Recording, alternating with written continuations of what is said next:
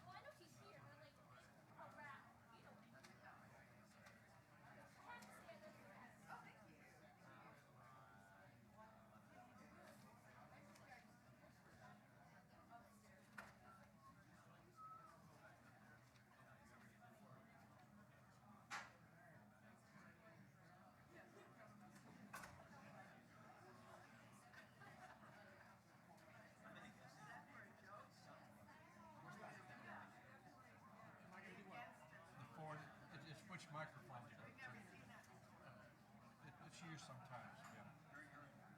I forget which microphone is which, but that's what it's for. Chris, I know I had scotch tape set aside.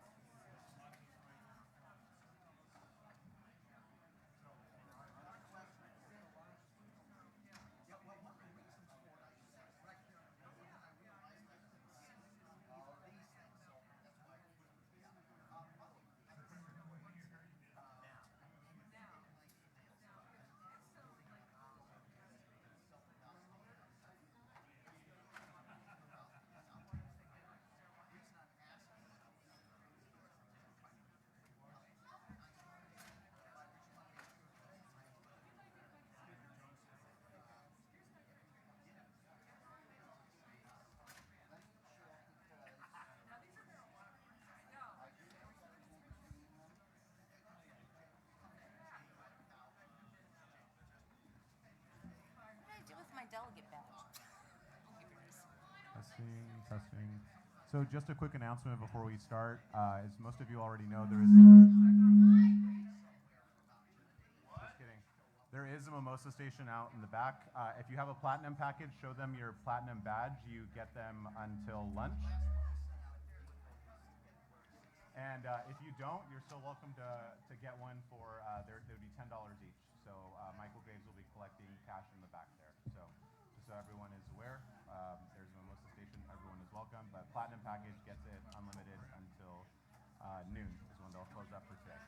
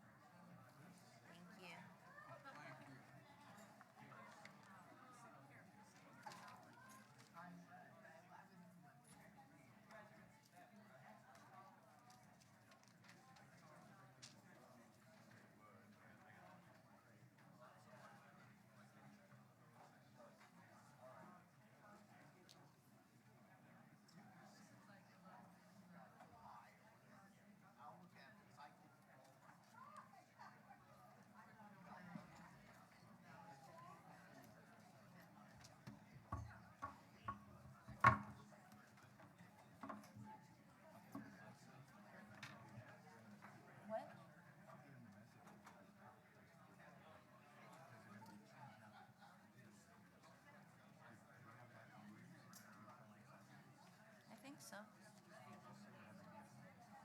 Okay. James?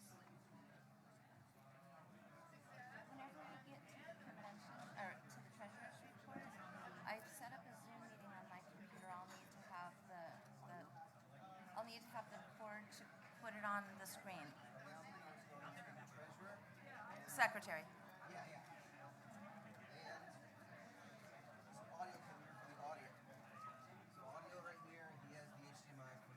Okay, so just leave that here for right now.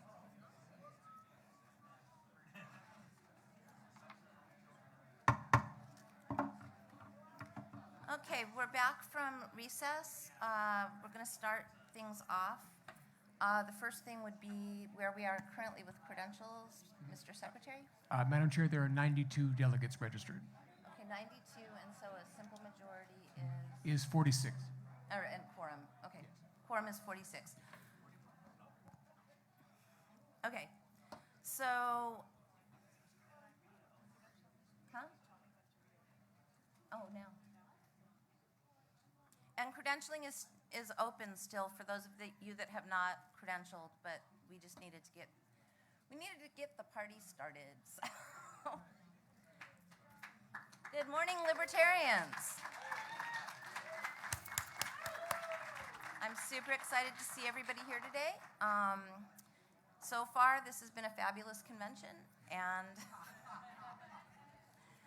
it couldn't have, just for anybody that wasn't there, we gavelled in at the DoubleTree. We met for approximately 45 seconds. Fastest meeting in Libertarian history.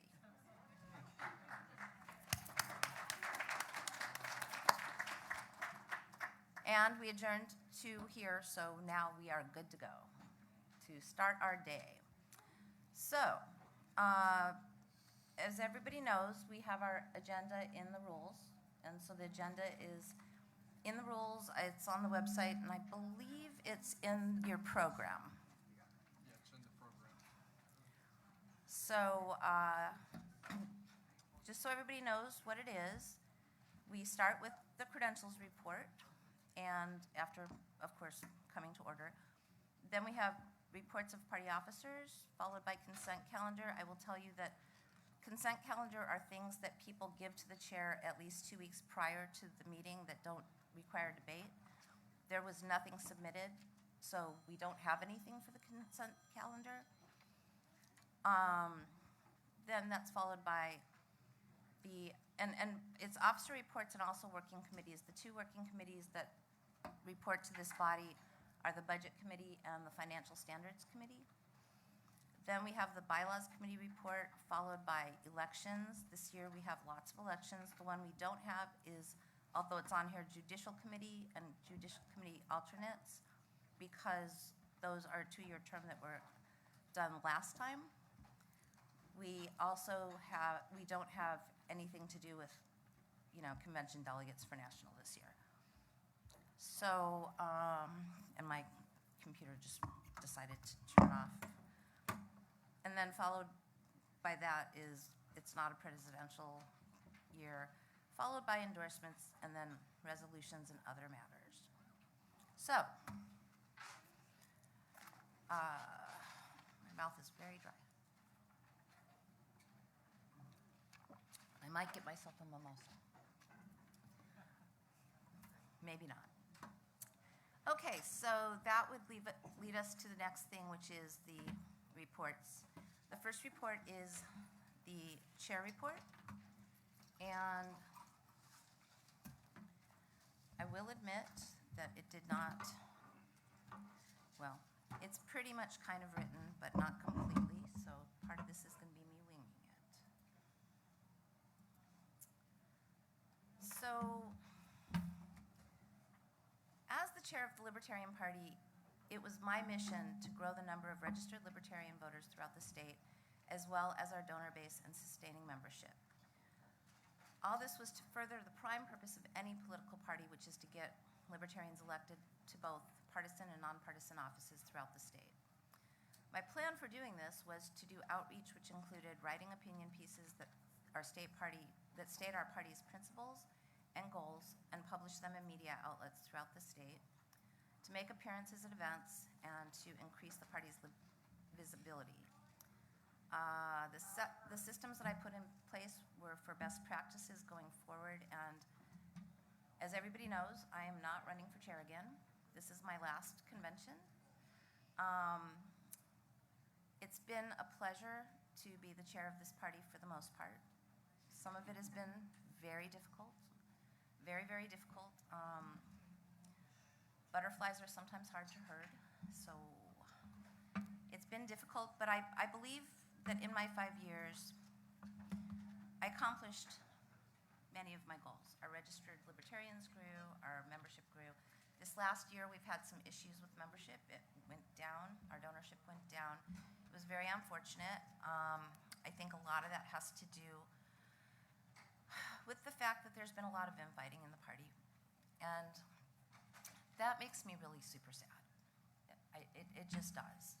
Because we're too small for that. We need, like Spike said, we need to work together.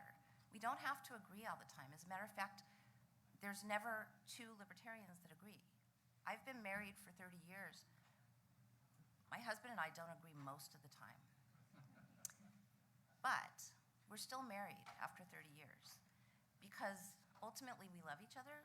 We don't have to agree. And by the way, if we did agree all the time, that would be really super boring. You know, I mean, you don't want to live in an echo chamber, right? You don't want to have somebody that's just going to say yes to everything you say. And we have heated debates. We're both libertarians. Fun fact, when I became chair, I was able to see voter data, and I found out that my husband and I both registered Libertarian on September 17th, 1982. Except we didn't meet each other for 8 years. So, fun fact. So I guess it was destined to be. We also we both loved one band that none of you guys have probably heard of, the 13th Floor Elevators. That's like my favorite band. It's like his favorite band. It's a 60s garage punk band before both of our times. And they have an electric jug, so I digress. But it just goes to show that you can have a long relationship and grow together if you remember that you love each other. And when I come to these conventions and I look around, I love everybody because we're here to do the same thing, which is to fight the state. We're not here to fight each other. We're here to change the state. And over this last year, one of the things that I'm actually proud of that I did was fighting the state with ballot arguments.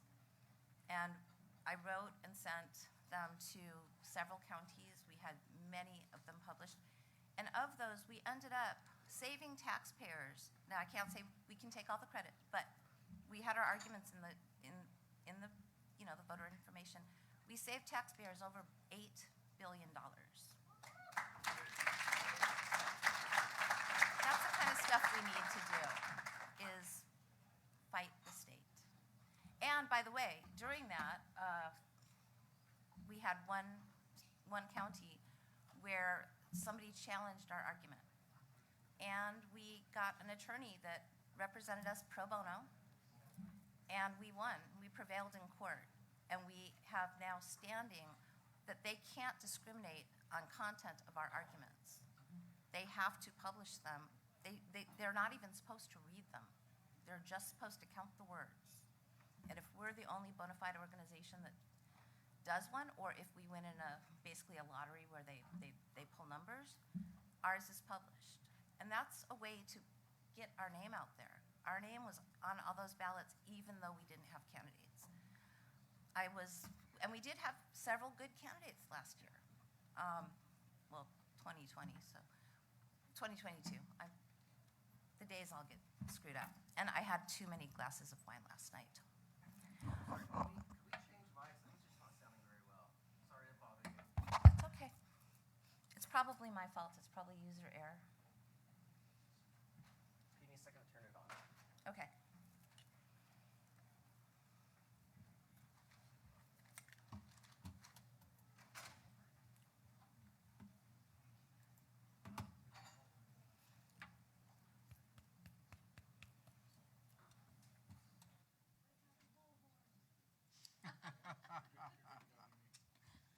Okay, so, is this better?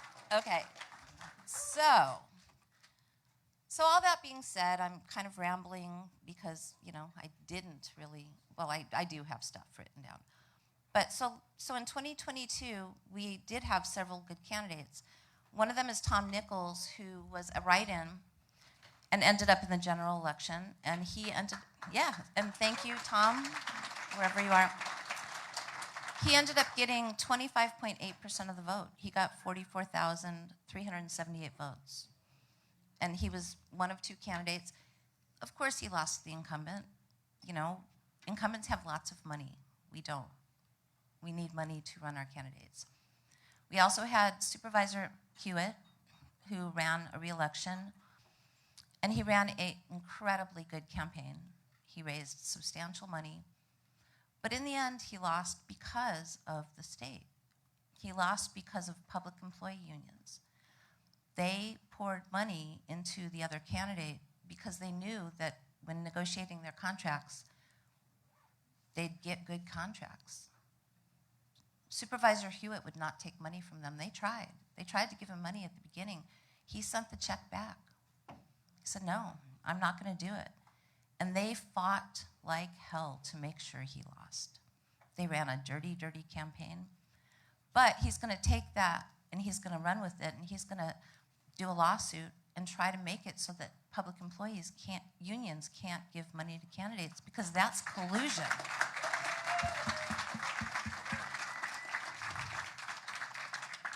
Thank you.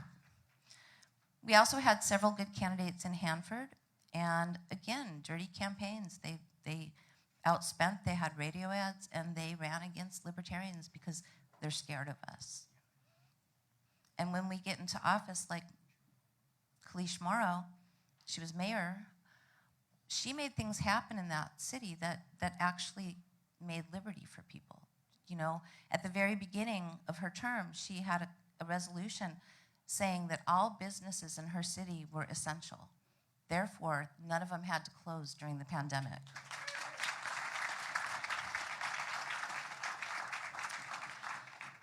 Michael Lima, he ran in Hayward. He ran a really good campaign as well with his campaign manager, Mr. Malagon, and did not prevail, but ran a great campaign.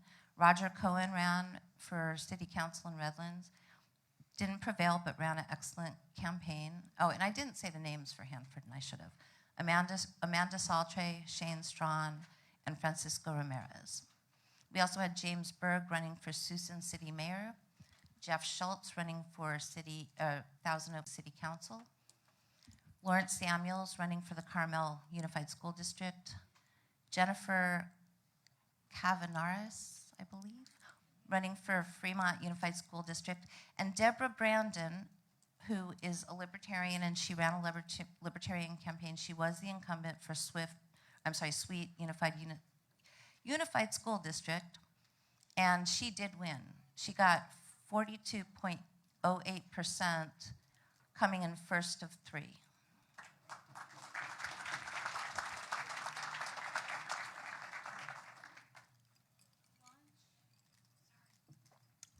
So anyway, that's, I want to thank all of our candidates. And again, I just came to the number for those ballot arguments. It was $8,808,300,000 that were saved.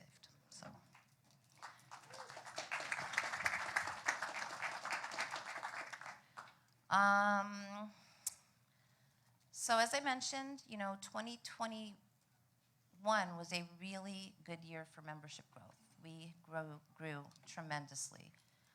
Unfortunately, 2022, we didn't grow as much. We lost 19%, where we had gone up 17% in 2021. However, I will tell you that this year is starting out strong. I'm sure it's for this convention, but it started out really strong. And in January, we brought in, give me a minute, sorry.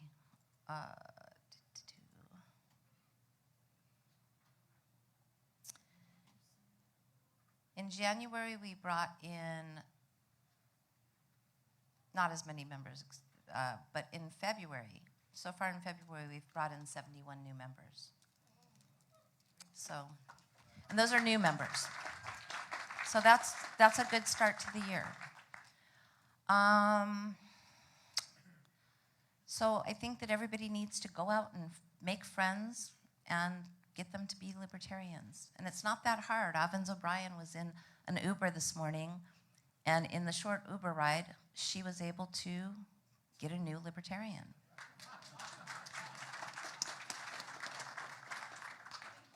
So, anyways, I want to thank some people, though, in the party before I stop. I've worked with some amazing people on the executive committee. I've had, we haven't always gotten along. We've argued, we've fought, we've had great deliberative process. But at the end of the day, we always would go out, have dinner, have drinks, because we knew we loved each other. Unfortunately, this last year, that hasn't been the case. And I hope going forward that changes, because this last year truly for me was not a good year. It was fairly miserable. I felt like I was fighting an uphill battle. I felt that it was very unfortunate. It was an unfortunate way to end my tenure as chair, because I think that the first 4 years we did so much to grow, and this last year, it was just not fun. So I hope that going forward that changes. And again, that we remember we love each other. So it's really bittersweet for me to end on that note, but that's probably where I'm going to end my report, because I might cry.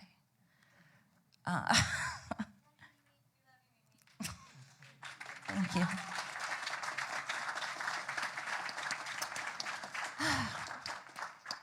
So are there any questions?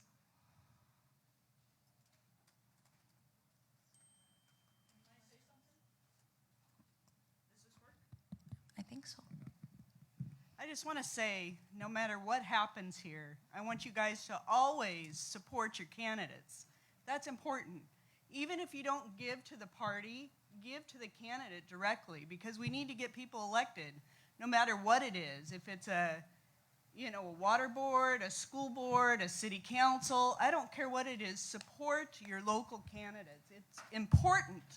It's super important, because we need to get people at the bottom up, work from the bottom up, so we can form like a pyramid, so we actually have strength on the bottom. So even if we hate each other today, please support your candidates. Thank you. And yes, please, thank you so much. Councilperson Hewitt. She knows, because she ran a race and she won. And it was because of support of her community and her fellow libertarians. So yes, please do that. Anybody else? Mr. Starr. I just wanted to add to one more victory that we had in 2022, and thank you for your role with this. We managed to get a term limits proposal adopted in Oxnard on our city council and mayor, so they're limited to the terms of office that they can serve. So it was a big battle. We actually had to sue the city council to place it on the ballot because they refused to do so. That's a long story I won't get into right now. But we won, and I think there's lots of opportunities to win out there, especially with initiatives. So thank you for listening to me, and thank you for your role in helping us with that, and let's go forward. Thank you. And being that he said that, I'm going to add that Mr. Starr and Ms. Purcell have fought a tireless battle in Oxnard. They've gotten recalls on the ballot. They've written and gotten many of their proposals put on the ballot for ballot initiatives, and they've prevailed. They also, one of them was saving their people, the residents, tons of money on, it was utility bills, right? Basically. But they had to get refunds because they had been overcharging for years. And everybody in that city government, when they see them coming, they want to hide, I think. But they've also ended up embattled in lawsuits nonstop. And they've got attorneys that work with them because they constantly try to overturn what the two of them have accomplished in that city. So everybody should give them an applause, too.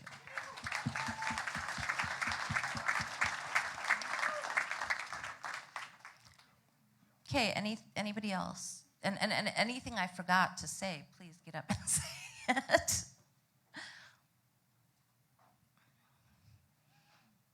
Supervisor Hewitt. Thank you, Mimi. I just wanted to tell everybody that when this business section ends today at about 5 o'clock, hopefully we'll end at about 5 o'clock, they'll be coming in here to change everything over to the gala that's at 7. We will be having an impromptu debate. We have two wonderful, wonderful presidential candidates for the Libertarian Party here at this. We have Lars Mapstead and we have Chase Oliver. And they've agreed to go ahead and put on the gloves and go mano a mano on each other. And we will be having a debate up there. Larry Sharp and I will be fielding some questions. Lauren Dean will be the MC. So if you're not doing something between 5 and 7, put that on your time and come on up. We're going to do it right up here in the mezzanine again. It'll be a nice little area. And we love debates. So see everybody there. Thank you. And yeah, for anybody that's not going to the escape rooms and things like that, I think that that's an excellent opportunity. And in case anybody saw it, there was a really good debate the other night between Lars and Chase and Mike Tremat. And with Mike Tremat would be here if he wasn't already in Kentucky. So correct. Talk to him. We got at least three great candidates already. Yeah, and it was Larry Sharp moderated, and it was a really good debate. And you can go see it still, obviously, because it's on the internet. So we do have 3 very good candidates so far. Yes, sir. Yes, sir. Well, I'd like to congratulate Kelly Cardin, who recently was sworn into Roseman Municipal Thank you. Council.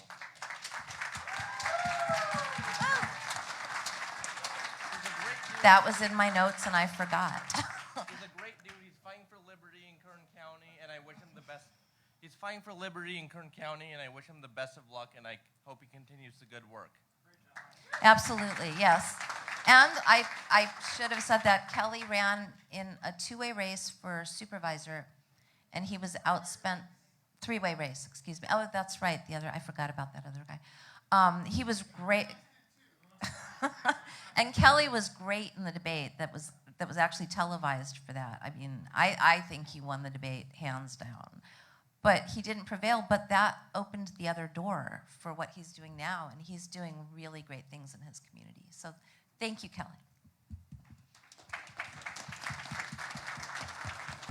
Okay, anything else I forgot to say? It helps when you actually write things down, you know?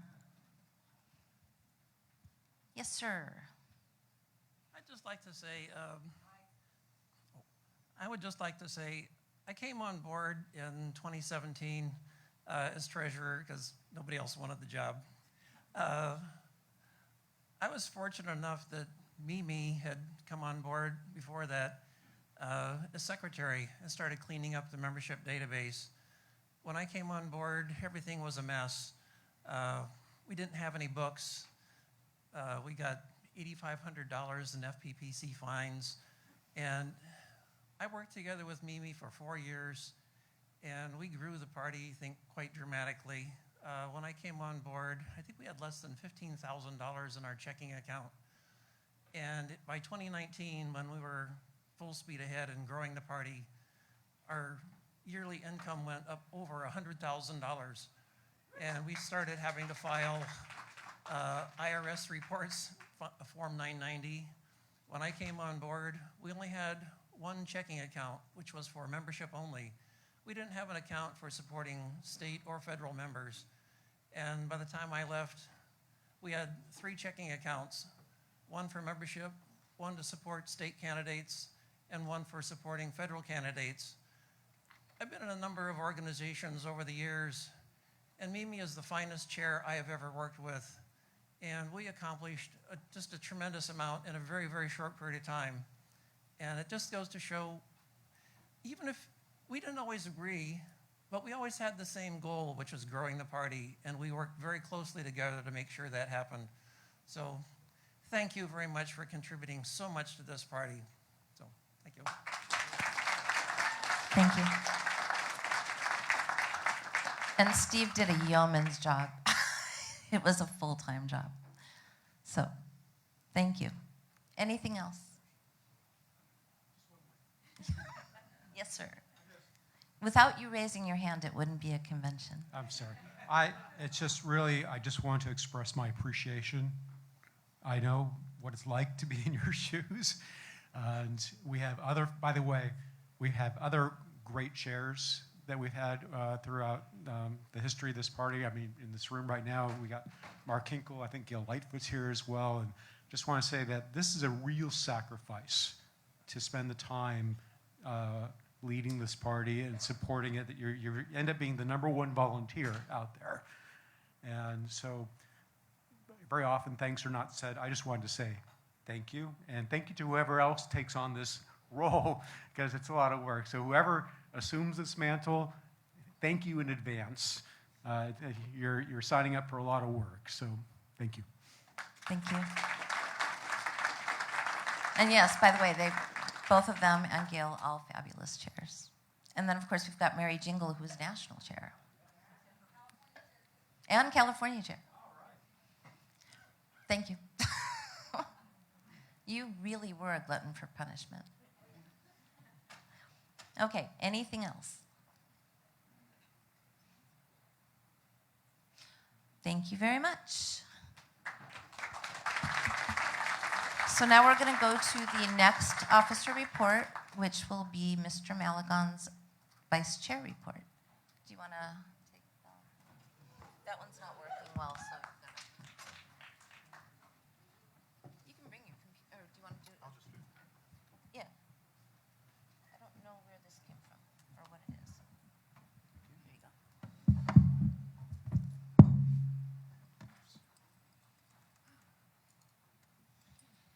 All right. So, thank you, Madam Chair. So as most of you know, I was not elected as vice chair. I was elected as the Northern Area Coordinator at our Long Beach convention. I was appointed by the executive committee to be vice chair after Ms. Nix's resignation. My successor was Ms. Stump, who has been doing an excellent job since then. So this all happened in July. I kind of wanted to, one of my first things that I wanted to do as the vice chair is redefine the role. And it really has been seen as a do-nothing role. I did post this report on the Facebook business page for anyone that did get a chance to read it, so I'm not going to go through the whole, I'm not going to read it verbatim, but I really do think, as we've just been listening to the chair, it's a lot of work to be chair, and it's kind of unreasonable to assume that the chair has to do everything and that they should do everything, so the vice chair should be there as a support role and have access to everything, step in whenever anything needs to be done. So I reached out to various affiliates, to various committees, and said, I'm at your disposal, whatever it is that you need. If you need me to attend meetings, if you need me to do any sort of work, give you access to anything, show up to things, let me know. I'd be more than happy to do it. So I made myself available all across the state. A lot of you did take me up on that offer. So since I've been vice chair, I've attended 19 different county affiliate meetings throughout the state. That includes Fresno County, Alameda, San Diego, Placer, Los Angeles, and then, of course, my own county of Contra Costa. I did not miss any executive committee meeting. I got a shout out for Contra Costa? Yeah, there we go. Miss Hatch, all right.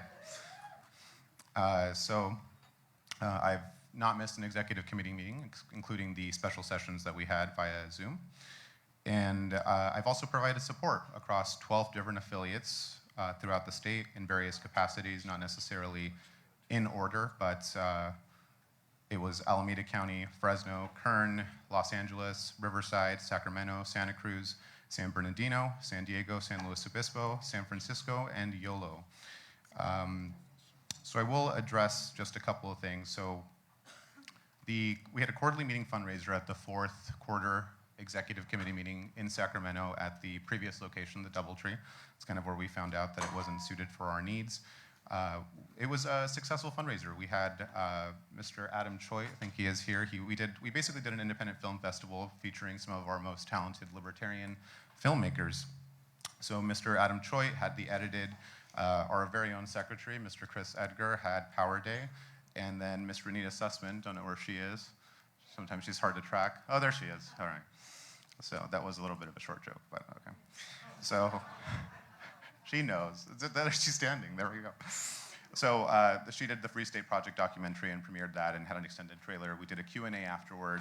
It went very well. We had about 35 attendees. There was no money spent on this event, so we made $2,030, which, when you don't spend any money and you get that from coming in, people donated auction items, obviously, and that's good. We need money for the party, as we just found out. So that was a win all the way around. And in the future, I did learn a lot about being able to do fundraisers and stuff in the future, so that's good. Made some mistakes. We'll correct them in the future for these, but I would like this to be an ongoing theme in executive committee meetings, depending on wherever it is that we go in the future, coordinating with that county, making sure that everyone is involved so that we maximize our revenue and attendance and engagement all the way around. So I will go ahead and read this almost verbatim. I do have a section about the 2023 annual convention, which we're all at, which has gone swimmingly so far. So Ms. Gia Christopher, the chair of the convention committee, did ask me to assist her. That was one of the various committees that I was tagged into just a few months ago.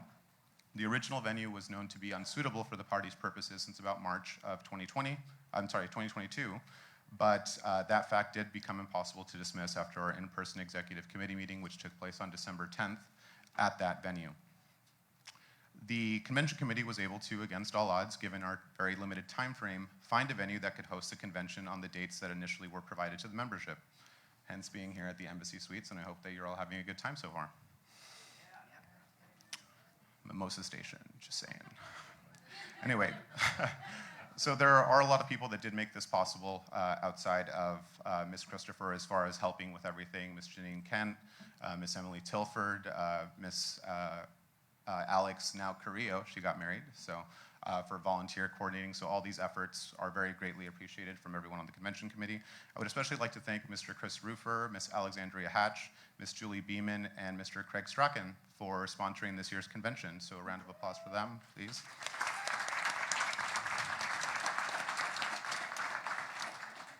Their generosity is a testament of the support that the party is capable of receiving in the future when the party's vision is clear, shared, and positive. Although final numbers will not be known until a week or so after convention comes to a close, current projections suggest that the convention will be as close to a net zero as it has been in the past, if not a net positive after lifetime memberships and revenue from the gala auction are factored in, since this year's auction proceeds will be going to the party and not the candidate support committee. A comprehensive report will be provided to the membership and presented at the executive committee meeting at their first quarterly meeting, regardless of what happens here at convention, which is expected to take place in March of 2023. So I guess I'll just end by a couple things left on my report. So just things that other appointments that I've had as well, not necessarily as vice chair, but that I've held: affiliate support committee, budget committee, convention committee, ops committee, and strategic planning committee.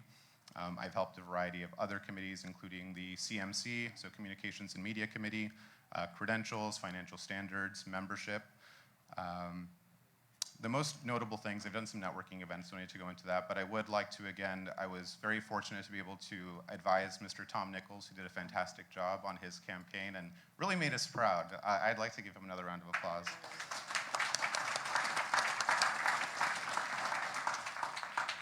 And while we didn't get the result that we wanted, I was fortunate enough to be able to run a campaign this year. It was my first time, so there's nothing like being thrown in trial by fire. So I learned a lot running Mr. Michael Lima's campaign. We didn't get the result that we wanted, but just to give you an idea of how difficult this was all the way around, there were mistakes that were made. It was a huge learning curve. I know that I never want to run a campaign in the future again. No, just kidding. I would like to help. Now, I did learn a lot, but we did a massive postmortem, the entire team. It was probably about 2 meetings, about 8 hours, where we went through what we did right, what we did wrong, what we could learn, and I have a full report on that I would like to submit, and hopefully we can help candidates in the future. And it's not just, well, Ms. Hewitt is right. We do need money for our candidates. Candidate support is not just about financing. How often do we see the government throwing money at schools and all these other things just to not see them get better? We need to be able to provide support in other capacities, campaign manager training, campaign staff training. We need to be able to look past the money and actually look at what we can do to messaging, how we're going to be able to get in front of a camera maybe, do some press. There are a lot of things that go into campaigns that aren't just, you can throw all the money you want at a campaign, but at the end of the day, you have to have a good candidate, you have to have a prepared candidate, and there are certain times where that doesn't happen. That was Mr. Lima's first campaign ever. He did a fantastic job. It was really a privilege to work with him. I always like to joke with him, and he is a good friend, but he did a fantastic job. I was really impressed by his professionalism, how he ran it. Just to give you an idea of how difficult, for those of you that don't know, Hayward is in the East Bay, so it's the Bay Area. Some might argue the belly of the beast, but LA isn't much better. But we lost to a literal communist. He had the communist star in his actual campaign logo, proudly.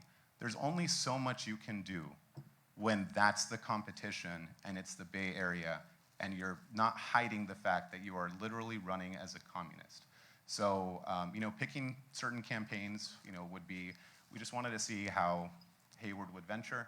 Unfortunately, they preferred communism over liberty, but that's kind of where we're at. But I would like to thank Mr. Lima for all of his hard work. And we didn't get the result that we wanted, but he did an excellent job. So if we could give him a round of applause.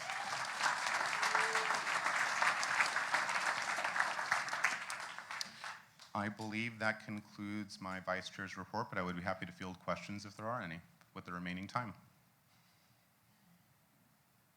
I just want to say thank you for stepping up to the plate.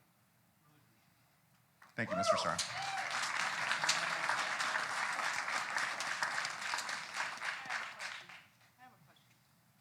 You mentioned that the gala money wasn't going to the candidate support. Is there a reason why? That was something that was decided by Ms. Christopher a few months ago. My experience on the Candidate Support Committee and her experience on the Candidate Support Committee has been fairly similar. So I haven't been on that committee, but I've gone to a lot of meetings. Gia was on the Candidate Support Committee? I think a couple of years ago. I could be wrong, or I don't think she was, maybe she's just gone to meetings.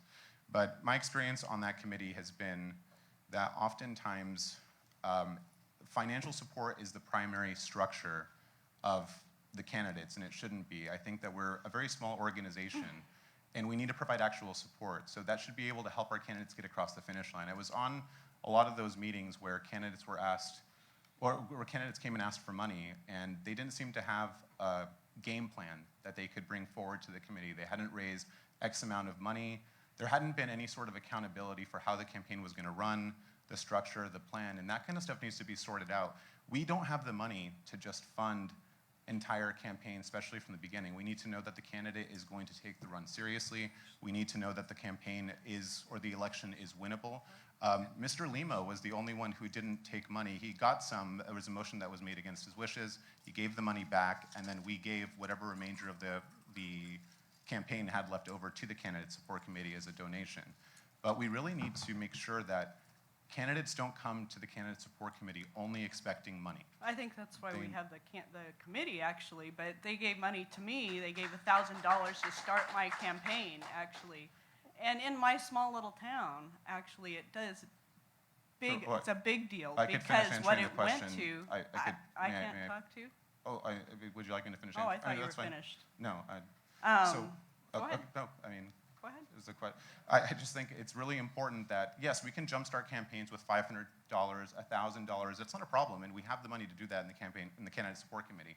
But to give excess of that when it's not clear that it's going to have a good ROI is something that kind of needs to stop unless there is an actual plan moving forward for that candidate. And I went through witnessing a lot of those interviews, and they weren't as scrutinized as they should be. Sometimes there are friends, sometimes there are people that we know, and it seems like we're afraid to ask questions, the really tough questions.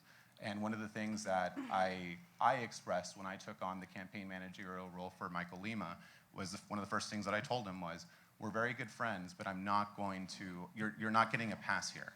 Like, we need to make sure that if we ever go to the CSC, if we ever go to a PAC or request money or do something, we need to have our numbers in order, we need to have our plan. We are gonna ask them to help us push, we're gonna have them help us cross the finish line. not start or jumpstart this campaign. We have to do a lot of legwork, which we did at the beginning, and we're able to raise a good amount of money, which is why we were able to give some back, even though we didn't get the result that we wanted. I just think that since we did have a candidate support committee, we should trust the people in there to do that. I mean, that's what I feel. We appoint those people to do that at their discretion to say, okay, certain people will give a little bit to help them out, but if they're not organized, we need to say, you need to come back to us. And we have done that in the past. The meetings that I was on, I That's didn't just see, my I didn't see opinion. that I happen. mean, I've been at several meetings. I know you were there a couple, but. Okay, thank you, Ms. Hewitt. Ms. Seiler, question? Just LNC rep? I wanted to add some information to what you were saying. You learned a lot about how to run a campaign and all of that, and there's concern about being able to train people. And I just wanted to mention that the LNC has recently negotiated with the Leadership Institute to provide shared cost training for candidates for all of the affiliates. So the LNC is going to pay half of the cost to have them come and train if you want to do a training. And I believe that the rate they negotiated is extremely favorable, and we should be able to easily fundraise for that and do those types of training. So I just wanted to mention that it should help out. Oh, thank you, Ms. Seiler. In addition to that, there is the Take Human Action Tour that's coming strictly, that's being funded by the National Mises Caucus and going to, happening in Oakland, which is going to be centered around candidate training and support, not just the financing. So it sounded like the Emmys or Grammys music. So I think that's my cue to leave, unless there are other questions. Oh, Mr. Butts. Okay, I was getting the cane off the stage. I just want to say I hope that the future of the Candidate Support Committee isn't just the checkbook anymore. Like, I want it to actually be a committee that builds infrastructure, existing infrastructure for our candidates to come and use. And then also onto the Take Human Action Bash, Kelly Cardin is going to be the trainer there. So our own will be the trainer there at the Take Human Action Bash in Oakland. Fantastic, thank you, Mr. Butts. Any other questions for the Vice Chair before the Emmy stage music plays again? Mr. Starr, please. I just want to say that I think you're right, that often we think that the money is the issue, but it really isn't. I think there's a problem with messaging. I think there's a problem with just organizing. And I hope that the Candidate Support Committee, to the extent that you're involved with it in the future, will focus more on candidate training. I think they can use the money to buy support from consultants who can actually provide training for, or I guess direction for our candidates so they can do a better job. So money is not the issue. I think really it is about message and organization. Thank you, Mr. Starr. Yeah, I agree. And I really would like to see that change in that direction and provide that kind of support all the way around. So, any other questions? Going once, going twice? Mimosa time it is. All right, thank you, everyone.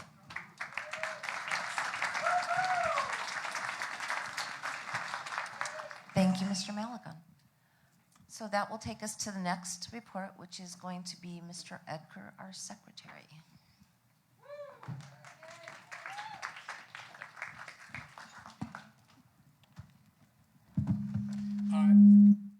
So this is going to be fairly dry compared to the last two speeches. That's kind of the nature of my job. I keep track of a lot of dry information and data, and I'm going to try not to get too much into the specifics and keep this as brief as possible. But I'll just go over what I do as the secretary, what I've been doing over the past year. So the first aspect of it is, as you've seen on the screens over here, is maintaining the minutes for all of the various meetings that we have, drafting the minutes and maintaining the minutes. Also updating our membership records and keeping track of how many members we have in the party, which involves the use of multiple CRM or customer relationship management systems, such as L2, the voter registration database, and Neon, our internal party database. Again, I can see people's eyes already glazing over, so I'm going to move on beyond that particular topic. It's also keeping track of the county bylaws and the party bylaws and making sure that those are posted in a timely manner, and whenever I get an amendment from a county to their existing bylaws, making sure that I update the website in a timely manner to reflect that. Also maintaining the operating procedures manual, the manual that provides the procedures for the executive committee, which the secretary and the other officers that we see here are part of. I think the rest of what I had to say here is probably better conveyed by way of just sending out, which I will do after the convention. All of these reports that are given, to the extent that they've been given in a written form, are going to be contained in my report. Yeah, if you want to see the details of the email motions that have been passed, or membership numbers, or the whether the database is being kept up to date and so forth, which it is, and the status of the county and the state party bylaws, then you can refer to that written report. I think unless anyone else has any questions for me right now, I think I'll just conclude there. Yes, ma'am. It's not a question. I just want to say thank you. You're always responding very quickly. And so I know it hasn't fallen through the cracks. Thank you. And that's one other thing I should note. Yes. Also, that was one thing I didn't realize when I took the job, but helping people out with their technical support questions and so on, and their questions about NEON and their party, the procedure for adding people to their party and so forth. That's also something that I do, and that I've been privileged to be able to do for many of you. Thank you so much. Excuse me. Yes, ma'am. Hi, I wanted to ask a question. Sandra Callender, Contra Costa County. So I have a question. Since you answer those kind of questions, I actually have a question. What happens when a member dies? We do record that in NEON, yes. How does that get processed? Who do you take the report from? I usually get those from the county central committees. Okay, so if they tell you somebody died, you would just take them off the list? Yes, that's right. Okay. And I know they can be removed if they stop paying dues. There's all kinds of things there. And I understand, because I have to thank you, because it was a week ago that I emailed you to ask for a copy of the meeting announcement for election for Contra Costa County that it turns out took place in January, because I hadn't been notified of it. And I wasn't the only one. I checked with everyone I knew, and they hadn't gotten notified. And so we missed the meeting because we weren't on the list, apparently. But you got back to me immediately. You gave me the annual meeting notice, and that was very helpful. It was addressed to a group, so I don't know who got it. But I wanted to thank you for that. You also told me that even though the bylaws say the list is provided to the county secretary monthly, the county secretaries apparently have access to the list anytime they want. Is that correct? Yes, that's right. All right. By the way, if anyone doesn't understand how to access their county's NEON membership information, just reach out to me, and I'll give you an access code and a document that guides you through that process. Okay, and it'll be correct. As long as people feed you the data, it'll get updated, and they'll always have access to the most up-to-date membership list. Yes, I mean, not up to the minute, because it could take me a little while to get through all of the records that I receive, but as soon as I finish doing it, which is usually within 24 hours or so after. And I've also heard sometimes they take money and sign up a new member, and then they don't tell you right away. The counties. Yes, that sometimes there is a delay in getting information from the county, so I can process it as quickly as I get it. Okay, but it all kind of goes through you or through NEON. It has a process. Yes, that's correct. All right, thank you. Sure. Anyone else? Okay, well, it's been a privilege to serve as your secretary this year. Thank you. Thank you. And this is just, Chris has been an excellent secretary. He has gotten things done very, very quickly. He's definitely been on top of it, and he's done a really good job. So give him another round of applause.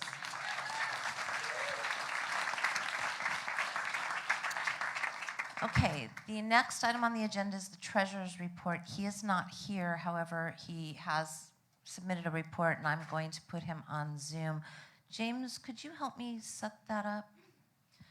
And actually, would anybody mind if we took like a 10-minute recess to get that set up? Because I also could stand to go do something.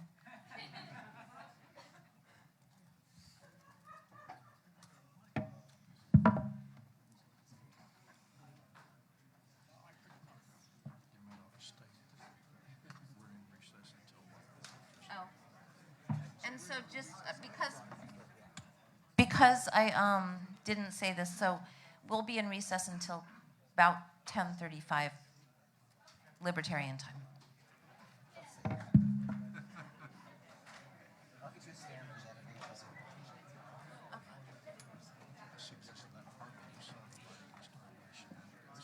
Huh? I don't know. Looks like it. Let's try it. It's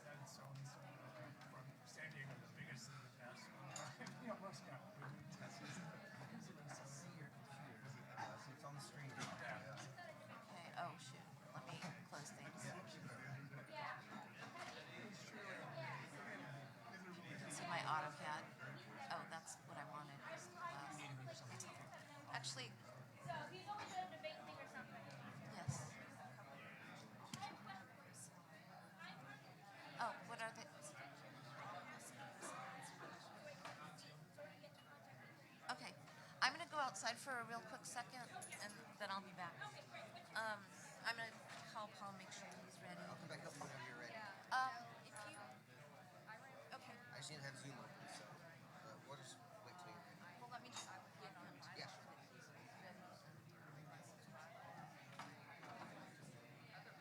No one's going to use this stand.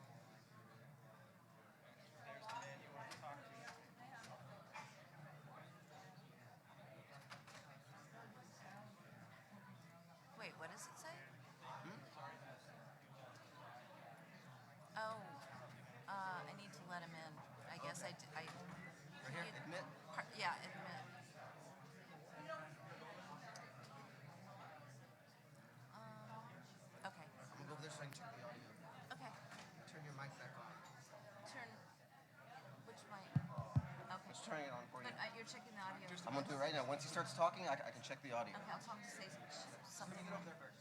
Okay. Yeah, I was looking at the bylaws right now. It just says, yeah, you just have to. Go to.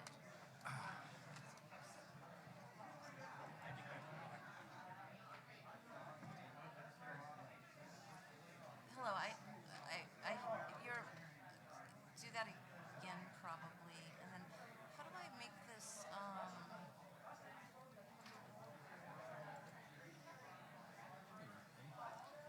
do I make just one, does somebody know how to make just one person be the person that we see and not both? Oh, here we go.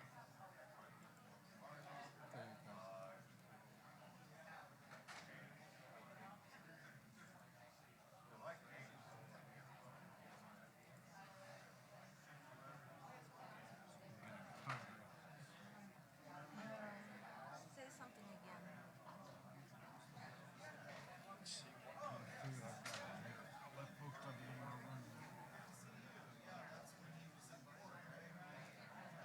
I don't. James, is the audio working?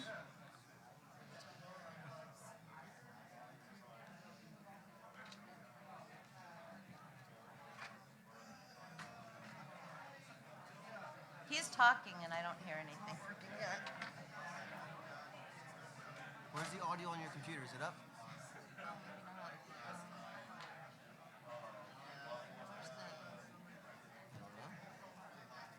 That's not it. What am I'm trying to find. I see it.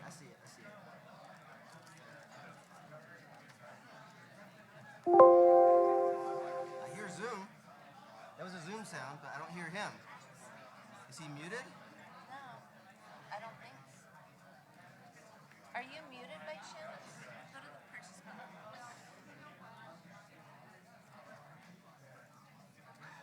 does. Hold on.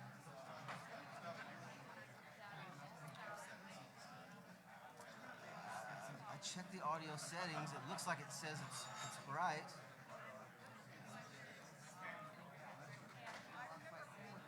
He's still talking? Yeah, he's still talking. I don't know. Can we just do the mic and the phone like last time? That's what we did last time. Yeah, that's what we'll have to do. Sorry about that. Just use the mic. Let me get over there. Okay, you're gonna just be on the phone on mic because for some reason it's not working. Yeah.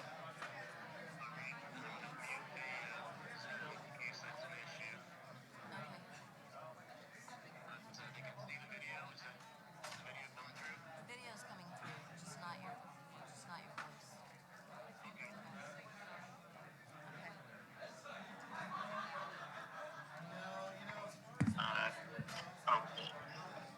So say test 1, 2 now. Test 1, 2, 3, 4. Hello. Can you hear me? I think so. Can you guys hear the test 1, 2, 3, 4? Hello. Hello. Can you hear me? You guys, can you hear Paul? Yes, they can hear you. Okay. Okay, so there's technical difficulty. My computer doesn't seem to want to do the sound, so that's what took longer. Okay, so we're now back in order at 10:41, and we're going to the treasurer's report. Okay. Hello, folks. This is your state treasurer. For those of you who may not know, I was elected to this position at our convention in 2021. Nobody else volunteered to step up to run against me, and so I won the position by default. Our convention back then was, I believe it was in May of that year. In June, on July 8th of that year, I developed a condition where I had an infection in my spinal cord that left me paraplegic. I've been in hospitals and skilled nursing facilities and board and cares since then and have not been to my home other than brief visits. Also got my leg amputated the night before our last convention. So I've been dealing with a difficult situation, to say the least, but I still managed to, with the help of our chair and our accountant, have been able to conduct the business of the Treasurer's Office, reports to the various government agencies, the FPPC, the FEC, and the IRS have all been done on time. I was planning on presenting my Treasurer's Report with a little more detail. Unfortunately, I had a computer glitch where I lost basically everything from my report. So I'm going to go back to the December report that I was planning on presenting to the executive committee meeting in December. However,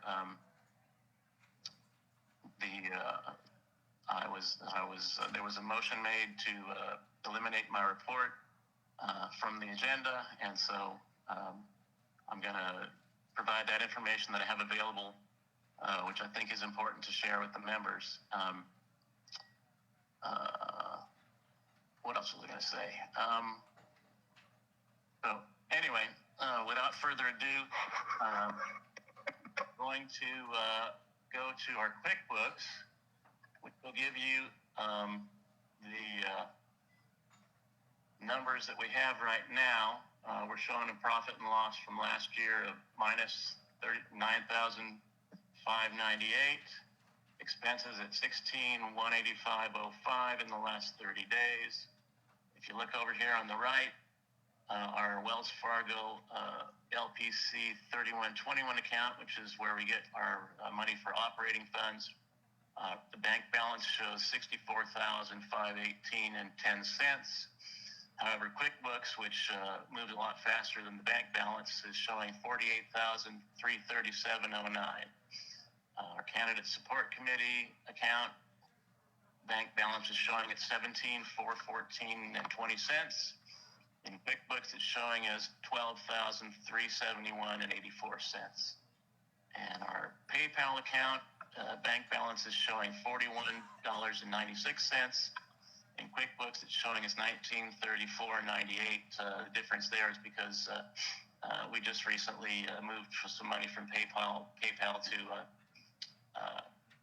to the bank, and our accountant has not changed that in QuickBooks to reflect that. The FEC account, as you can see, the bank balance in QuickBooks are the same because we haven't put any money in or taken any money out from that account. So that's what's going on currently. As far as in December, as I said, this report was not presented to the executive committee. But just to give you an idea, here's the, can you all see the graphs I'm showing right now? Yes. Okay, these are the end of the month bank balances for the 3121 account, which is where we get our operating expenses. And you can see that the trend line, the green line, is showing that we've had a regular increase in funds in that account up until roughly January of 22. And then if we segregate out the balances since that time, the trend line shows a significant drop in our trend. There has been a rise recently in November, December, showing that some of the efforts that were made to try and resolve that problem of severe income loss were addressed to some degree by things like changing this convention's CSC gala into a operating expense replenishment project. Went through, and there was no embezzlement found by me or anybody else. The that would explain the drop in our bank balance. The expenses, if we look over time from January 2018 to January 23, there was a fairly steady, slight increase in expenses, which you would expect with a growing political party. The dotted green line shows the actual two-month moving average, so that more accurately reflects the ups and downs that basically are indicative of the expenses involved in our conventions. The ups being obviously the conventions. We've had, as was mentioned earlier, typically we show a slight profit from our conventions. Right now, from the numbers that I've seen, we are expecting a significant loss from this convention unless something dramatically changes. Here's budgeted expenses for 2022. As you can see, the convention is the vast majority of our expenses for the year. And then accountant fees that were budgeted are a good chunk. And then county dues sharing is the next largest chunk. Everything else is just minor in comparison. Here's the actual expenses for 2022. If you notice, the convention budgeted was $40,000. The actual cost so far for 2022 is $51,424. So significant overage in the spending versus what was budgeted. This chart right here shows the numbers that were in the pie graphs, but obviously they were too clumped together to actually see what's going on. I'm not going to spend a whole lot of time there, but the numbers in red reflect spending that was over what was budgeted. And if we look at the total expenses for January to November, I hadn't plugged in the December numbers before everything crashed. We're showing significant actual expenditures versus what was budgeted. And again, the last few months we've had a fair amount of drop in expenses for November and December, but the vast majority of expenditures have been much more than budgeted. The February expenses here is because we had planned on holding our convention in 2022 in April, which is why we show an actual $479.76 versus the budgeted $42,564. So we had planned for the convention to be in April. We ended up doing it in February, so that's why you see this. That's that 1289 and 34% over budget for February. Let's see. So here's the issue that is coming into play. Budgeted income, as you can see here on this pie chart, total event revenues were expected to be $46,377.42. Total membership dues income were expected to be $41,800.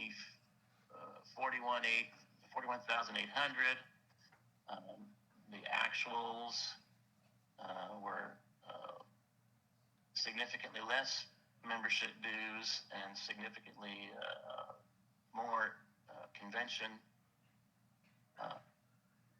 So if you look at the let's see, there we go. Total membership budget was $41,800, and we only collected $31,625 as of the numbers I got off through this report in December. And here's the chart showing how it worked. Again, donations were budgeted at $16,500. Actual is $73.77 and 80 cents. Dues sharing was basically a wash.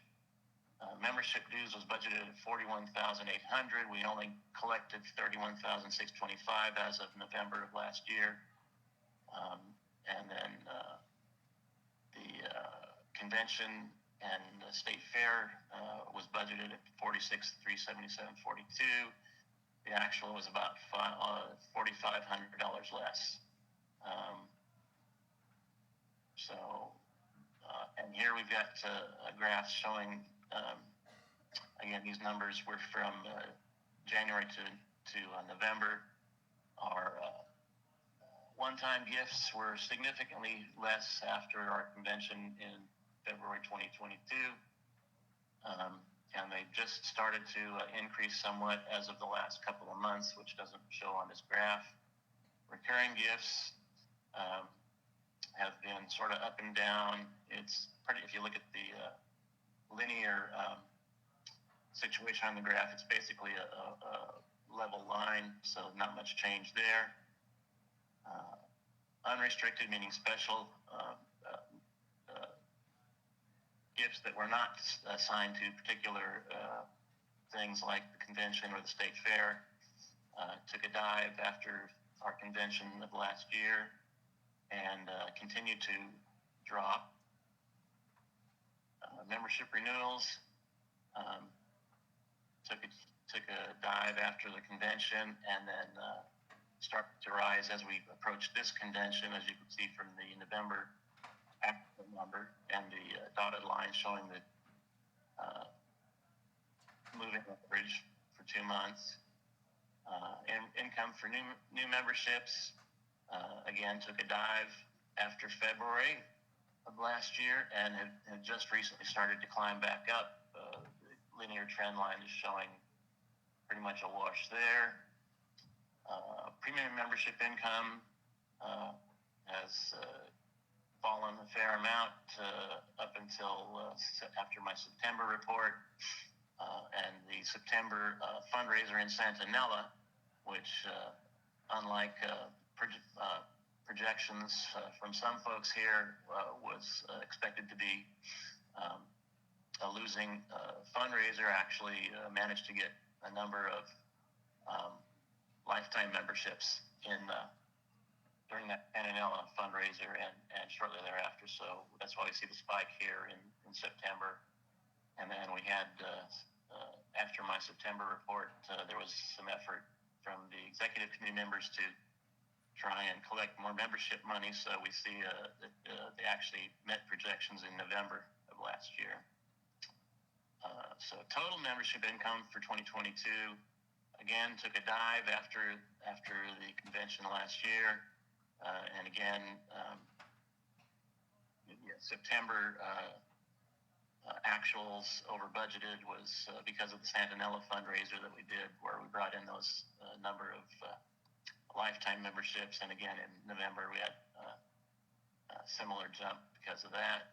We look at the trend line for 2018 to 2022. You can see that there's been a gradual increase in membership income overall. But again, if we segregate out the numbers from post February 22 convention, we see a stark difference in the trend lines. It's going up before that convention and then going down afterward. And then this table here that you can see, all these numbers in red were significant below projections numbers. I should mention that we had projected, based on previous years, that this year would be continue to be a year where we were increasing in membership and donorship. However, the total income for this year has not been what we expected. And again, if we segregate out the post February 22 convention numbers, we see that there's a stark difference between pre-22 convention and post. Let's see, going through here. And again, this graph here is from Joe Dean showing our membership, which is a large part of our income. And we can see the falling lines here after the February of 22 convention. And so I took the membership numbers that our secretary has provided, and as you can see from this graph here, we have the LPCA convention in April 2019 here. We've got the LPCA convention of February 2020 right here. We've got the LNC convention May 2020 right here, and we've got the LNC convention part 2 in July of 2020. As you can see, the numbers are showing a gradual increase in membership. And then if we look at the numbers from December of 2020 to November of last year, we can see that there was a significant drop in Central Committee members after our state convention of 2021, and again after our state convention of February of last year. The Central Committee numbers see a steep decline, but that is because of a correction that was made to how we calculated the Central Committee member numbers. So that's not as significant as the total membership numbers you can see from this red line here, which matches the slope of the Central Committee members, and also, as you can see, the linear trend line, and all three of those graphs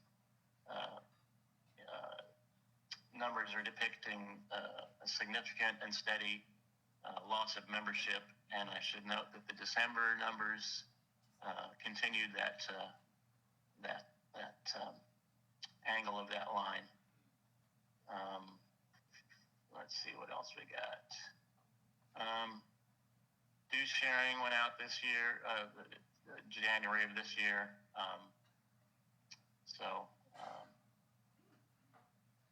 That's basically all I got here, folks. We've got a serious problem with an ongoing loss of membership, which is hurting our income. Our expenses are doing okay. But the membership and donorship numbers have fallen significantly. So that's pretty much all I got. Okay, thank you. We'll go to questions. I do want to mention to you guys, I don't know if you can tell, Mr. Flanagan is back in the hospital. He had actually wanted to come to this convention if at all possible, but he is now in the hospital again. Oh. He's back in the hospital, as you can tell from that. He had hoped to be able to be at this convention in person, but he got hospitalized again. So that's... Actually, I'm in an acute rehab program, which I'm very thankful for, that I'm hoping to get back into my home as of early March. And that's what I was going to say next. So, yes. Where he's at now is at the VA hospital, and they are actually doing acute rehab. They're helping him to be able to be self-sufficient again. But that's where he's at. And he's been there for, what, a month now? Yeah, over a month. Over a month. I got admitted January 4th. On January 4th. And they're going to teach him how to drive with hand controls, and they're going to get him back in his house. So it's been a long road. It'll be like 2 years, and he'll still be in a wheelchair, but he will be back home. So thank you. I also wanted to point out that I have not been physically present at our executive committee meetings. However, I have attended electronically, and I think our situation with COVID clearly points out that physically attending a meeting is not necessary to actually have a successful meeting and successful input for a meeting. We conducted many executive committee meetings online since COVID started. So that doesn't seem to be a reason to not include folks that can't make it for whatever reason. Okay, so I'm doing the microphone up and down now. Is there any questions for the treasurer's report? Mr. Regier, right? Jason Regier from Orange County. Paul, I just wanted to say first, just thank you for the time you put in from 2021 to now. I know that that's a lot of time and a challenging time for you. So thank you for that. I did want to ask, with regard to you said that you were projecting a deficit for this convention. What is your projected income and expenses for this convention? Did you hear that, Paul? No. He was asking about the anticipated expenses and for this convention, and I can actually kind of answer that with the data we have right now. We're at it hasn't all been updated, and like he said, he lost his thing, but we're at about a deficit of $10,000 right now. Net of everything, all the anticipated donations and auction items? No, that's before any of that. Okay. I mean, that's before that. Okay. So that's where we're standing at this moment. That's where we're standing at this moment, but, it's a deficit of about $10,000. Thank you. Questions? Any more for the treasurer? Yes, Mr. Castaneda. Jose Castaneda from Los Angeles, and also candidate for the 28th U.S. House of Representatives. And my question is, what's your thoughts as to why membership is dropping? Paul, were you able to hear Paul, were you able to hear that? No. The question was, Jose, what was Mr. Castaneda? What are your thoughts as to why membership is dropping since you brought it up? Okay. The question is, why do you think that membership is dropping because you brought it up? Well, I have some thoughts about that. I'm sure others would refute my thoughts. Basically, we've seen a change in leadership, and folks just are not willing to continue to provide money to the party after that change in leadership. Okay. Yes, sir. Yeah, this is Jay Jones. I'm with the South Bay Libertarians and also out of Liplac, too. Libertarian Party, Los Angeles County. I just wanted to, actually my comment is that I thought that was a very good report you gave from the standpoint of the charts and everything. I think it showed a lot of thought and everything went in and getting together the information and the whole sort of thing and then presenting it in a very graphical way that people could look at and that sort of thing. And that's all I really wanted to say. I thought it was a very good report. Thank you. And in case you didn't hear that, it was Jay Jones saying that you did a very good report with the graphs. So thank you. Thank you. Thank you. Okay. Yes, sir. Hi, John Dew, Chair of Los Angeles County. Thank you for all your time and everything, Paul. My one question is, where and when is there a budgetary breakdown for the convention that we're at this weekend? When will that be available of the actual expenses? Typically, those numbers can't be finalized for at least several weeks after the convention. We get bills coming in and payments going out, so we should see a report from the convention committee at the first regularly scheduled executive committee sometime in March. And we can also update at least the numbers we have tomorrow, I'd just like to see the actual breakdown, like what is spent on what. Whether it's a projection is fine. I'm just curious. I can show that tomorrow. Okay, great. Yes.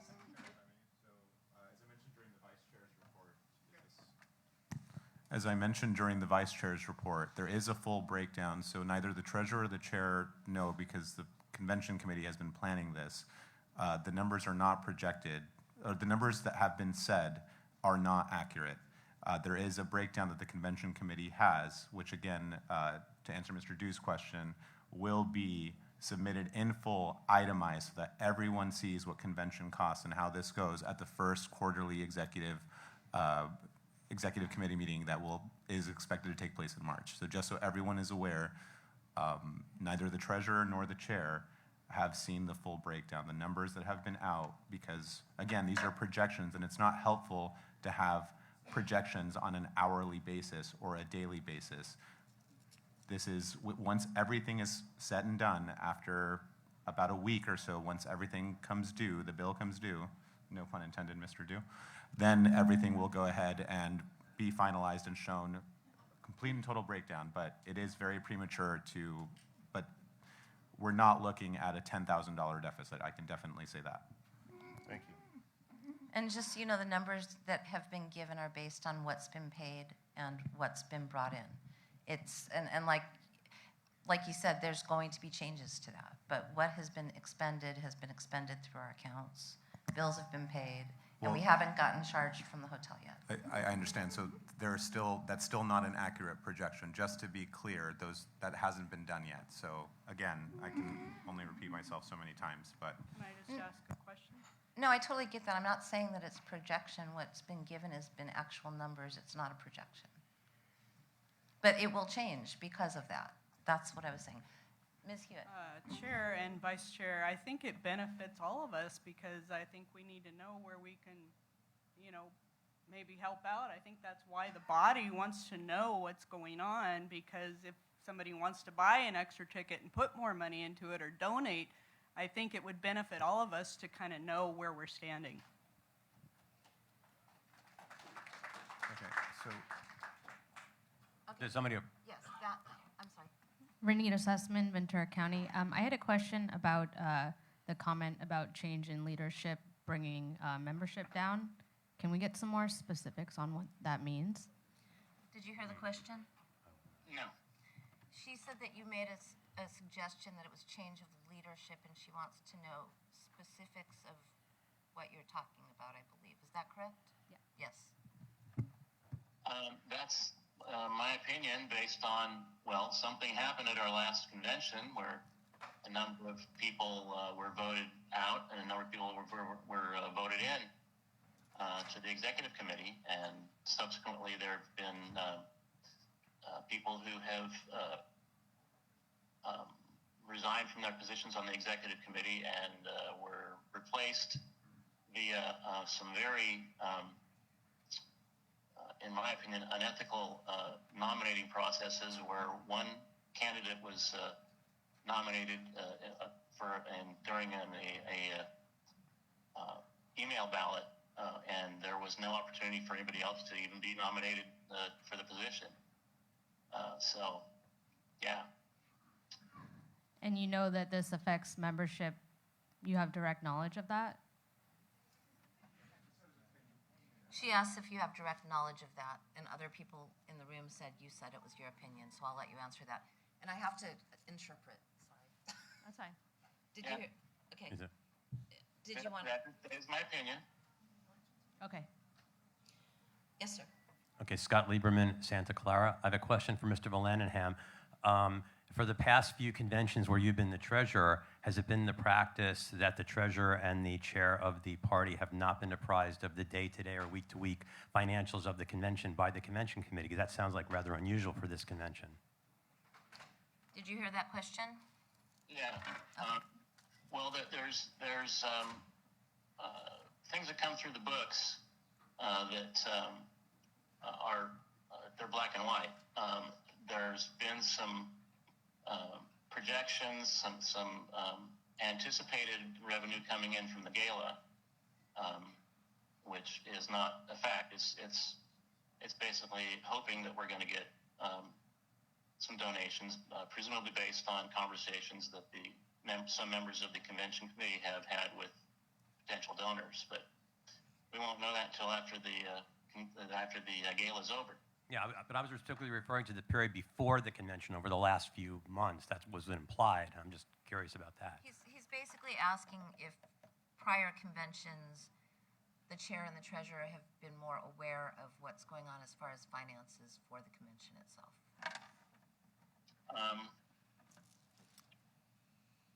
Well, I've been in the hospital a lot, so I actually it's been tough to stay in the loop between internet connections and whatnot.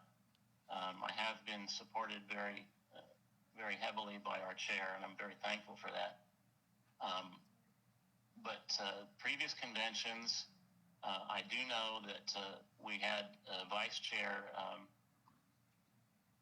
Brent Olson and Vice Chair Nix, who have been very supportive of convention planning and whatnot, and had a very open process for convention planning.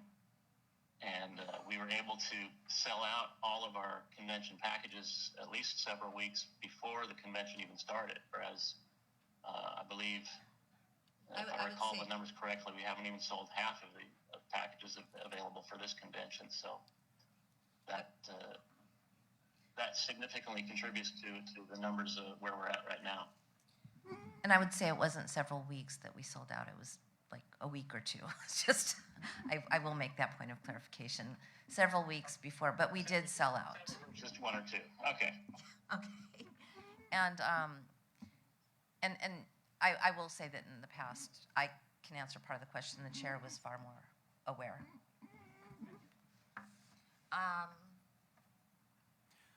Starchild, Chair of San Francisco County.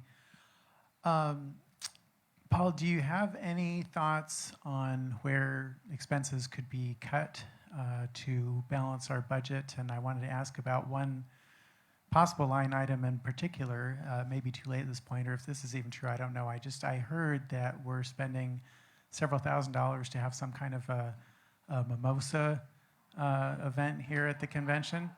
And I don't know if this is true or if I heard accurate details about it, but on the face of it, that to me does not sound like a good use of our money, especially considering that whatever may happen in the future with revenues coming in right now, we have a deficit.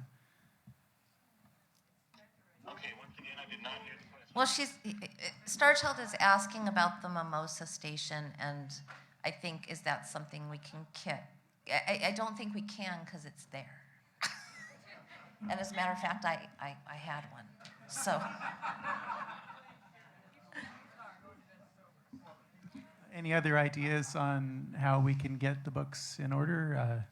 I would also be interested, although you may not have this information as treasurer, how this decision was made to spend a bunch of our money on mimosas, but That was that's just not me. the treasurer, that was the convention committee.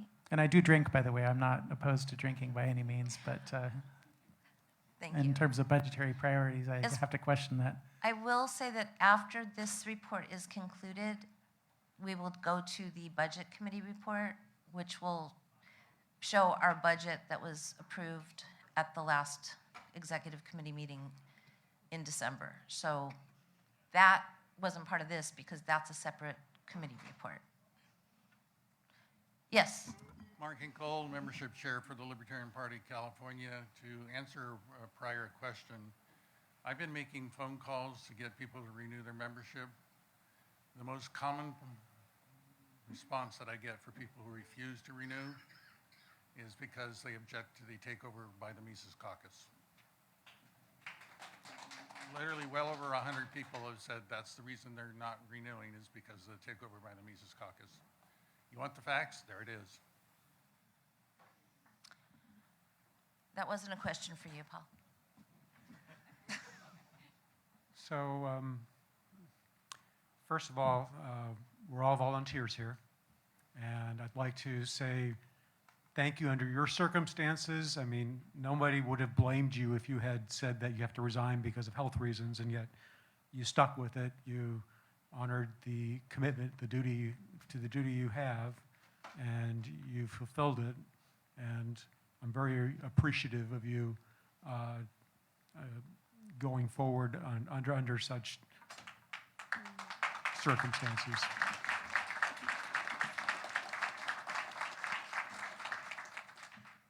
For the future, whoever should occupy the treasurer's position, I would like to suggest that what would be really helpful is when you can see annual comparisons as being a focus of a report, so especially in a 4-year cycle, because it's really hard to look at a few months in the middle of a year and say, oh, the trend is up or the trend is down, when that often happens every single year.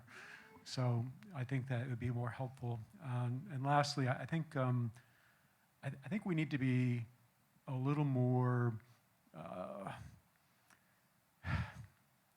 whenever you have changes in leadership or new people get involved, people are excited. They have new ways they want to do things. And sometimes they figure out along the way that, hey, maybe it didn't work as well as I thought it would, and they change course.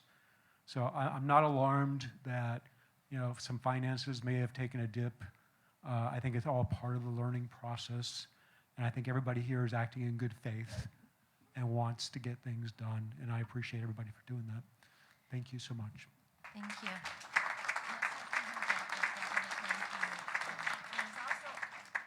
I don't think it was a question, but he talked about having a year-to-year comparison as opposed to, and I believe that those went back to 2018, some of those graphs, but anyway, so it was about, it would be more helpful if it showed like a year over year as opposed to a snapshot in the future. But, so whoever's elected treasurer tomorrow, keep that in mind. Okay, okay, there's another question? TJ Ferrer, Los Angeles County, for the treasurer. What, besides funding candidates, what else does the candidate support committee pay for? What's the budget go for there, since we're not funding it for the next year? I'm gonna, it was a question specifically about the candidate support committee. That actually has a separate treasurer, the committee does. But, and Paul can answer this too, but some of the stuff that it pays for, because it's the unrestricted account, it pays for our website, it pays for all of the expenses for the beacon, it pays for all of the expenses for SendGrid, the things where we send out any information that supports candidates. And that used to be paid out of the restricted account, but we moved that because of the fact that the restricted account cannot go toward candidates, period. So those were all moved over to the CSC budget. So that's the other stuff that the CSC pays for. And I would say that that's thanks to Mimi and Steve Howe for getting that done. Another round of applause.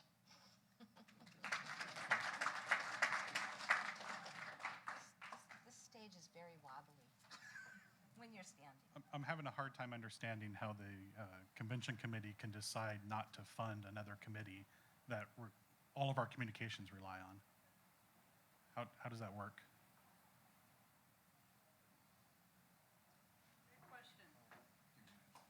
I don't, well, is that a question for Paul? Okay, so the question is, what's the question? How can the convention committee decide not to fund the other committee that we have that actually pays for all of our communications?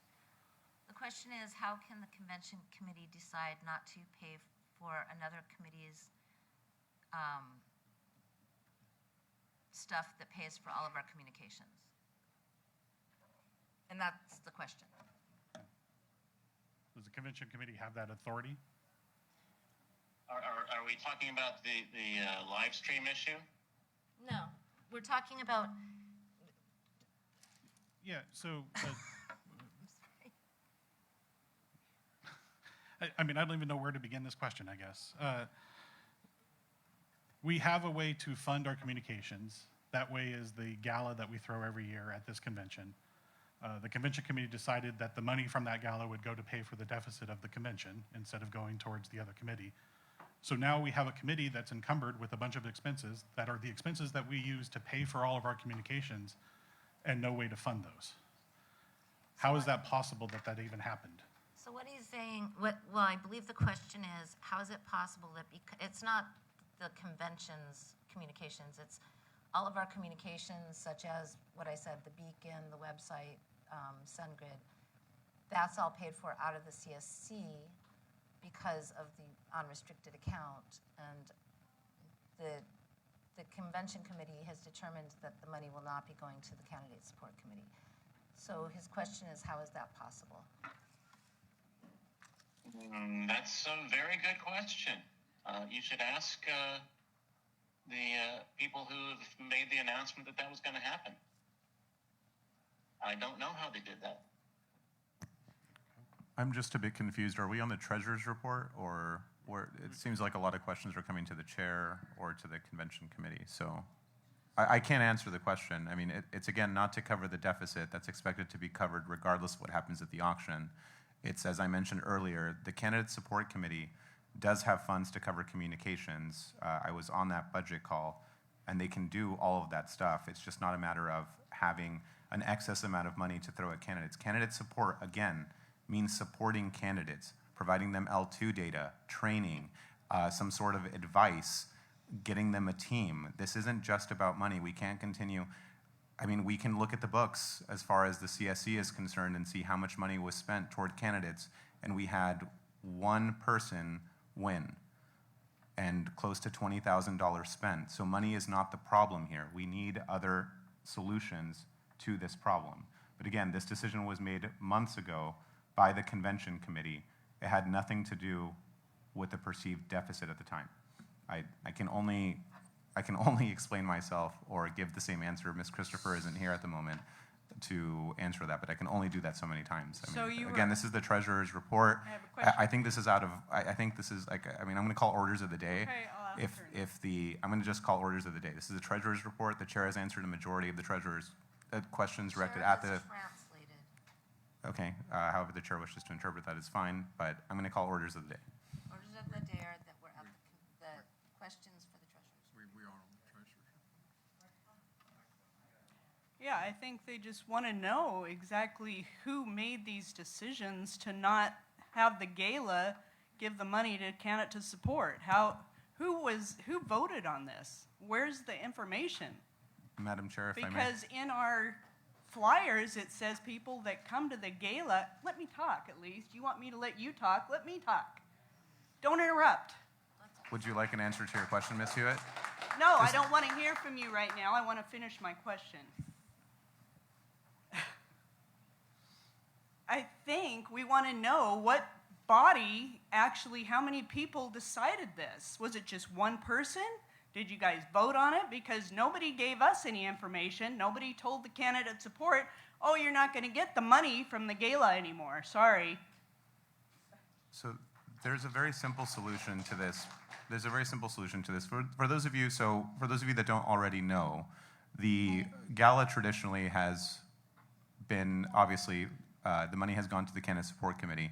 We are opening the doors after dinner to allow anyone to come in and bid on the auction items. It is not to the exclusive people that bought tickets to the gala. So anyone is welcome to. We don't want to disenfranchise people that chose not to do dinner, that chose to do something else, enjoy downtown Sacramento. It's absolutely fine. We want everyone to come and join. We can have 2 separate in-kind donation sheets. And this is a very simple solution. If you want your funds, if you purchase an auction item and you wish to have your funds go to the candidate support committee, great. If you want it to go to the party, also great. You can choose. I mean, you can choose what you do with your money. So that's fine. This isn't an issue of, it doesn't have to go to one specific place. This is a really simple solution that we've now made into yet another contentious issue. But I would be curious to hear about what Mr. Starr has to say. We first have Mr. Minnelli at that microphone, and then Mr. Starr. And I'm going to have to do something really quickly. Mr. Vice Chair, I need you to take the gavel for a moment. I have something very important I need to do quickly. I will be right back. Thank you, Madam Chair. And you'll need to translate now. Mr. Minnelli, you have the floor. Thank you. I just wanted to clarify one thing. I think it was stated that the convention committee made this decision months ago. I was a member of the convention committee up until January, and I don't recall that ever being discussed about the change of the gala from the candidate support committee to the funds going anywhere else. Okay, you may have not been on that meeting. Mr. Starr? I think since we're deviating away from the treasurer's report, I'd like to make a motion that we thank the treasurer for his service, and we move on to the next report. That's my motion. Mr. Starr Point of has made a personal motion. privilege. I'm sorry? Point of personal privilege. Yes, Ms. Elizabeth Brierly. Brierly, Santa Clara. Your battery is running low, is appearing on the screen here. I don't know if that's a computer here or if that's Paul's computer, but I think it should be addressed so that we can It complete appears that this. it's the chair's computer. Is it not plugged in?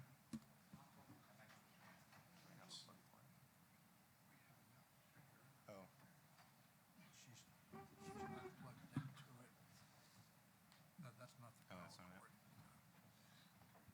Well, given Mr. Starr's motion to thank the treasurer and move on, is there a second? Okay, so it looks like we do have more than enough people that would require a second. Is there any objection to the motion passing? Okay, an objection by Mr. Hinkle. So the chair has returned. I will inform the chair of the motion on the floor. The motion was made by Mr. Starr to thank Mr. Vlandeham for his service and move on from the treasurer's report. There was a second, and also your computer's about to die. And Mr. Hinkle objected to that motion. Was that a standing second? It's by hand raise. Okay, okay. So, where to vote? Am I correct? Okay. All those in favor, please say aye. Aye. All those opposed? Okay, the motion carried. So, thank you, Mr. Thank you, Mr. Vlandeham. You're getting applause. Thank you very much. We are concluding that. Unfortunately, though, I need to get the plug for my computer because the next item on the agenda is the Budget Committee report. So is Obbins in here somewhere?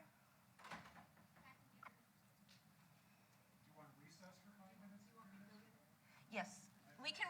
Can we recess for 5 minutes? I'm talking to the phone. Can we recess for 5 minutes to get the power adapter for my computer? Does anybody object? Okay, we're in recess until 11:35. I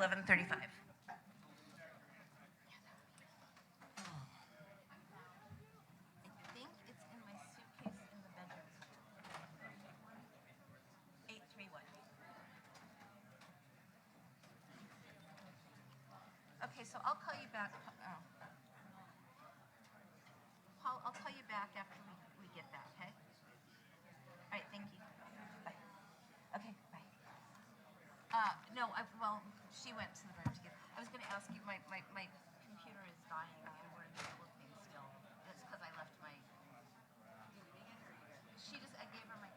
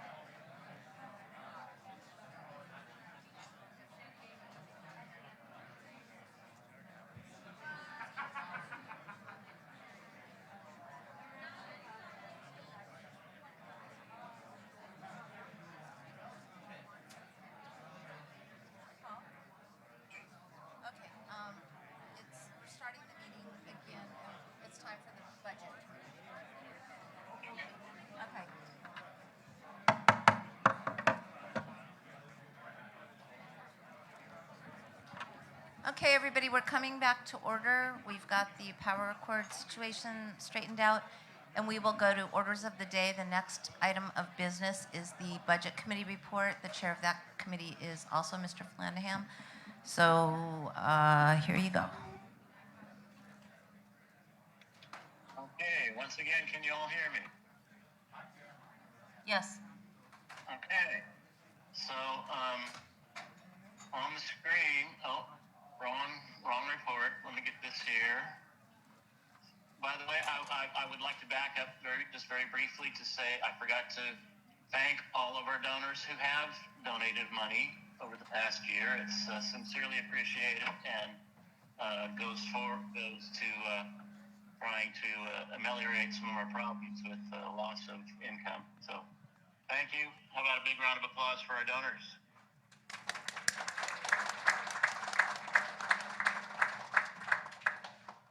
Okay, so on the screen is the Budget Committee report for the budget for fiscal year 2023.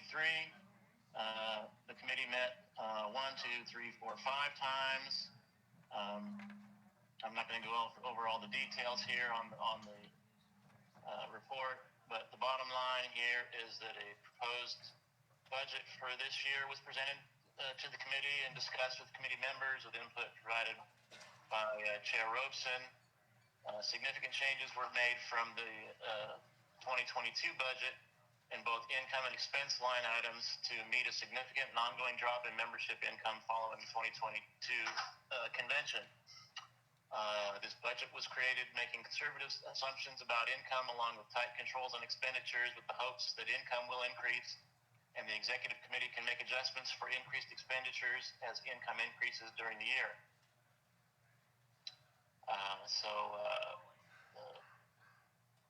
Mr. Malagon was a member of the committee.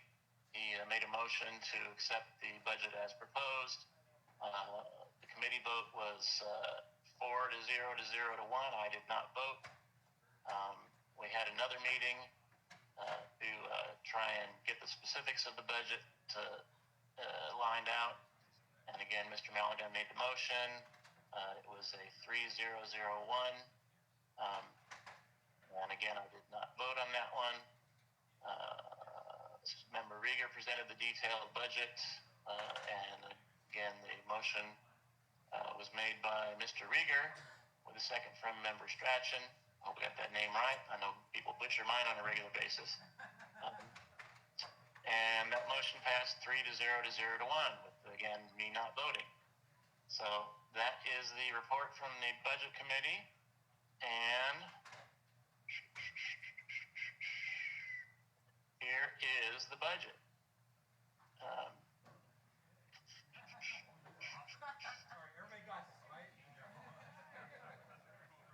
Let's see here. Can you blow that up somewhat because people are laughing because it's very small. Okay. And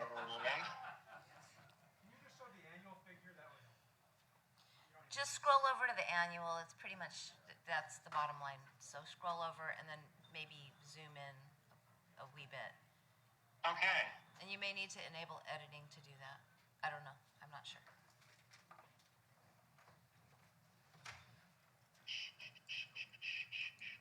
Okay, so accounting fees, we're looking at $63.70.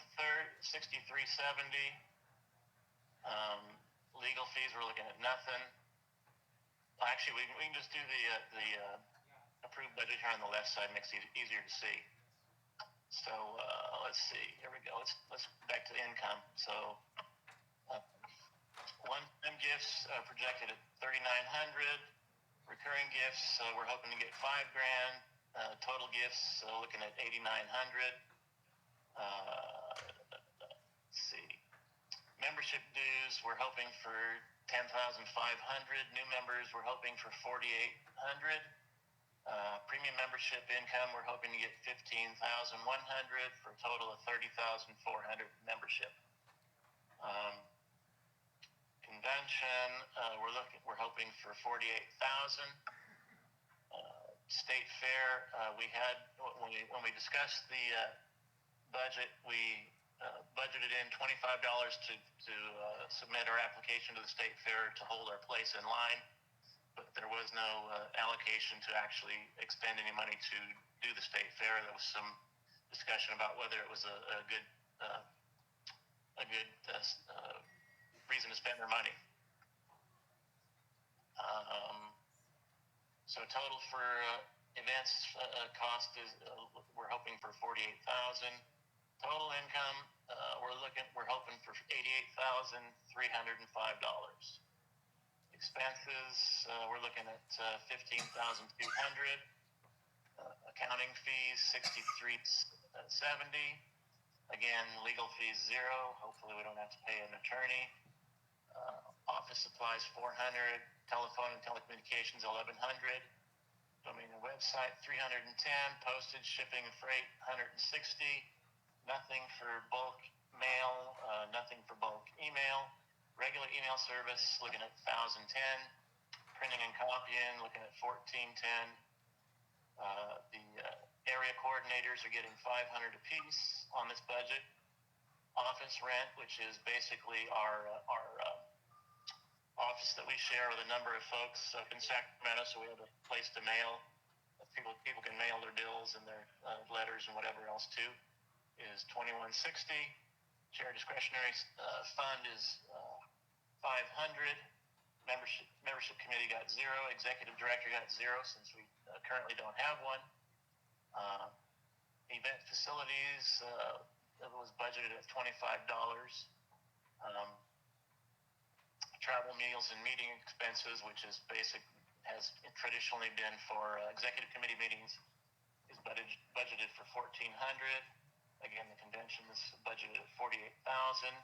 Insurance was $650 this last year, so we don't anticipate that going up a significant amount for 2023. Outside computer services, which is a number of things that we pay for things such as the Neon and database and other various things that we have to get services for. Credit card processing is looking at $29.30, and our annual $50 fee to the state so we can actually be a registered political committee. So total expenses for the year is projected at $87,305. Okay, thank you. Is there any questions for the Budget Committee report? We've got Mr. Hinkle. Yeah, Mark Hinkle, Santa Clara County. The liability insurance that's up there, does that cover county organizations, liability insurance for county fairs, et cetera? Thank you. I know the answer. The insurance costs? No, he's asking, does it cover county events? Can we get certificate of insurance for county events? That's the question. Yes, if you will send your request to whoever is the treasurer this coming year, they can, with the proper details provided, we can send a note to our insurance carrier, and a certificate of insurance should be, there should be no issue with getting that done for you. I just wanted people to know if you're doing an event at a county fair, typically the county fair will require $1 million worth of liability insurance. This covers it, so you don't have to spend that money. The LPC basically is covering you liability-wise, which obviously is a great deal for you guys. It doesn't cost you anything, and you get $1 million for the liability insurance. Not bad. And true story, our storage unit got broken into, and our AV equipment was stolen. They paid us for that really quickly. It's great to have insurance. I don't know who was. I'll defer to Mr. Starr first. So this is just a request for whoever next occupies this position. It'd be helpful.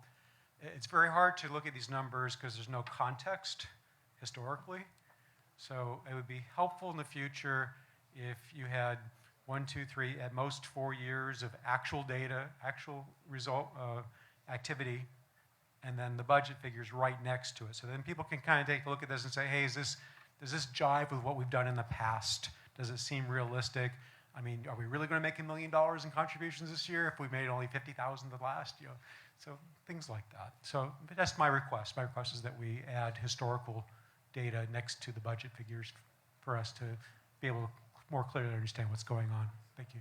Thank you. And that wasn't really a question, Paul. That was just, once again, asking for, in the future, side-by-side comparisons of like the last 4 years. And Mr. Miller.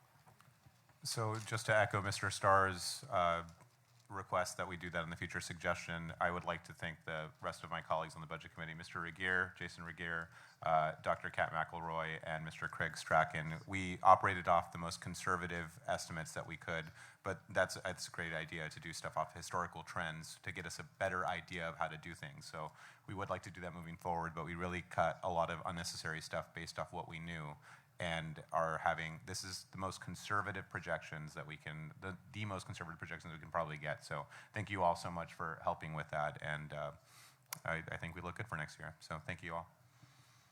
Thank you. Thank you. Any further questions? I just want to say thanks to the committee for actually having a 0 for a completely balanced budget. That is very libertarian. Thank you.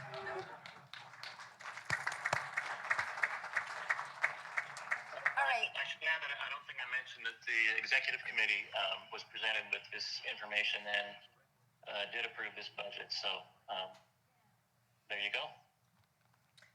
Okay, there are no other questions, so that will conclude the Budget Committee report. Thank you very much, Mr. Lanham. And, Alrighty. Huh? Alrighty.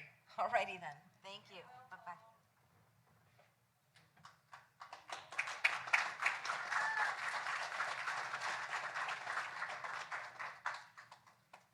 I unplugged, but it's still there.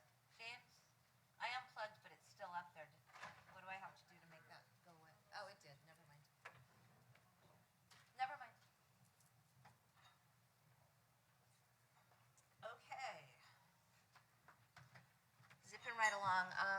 Question for the Financial Standards Committee. Will you need more than 10 minutes? Okay, then the next item on the agenda is the Financial Standards Committee.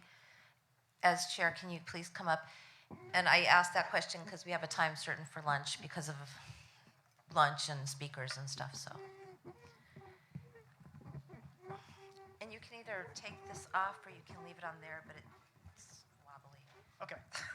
And I don't know how to, oh, Right. I made it less wobbly. Oh, there you go. All right. My name's Jason Regier. I'm the chair of the Financial Standards Committee. And for the record, I'm not Chris Edgar. we are different people. But you're wearing a sweater today and he's not. The hats, the shirts, Yeah. So just as a reminder, the purpose of the Financial Standards Committee is to review the financial statements and the business processes of the party and report back to the membership and the executive committee. We've reviewed over the course of the year the financials. All the financials appear to be in order. There's no accounting irregularities or anything like that we found. However, there was no audit done this year. Audits by independent CPAs tend to be quite expensive, and with the state that the financial situation the party's in right now, that type of expenditure is probably not in the best interest of the party. But it is our recommendation at the nearest possible time in the future that we have a full audit done. In terms of business processes, we did identify one business process that the committee believes needs some evaluation, or actually a lack of a business process. So we had as we've discussed here already, there was a significant revenue shortfall versus plan.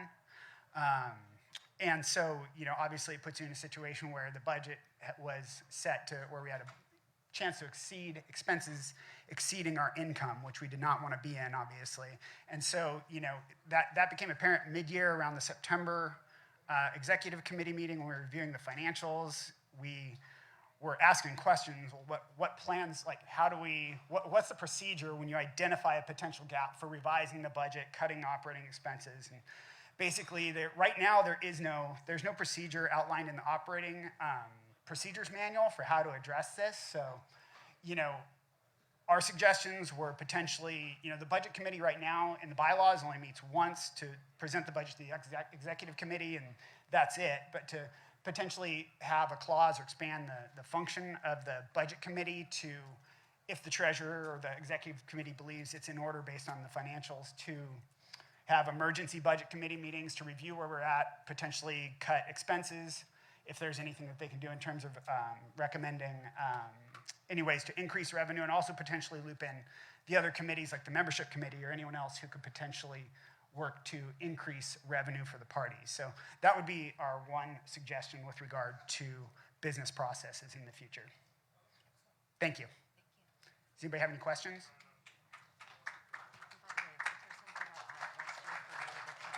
Oh, yeah, no, I know. I heard that. Don't want to really I have show- one question. Sorry. Questions? Yes. Mr. Haug first. Yeah, since I was the treasurer for 4 years, and the whole position increased quite dramatically over those 4 years, I wrote the treasurer's handbook that describes everything in great detail of how everything should be working. Thank you for writing that, by the way. Well, I was wondering, did you actually refer to that as part of your Financial Standards Committee review? I did not know. Does it address that, that situation? Well, I wrote that so that those are the procedures that should be followed, so there are no problems at all with us going forward in terms of being able to pass an audit and making sure that all forms are filed with the various government agencies on time. So I would think that should have been a document that you should have looked at to make sure that everything was done correctly and by the book. And if you didn't review that, I don't know how you could really do your job, because it took me more than a year just to figure out how the treasurer position worked when I first arrived, and it grew dramatically from 1 account to 3 accounts. Plus now we have to file it's a 990 report with the IRS, and that's not mentioned anywhere other than that handbook. Yeah, so just for clarity though, I'm not the treasurer and wasn't over the course of the year. However, Well, yeah, you know, I know, but because you're doing a review, you should have the document that says, these are the procedures that must be done in the treasurer's position to make sure that everything is done correctly and in a timely manner so that you avoid fines going forward. So that was the problem that we had when I took over as treasurer. The previous treasurer was not filing things on time, so that we needed to have a review process put in place so that people would know, doing the review, what the appropriate procedures are to know if they're being followed or not. And if you don't know what you're supposed to be doing, how do you know if they're being followed or not? That right, was no, I understand. Yeah, and I appreciate your feedback, but all the reports were filed timely. There was no issues with that. Our concerns were more with the actual evaluation of the financial performance in real time during the year, because we did have a budget problem that needed to be addressed. It wasn't so much trying to evaluate whether the treasurer had done his job. Well, it's not just the treasurer. It's like what is supposed to be going on the books and tracing movement between accounts so that all those procedures are followed correctly. I put this thing together just to make sure that if we do get an FPPC audit, the objective was to make sure we're doing everything correctly by the book, to make sure that we didn't get fined or something by an audit because we weren't following a proper procedure. That was the whole idea. Totally, and I appreciate the fact that you put that together because it's very helpful.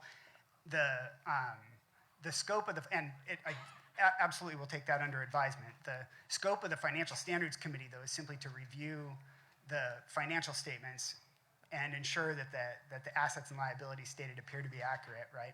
And we don't have access to QuickBooks or to any of the detailed general ledger accounts, although we do make a lot of inquiries of the treasurer to do so. So I think it was a requirement last time we had a Financial Standards Committee review where they had access to the books. I set up an account so that they could have direct access and could look at everything on the books in detail. I would have loved that because it was very inefficient to request all the detailed journal ledger reports, both on the Financial Standards Committee and the Budget Committee, and then have them, the request go and come back and go and come back.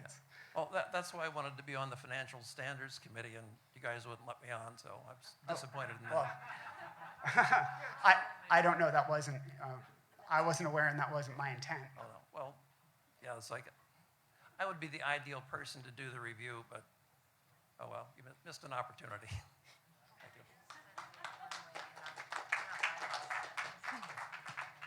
Thank you. Kate O'Brien, Ventura County. I'm from your government, and I'm here to help. I have a question. You said something earlier about we couldn't afford a CPA or an auditor. We can't not afford one. I think I can't believe there's not some kind of legal requirement to have an external audit, and I think that should be. What? And I'd just like to hear more about that. No, I'd agree that's ideal, but Yeah. you know, we just saw what the financials are of the party, and you know, where we're looking at income sub $100,000 and the cost of an audit being in excess of $30,000. All right, now say again, the auditor? Yeah, to get a full audit done would be Does that sound 30, reasonable? 50. Okay. It could be All right. in excess of that amount of money. It would literally be, Wow. you know, could be a third or half of the total expenditures budgeted for the party. Okay. They're 'Cause very expensive. our park district gets audited every year, and it's like $7,500. It's Well, not 30,000.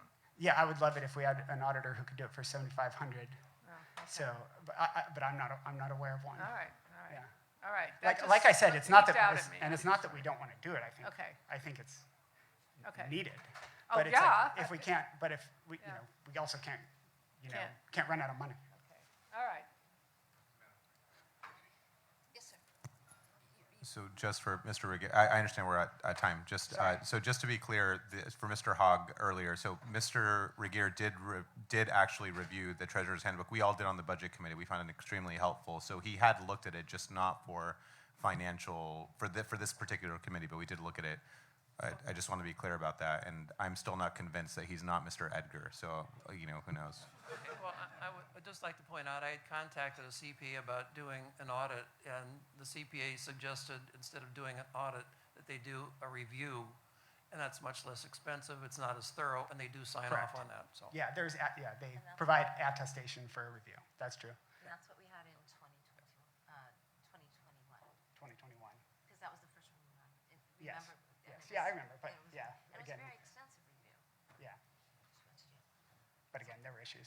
We had a great accountant that did it previously, but unfortunately she wasn't available this year.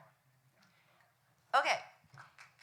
Thank you very much. That was an excellent report. That means that our next thing that we're doing is we are going to adjourn to lunch.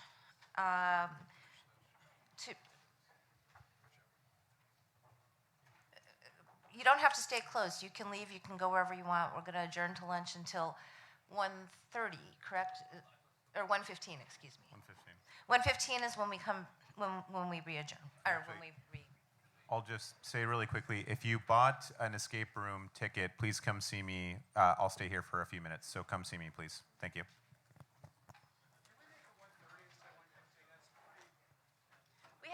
We have a keynote speaker at 1:15. Oh yeah, the keynote is at 1:15, so not resuming. Yeah, so the keynote is at 1:15. Yeah, we're not really resuming business at 1:15, but at 1:15 in this room is the keynote. And the first keynote, I believe, who's the first keynote? Connor Beck. And so everybody knows the keynote is at 1:15, and that's Connor Boyack. If you have kids, especially, you'll want to stay around, be here for that, because he wrote the Tuttle Twins.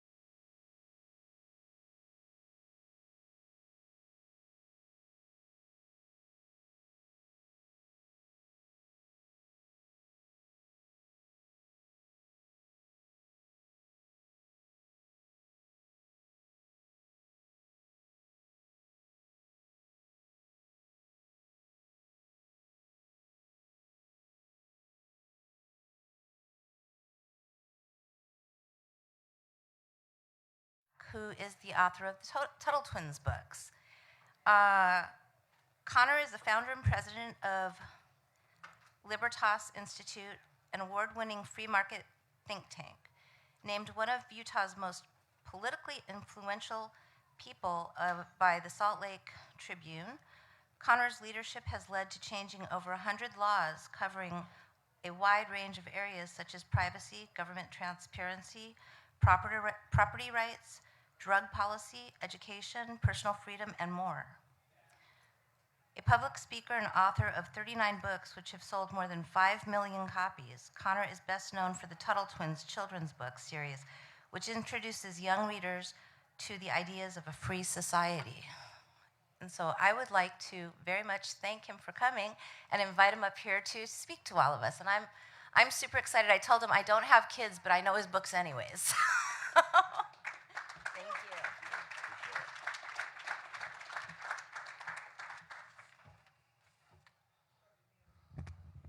Hello, everybody. I have to look left and look right, and I wander, so well, we'll see how we'll do. I get the jitters when I have to stand behind a podium and I have to stay in one place, so it's good to be able to wander. I'm excited to be with you in my former home state. I was born in San Jose and moved to San Diego. I grew up there as a kid, and now I live in Utah.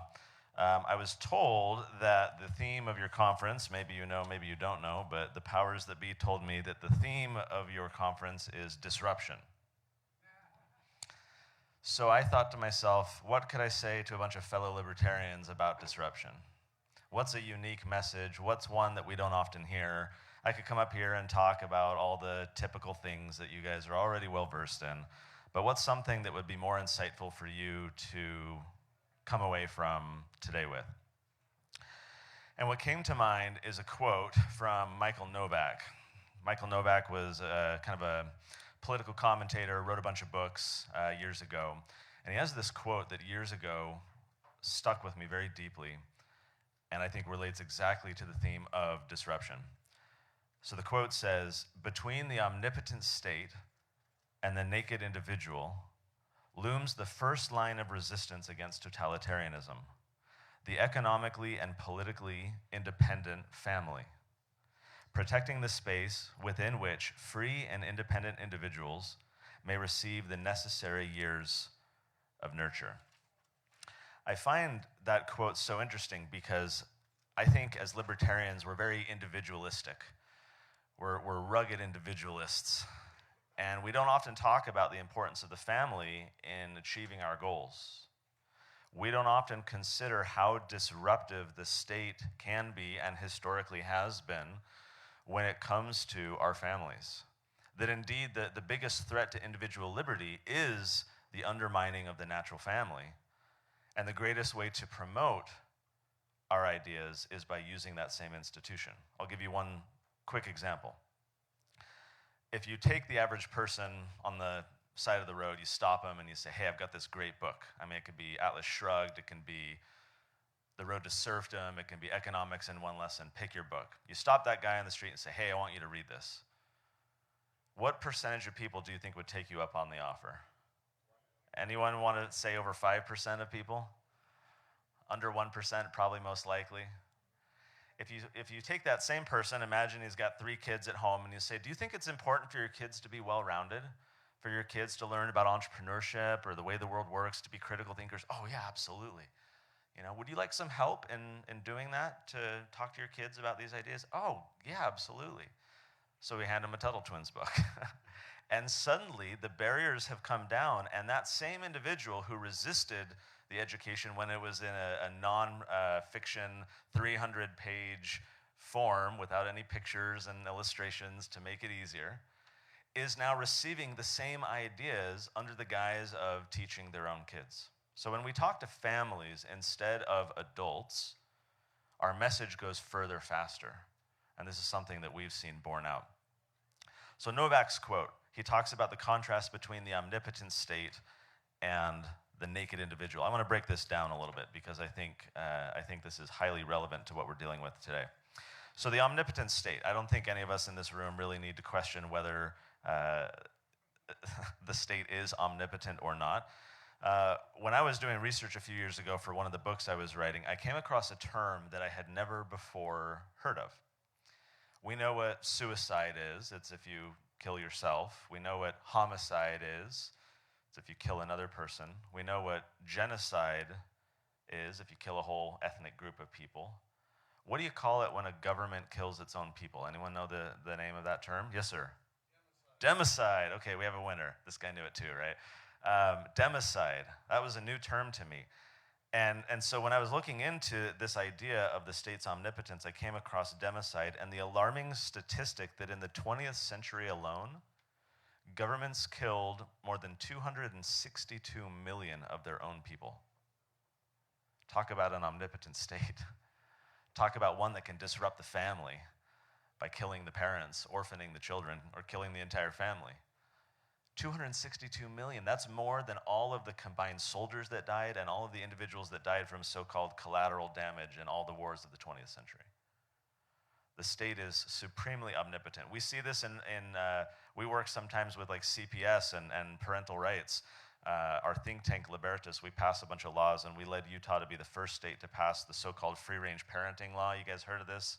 Lenore Skenazy, I think most people know about her work. And so we worked with Lenore years ago and passed a law saying, like, you know that thing that we used to call parenting a few decades ago? Now it's called free-range parenting. Can we legalize that and not punish moms for letting their kids walk to the grocery store? So we got a law change designed to limit the power of CPS to go, and law enforcement, to go punish these parents. But in that area of law, there's this doctrine called parens patriae. It's Latin. It stands for father of the nation. It basically means that the state sees itself as the backstop parent. And we can perhaps understand this in some cases where there are absolutely parents that are abusive and neglectful, and those children deserve to be protected. So one can concede that there is room for some type of intervention. But that doctrine has allowed the state to insert itself far beyond just protecting kids from abuse and neglect. It's led to compulsory education laws, which I like to call compulsory schooling laws, because schooling does not necessarily imply education, right? Where the state forces you to go to its schools. Did you know that it wasn't until the 80s that homeschool was legalized? That in the so-called land of the free, homeschool was against the law for a very long time because of these compulsory schooling laws? And it was only because of the court, the litigation efforts by HSLDA, the Homeschool Legal Defense Association, and others in the 80s that they started to kind of undermine that and allow homeschooling to be more free. I remember years ago, 5-6 years ago, in the UK, there was the story of Alfie Evans. I don't know if you guys remember this. It was all over the news. This international scandal. This tiny infant, Alfie, had massive brain damage, and the doctors in the hospital alleged and believed that Alfie would not survive. They wanted to take Alfie off of life support.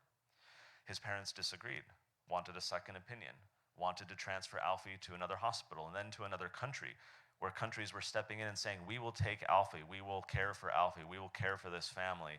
And the court intervened and prohibited the transfer of Alfie to any other hospital or country. They were forcing Alfie to die in their care, in their supposed care. And the parents were, as you might imagine, fighting tooth and nail against that system. It was appealed all the way to the highest court, where they completely rejected the idea. They said that it's not in the child's best interests to be transferred.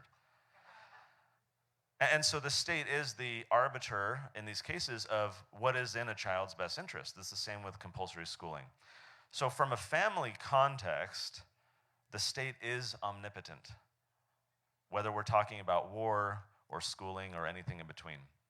I think we all understand that in this room.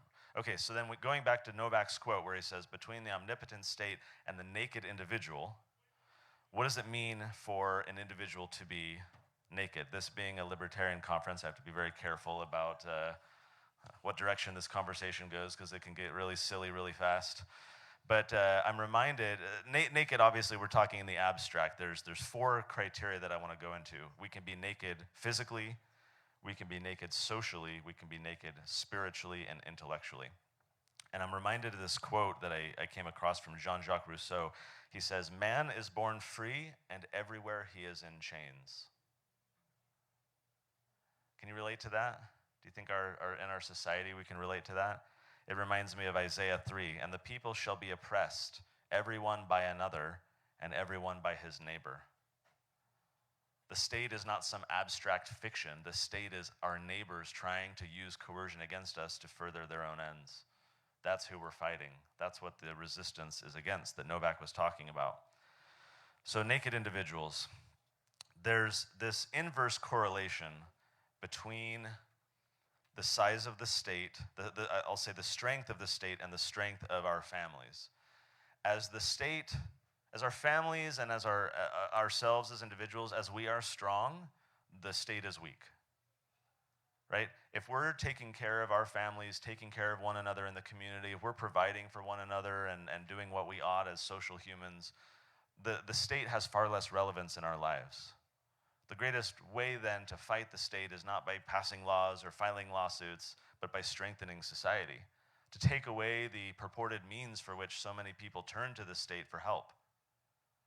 So it goes by contrast that as individuals become weak and as families become weak, the state grows because people need help and they turn to someone for help. It leads to this quote from Alexis de Tocqueville that, man, this is spot on. Here's what he says. "Above this race of men stands an immense and tutelary power, which takes upon itself alone to secure their gratifications and to watch over their fate. That power is absolute, minute, regular, provident, and mild. It would be like the authority of a parent if, like that authority, its object was to prepare men for manhood. But it seeks, on the contrary, to keep them in perpetual childhood. For their happiness, such a government willingly labors, but it chooses to be the sole agent and the only arbiter of that happiness. It provides for their security, foresees and supplies their necessities, facilitates their pleasures, manages their principal concerns, directs their industry, regulates the descent of poverty, and subdivides their inheritances. What remains but to spare them all the care of thinking and all the trouble of living?" That's nakedness. The state wants us to be naked. The state wants us to be weak. The state wants us to depend on it because that is its strength. That is its blood. So physical nakedness, let's start there. I got my start in politics in 2008. I'd been married for a year. I was watching TV, and I saw news of this raid by the feds in Texas of a compound or ranch or whatever called Yearning for Zion. This ranch was owned by the fundamentalist Church of Jesus Christ of Latter-day Saints, a bunch of polygamists, this offshoot branch that has become, in past decades, very reclusive. And you remember Warren Jeffs, the name Warren Jeffs, you may remember the news. Sleazy dude, you know, having sex with underage girls, just creepy, culty, awful. So the guy was up to no good, for sure. But what troubled me watching the news unfold, of course, later we found out that they invaded this property on a false tip. There was this woman that called the hotline and claimed to be a girl inside the compound who was being abused. So hundreds of officers and guns and tanks and everything swoop in. Turns out that that was a crank call, that it wasn't actually anyone actually suffering. And we might say, well, Warren Jeffs was a bad guy. He had to be, dealt with. He was a scumbag. He was, and he did need to be dealt with. But what troubled me watching the news unfold was that they took over 400 children from their parents. They removed them from the people who loved them the most, and they placed them in the Texas foster care system, which at the time, and probably still, had a horrible track record for physical, sexual abuse, drug abuse. There were kids getting pregnant from their foster caretakers. Bad, bad system. And Texas isn't alone in that type of tragedy in the foster care system. I was incensed seeing all of these kids just taken away, that the state had the power to intervene and break up these families. So, I had no idea what I was doing. I was a web developer. I built websites for a living. I started an online petition. A bunch of people ended up signing it. I got on the news. That was my first TV interview. Felt kind of awkward. Here I am, like, defending these polygamists and people that I don't really have any relationship with. But no one was standing up and speaking up for their rights. And they saw very concretely their physical nakedness, especially those kids. They couldn't defend themselves. They couldn't stop what was happening. They were at the mercy of an omnipotent state. And so that, to me, was the first eye-opening encounter of how weak we are, how physically naked we are. Certainly, we are socially naked as well. We libertarians, we like to think that we're very intellectual, we're very logical, we're logical thinkers, the lot of us. The challenge we have is that humans are not logical. We don't persuade people to believe in our ideas through logic. I remember spending my first few years as an online warrior for truth on social media as Ron Paul revolution and everyone else is wrong and we got to convince everyone of the truth of our ways, and I would engage in these online debates and piss off a bunch of people and convert no one. Because people ultimately are not logical, they are psychological. They're social, they're emotional. And so we as individuals, we're socially naked because when we're born, we find ourselves in this social network of the family that gives us definition, it gives us identity. We draw our identity and our support from these social institutions, right? Man was not made to live alone. We can't. There have been whole TV shows about people trying and failing. We're social creatures. We crave identity. So the question for us is, where do we derive our identity from? Do we derive it from, if you're religious, from your church community and God? Do you derive it from family? Do you derive it from your community, your favorite sports team, your hometown, whatever? Too many people derive their identity from the state, and we become equally tribalistic as the state grows. So we're socially naked. Relatedly, we're spiritually naked. We yearn as humans, so many of us, for answers to the big questions of life, to what that identity is. We, throughout history, have engaged in rituals and practices and traditions and teachings that help us on that path or that journey to try and understand what is true. Well, the state offers its own counterfeit for religion. I mean, some of the most anti-religious people I know are the most religious. It's just that their God is not Christ, it's Caesar. Right? And they have their traditions and their rites and their rituals and their robes of their priesthood, and they'll condemn all the disbelievers and everyone else, and they're very religious about their activities. It's just a different religion. Rudy Giuliani once said, because we are like a religion, really, a secular religion. The state itself, it has its temples, it has its rituals, its monuments, its sacraments. I mean, for me, one of the big eye-openers when I was kind of red-pilling myself years ago was learning about the Pledge of Allegiance. Anyone know the name of the guy who wrote the Pledge of Allegiance? Pop quiz? Bellamy, Francis Bellamy. Tootsie Roll for the winner down there. Francis Bellamy, he was a socialist. He did not want kids to learn about liberty or learn about the principles of the Republic from the Founding Fathers. This was a secular humanist socialist. He saw government as God. He wanted to subordinate children to the state. He wanted them to become collectivists, not individualists. And this guy was the person who created the Pledge of Allegiance. So when I learned this years ago, I'm like, oh my gosh, I don't want to do that. I don't want to participate in that. And I realized that I had been doing it for years. Almost like, kids who are taken to Sunday school but never really do the thinking for themselves as they mature about what do I really believe and do I believe this? Do I believe something else? I had not really challenged those things that I was led to experience as a child, and I realized that it was very religious-like with these types of rituals and these sacraments that we go through. So we're spiritually naked as well. Finally, we are intellectually naked. There's this great quote from Hannah Arendt, who wrote, she's written a lot about totalitarianism, fantastic books. She said, the ideal subject for those who wish to rule is people for whom the distinction between fact and fiction no longer exists.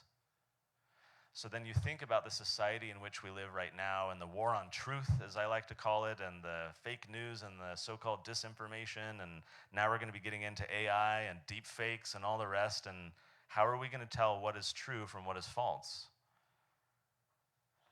Alan Dulles was the first director of the CIA.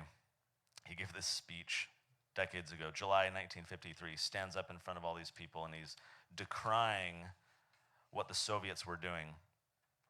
He said that they were brainwashing. Here's his quote. He says, "The aim of the Soviet program is to condition the mind so that it no longer reacts on a free will or rational basis, but responds to impulses implanted from outside. If we are to counter this kind of warfare, we must understand the techniques the Soviets are trying to adopt to control men's minds. The human mind is the most delicate of all instruments. It's so finely adjusted, so susceptible to the impact of outside influences, that it is proving a malleable tool in the hands of sinister men. We in the West are somewhat handicapped in brain warfare. It is hard for us to realize that in the great area behind the Iron Curtain, a vast experiment is underway to change men's minds, working on them continuously from youth to old age."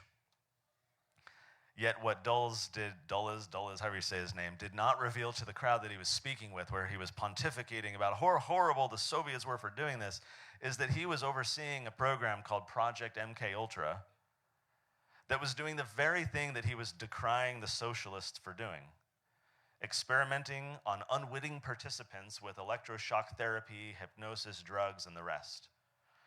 It was the Inspector General, purportedly the person in government who is intended to oversee such programs and make sure that people's rights are being protected and that the government isn't running afoul of any laws. It was the Inspector General who wrote this: "Precautions must be taken, not only to protect operations from exposure to enemy forces, but also to conceal these activities from the American public in general. The knowledge that the agency, the CIA, is engaging in unethical and illicit activities would have serious repercussions in political and diplomatic circles and would be detrimental to the accomplishment of its mission." So much for being an Inspector General. I'm reminded of a situation in which there were these crazy people who came up with this plan designed to pull America into war with the Soviets. This was during kind of the Cuban Missile Crisis and all of those events. And these crackpots came up with this plan that they were promoting, designed to shoot down people traveling in makeshift boats and rafts from Cuba, blame it on the Cubans. They wanted to bomb cities in Florida and blame it on the Cubans. They wanted to kill Cuban Americans and blame it on the Cubans. And this was the crazy idea that they came up with. It didn't happen, much to their chagrin, which is interesting because these crackpots I'm referring to were the Joint Chiefs of Staff of the U.S. military, the top brass, the people in charge who've sworn an oath to uphold the Constitution and protect Americans, were literally proposing killing Americans, falsely blaming it on Cuba so that they could induce Americans, deceive them into supporting war and intervention, which is what they wanted. And the whole reason it didn't happen is because the president, JFK, shot it down. We're intellectually naked. We didn't know that that happened for years. Imagine if it happened. Imagine if they carried out their plan. The narrative would have been for decades, and perhaps still today, that it was Cubans who did it. And our history books would repeat that fact, and kids would grow up believing that fact. We are intellectually naked to the extent that we don't know what truth actually is. Is it any wonder that Novak pits the omnipotent state against the naked individual, because by contrast, we are weak? Okay, so then he says, between the omnipotent state and the naked individual looms the first line of resistance against totalitarianism, the economically and politically independent family. There was a story a few years ago. So what does it mean to be an independent family? The Wunderlichs lived in Germany, probably still do, I think. They were homeschooling their kids. And one day, 33 armed officers showed up at their house, used a battering ram, broke down the front door, and pulled the kids out and took them away.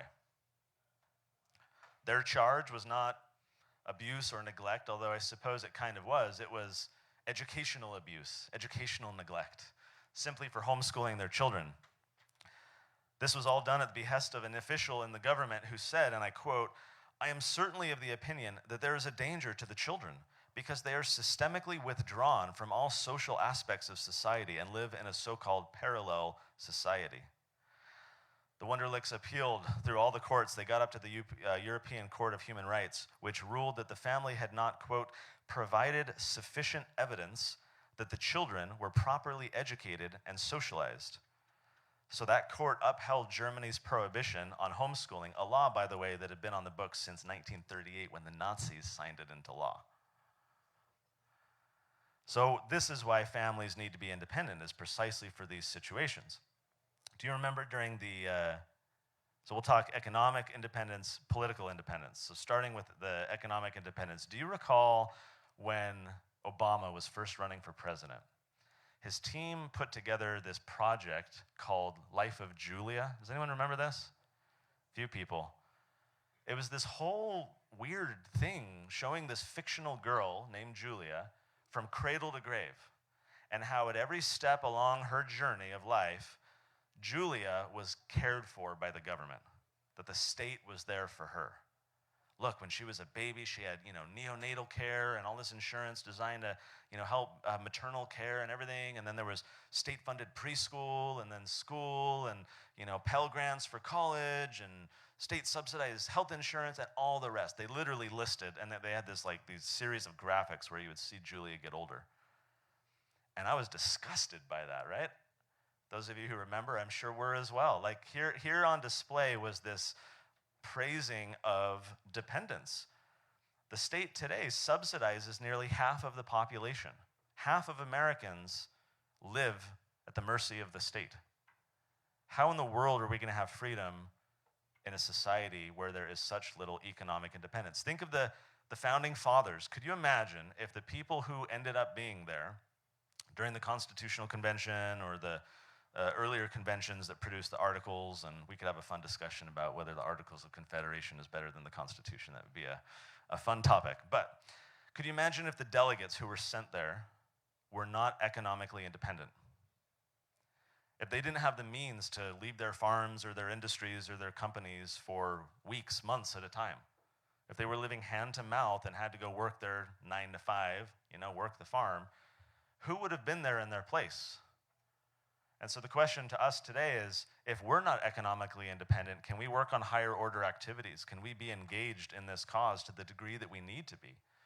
Economic independence is a prerequisite for us if we want to fight for freedom. And then political independence. I mean, society is going to be arranged in some form or fashion. It's up to us to try and decide what form that will take. Alexis de Tocqueville talked about, remember he came to America and he toured what then was America, and he ended up writing a couple volumes of this book kind of chronicling his journey.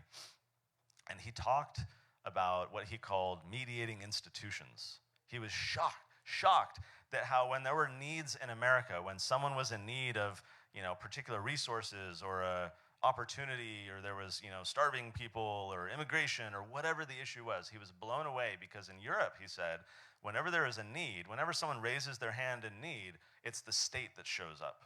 There's some minister, there's some politician who steps forward and says, I'll take care of you. And that's the life that he was accustomed to. By contrast, he was blown away at how when he came to America, he said, for every need that arises, there is an association created. A mediating institution, a civic group, people coming together to help those in need. There's a fantastic book, I think the title is called From Mutual Aid to the Welfare State, and it chronicles how in America's early years, for decades, you'd have these mutual aid societies for health insurance, for life insurance, for child care, for elderly care. These were people who would band together and help one another, and it was all done voluntarily. It would be the Irish helping the Irish, or the Chinese helping the Chinese, or the Christians helping the Christians, and you would have this social fabric of institutions. You didn't have all these people dying on the streets. All the welfare state proponents today like to think that before the welfare state, there were just people dying left and right, and thank God for government to step in and save the day. That wasn't the case at all. But increasingly, the state started to crowd out these mutual aid societies through the imposition of taxes. Because why would people join an association and pay dues and show up to meetings and have to go to conventions and participate in these processes if they could just pay their taxes and be done with it? Oh, I'm charitable. The state will take care of them. And so incrementally, over the course of about 2 decades, these mutual aid societies went bankrupt. They lost their membership because they couldn't compete with the state. That is why independence is needed, because the state is going to do the exact same thing to us. Okay, so Novak talks about how the economically and independent families need to give necessary years of nurture. Writing the Tuttle Twins books, it's been interesting over the years to get accused of indoctrination, right? That we're indoctrinating kids. And at first, I kind of resisted that criticism. I pushed back against it. I said, we're not doing that, you know. Indoctrination is what the crazy authoritarians do. It's what the government schools do. A few years ago, I realized that that was a losing battle and frankly wrong. We are indoctrinating kids. It's just that everybody indoctrinates. I mean, what is indoctrination? It's just teaching doctrine. Our children are going to be exposed to all kinds of ideas. The question is, whose ideas and by whom are they exposed? Everyone indoctrinates. So now we lean into it and we say we're indoctrinating kids too.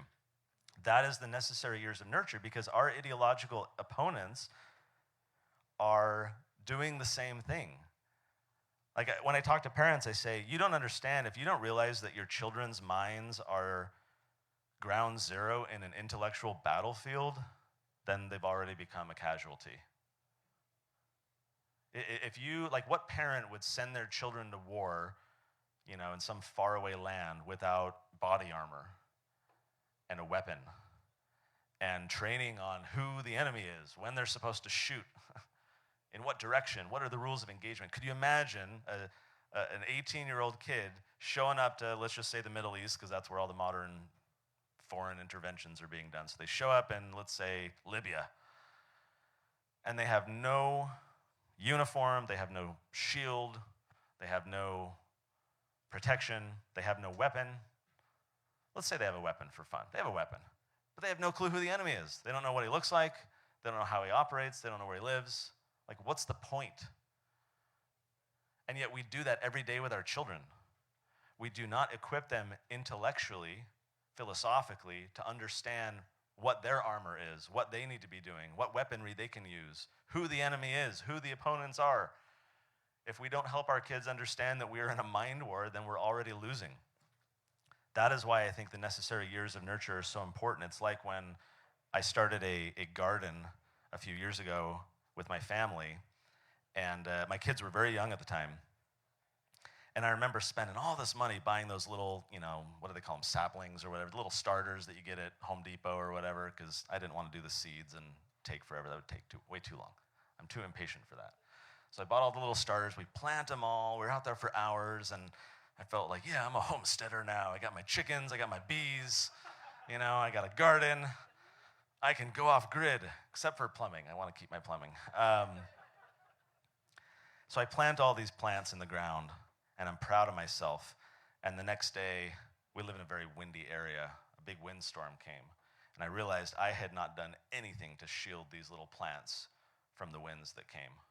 I had invested all this time, all this energy, all this money, and I went out there and I lost 2/3 of them within 24 hours, just because they got whipped around and they had no protection of any kind. Then the ones that survived had bug infestations and all the pests that came in, and the only thing we ended up growing that year was zucchini, which is like a weed. I mean, zucchini can grow in like a crack in your driveway. That stuff will grow. We had zucchini bread and zucchini everything for months because there was a ton of zucchini, but nothing else survived. And I didn't realize how hard it would be to shield my little plants from the oppositional forces that came in upon them. That's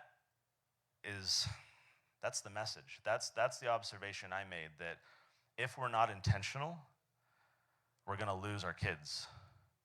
There's a great quote from an evangelical pastor. I can't remember his name, but I'll pull this over to the political application. In his religious context, he says that can we as Christians really be surprised when we send our kids to Caesar's schools and they return home as Romans? Can we as liberty lovers really be surprised when our kids are, during their most intellectually formative years, learning from and wanting to be like all the crap we see in TikTok and social media and in the schools today? Can we really be so shocked when they come home and say, I love Bernie Sanders? Like, are we going to be that surprised? We shouldn't be. I'll end with this story as to why. During the Hungarian Revolution, very brief revolution, they were being occupied by the Soviets. There were soldiers and tanks scattered throughout Hungary.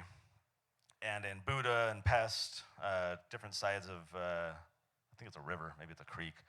But in Budapest, there were these people who rose up and threw off the Soviets, largely teenagers. They started making little Molotov cocktails and they started destroying these tanks. The Soviets felt like the Hungarians weren't that big of a threat, so they had their newer soldiers there and their crappier tanks there, but they had a presence. That presence was opposed and thrown off in the course of a few days by this revolt largely led by teenagers. They had independence for at least a few days before the Soviets returned. They started forming their own government. They started organizing. They started a radio station. They were trying to kind of build up these institutions and make sure that they could protect their newfound freedom after repelling the Soviets. The Soviets came back. They came back with way more soldiers, way more tanks, bigger, better tanks, and they crushed the revolt.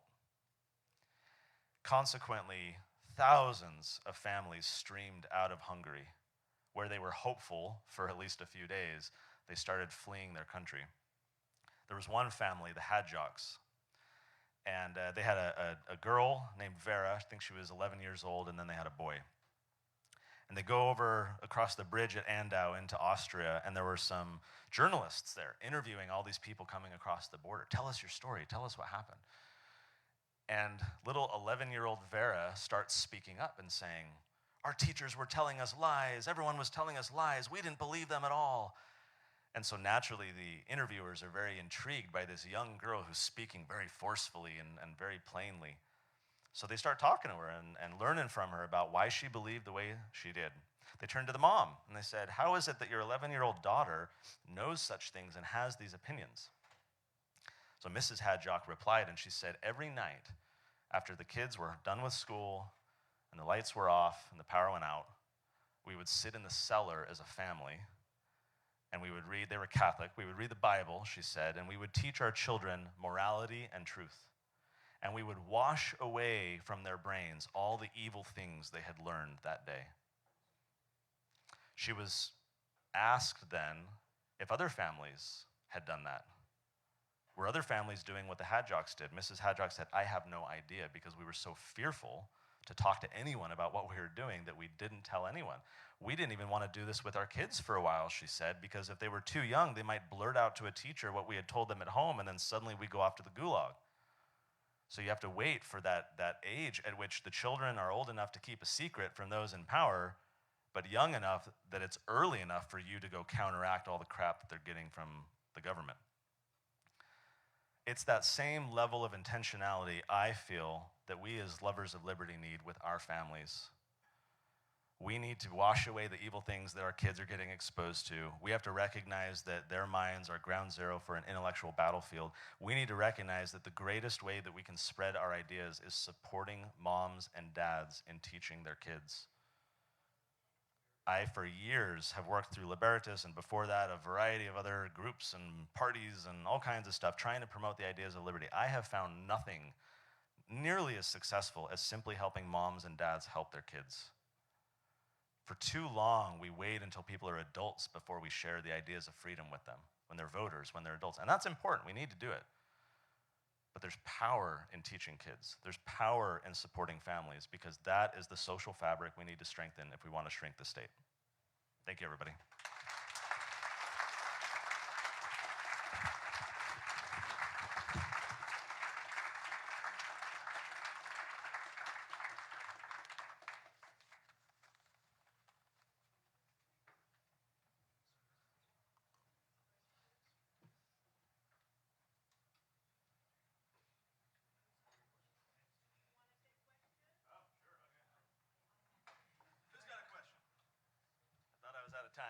a few minutes, we can have some fun. Lincoln.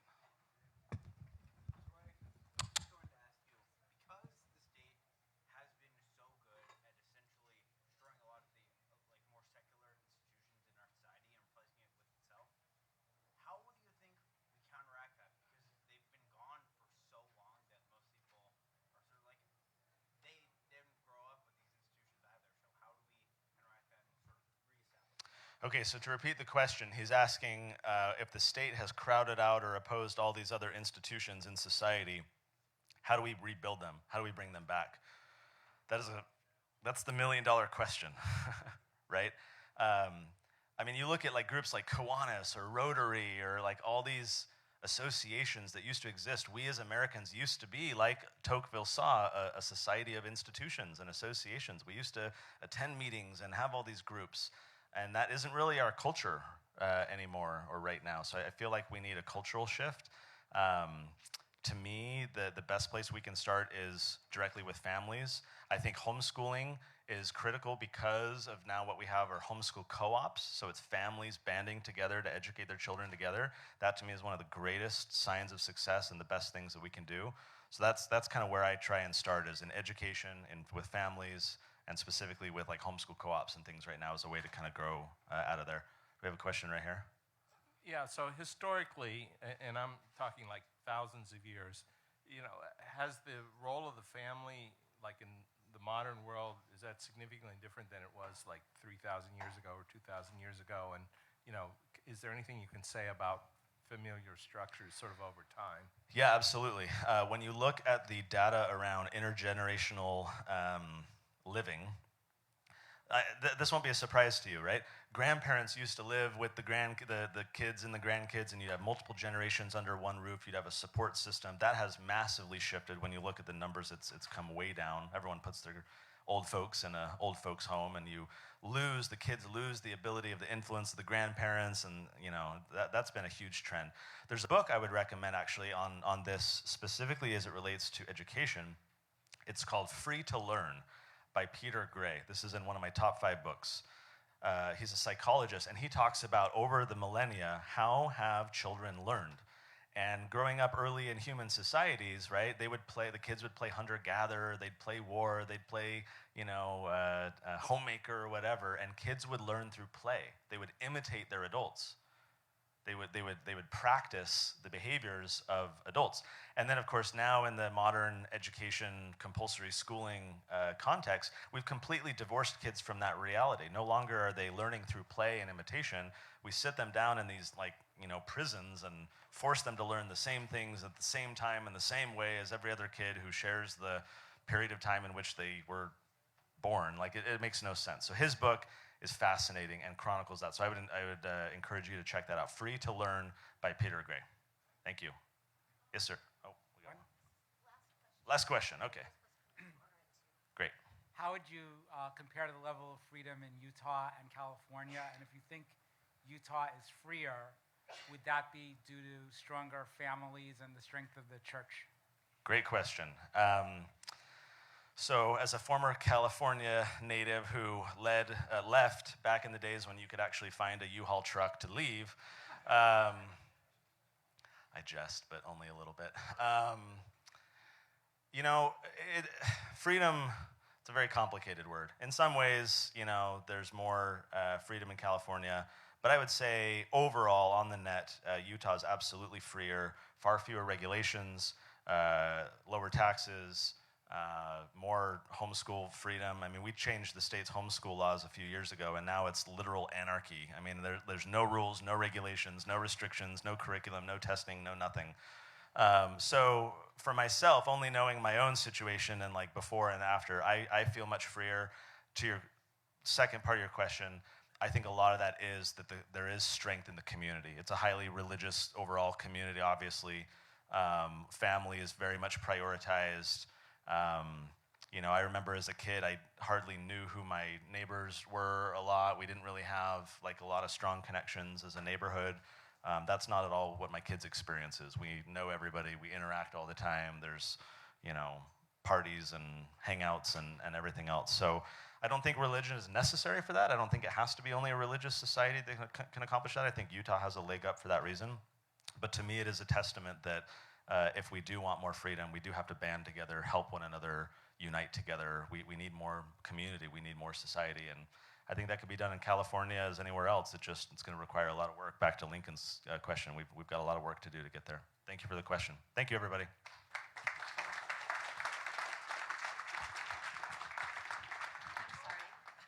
Thank you so much. Can I give you a hug? Of course. Thank you. Thank you. That was fabulous. Thank you so much.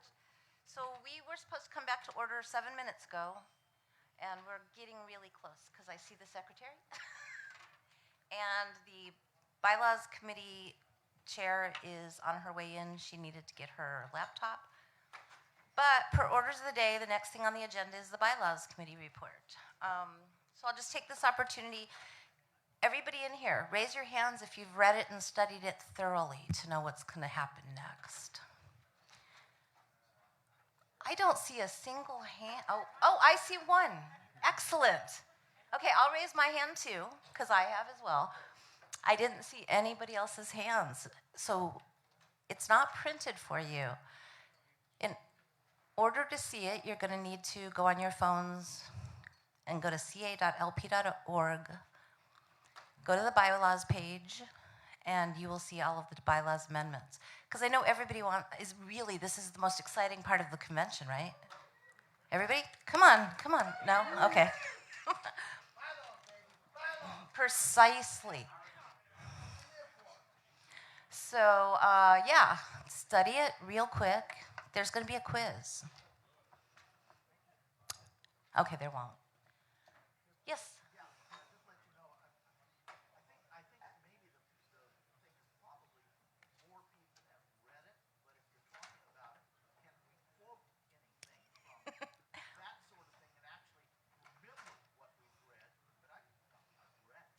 Okay, that makes another one person that's read it.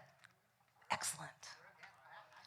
If you go down to the bottom of the page, scroll down in the footer, there's options, and one of those is bylaws.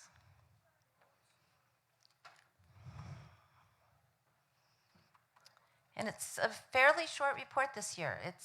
There's been reports that have been hundreds of pages. This one is not. By the way, I know you guys must have read it. You didn't raise your hands. So I haven't actually called us back completely to order because, but maybe I will because I see people. Okay, Mr. Edgar, are you ready? Okay, so I'm going to call the meeting back to order at 2:09, and actually we are going to need an updated credentials report. So if the credentials committee could update that for the secretary. And I see a gentleman at the microphone. Yeah, thank you, Madam Chair. Graham Brown, Alameda County. I wanted to make a motion to suspend the rules to amend the agenda to move the bylaws committee report until after the elections. Okay, is that a single motion or is it a two-part motion? I think it's fine to do it as a single motion. Okay, Yeah. Then that means it's not debatable. Okay. Is there a standing second? Oh, actually, no. We're going to wait for the credentials because I don't know how many people we need for a standing second. Madam Chair, I'm just going to object to consideration of this because normally what happens is when bylaw changes happen, and they could happen from the floor, it could change what the officer elections would be. So the rules of the organization always take place before officer elections. So I'm objecting to consideration. I hope people will not vote for this. Okay. I didn't think it was debatable. Can I have a parliamentarian?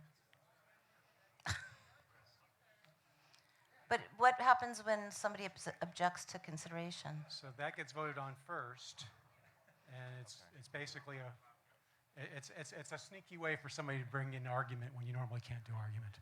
So, is that a majority or 2/3? I've got two. So 2/3 subject to consideration. If that fails, then we'll have his vote, and he needs 2/3 to adopt. Okay, but before we get to any votes, we are going to go to credentials.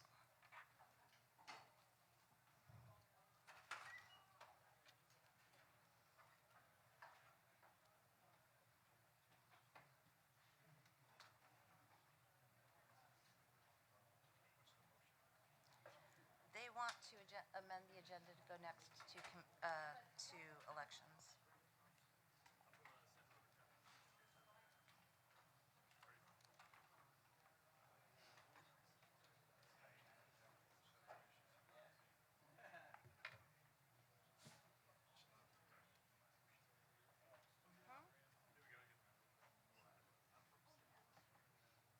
Alicia just looked it up. I don't know if you need to. Alicia just looked it up. I mean.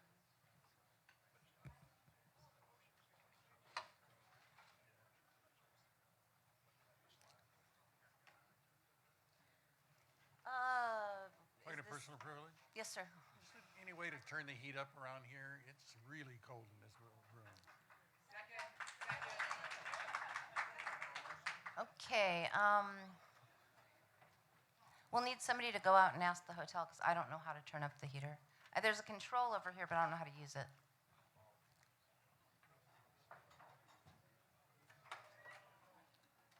Yep. Just do it here. We have 129 registered delegates.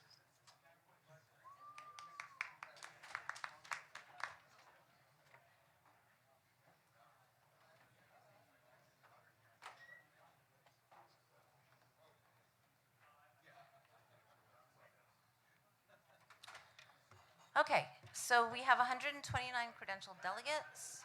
So the first thing that we're going to vote on is, or actually, does that need a standing second? Does the motion to, does the objection to consideration need a standing second?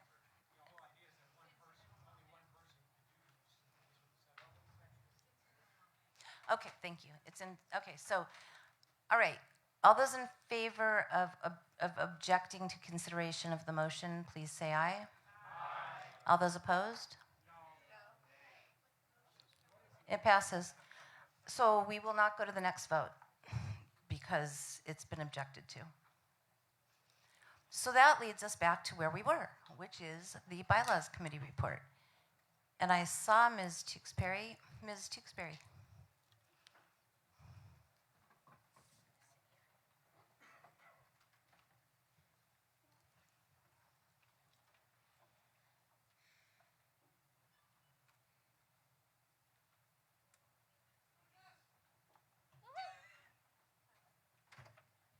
Be nice, she's nervous. He's using his Elmo voice. That was rude. That's what that was. He's mean. I hate stages, so. I don't want to. Okay. My computer's being dumb. Cool. All right.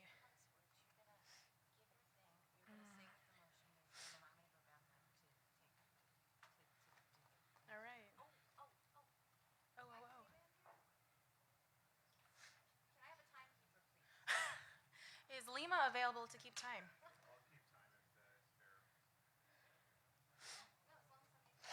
Sorry, I'm nervous. Okay. All right. I swear I knew what I was doing 5 seconds ago. I'm going to kick things. All right. So, they made me be the chair of the Bylaws Committee. That's why I'm up here right now. And we have, I believe, we have 12 proposals. That looks right, yes. Okay, should we just jump into it? Because we've all had a fun day, yeah? All right.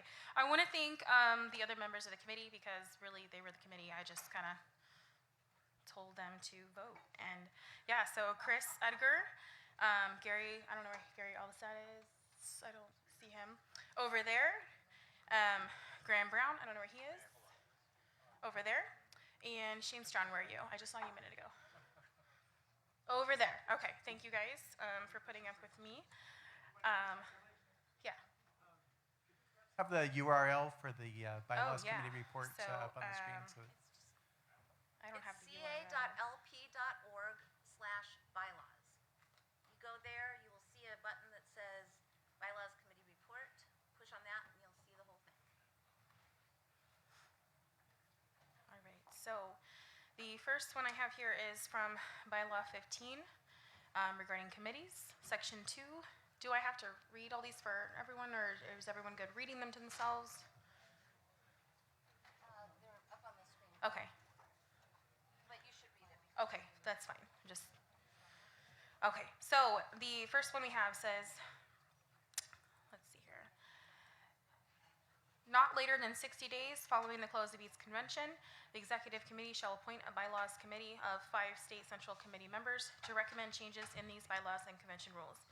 The bylaws committee shall adopt its initial report not less than 70 days prior to the convention. Oh, I'm so sorry. That is not a proposal. Did I say I was nervous? That's by the way, what their reasons are. I'm just going to read the bylaw book. This is, okay. Yeah. Whew. I'm going to need a drink as soon as this is done. All right. So our first proposal, let's do this. Bylaw 2, proposing initiatives, referenda at the state, county, and municipal levels of government to realize the ideas of liberty as proclaimed in the Statement of Principles.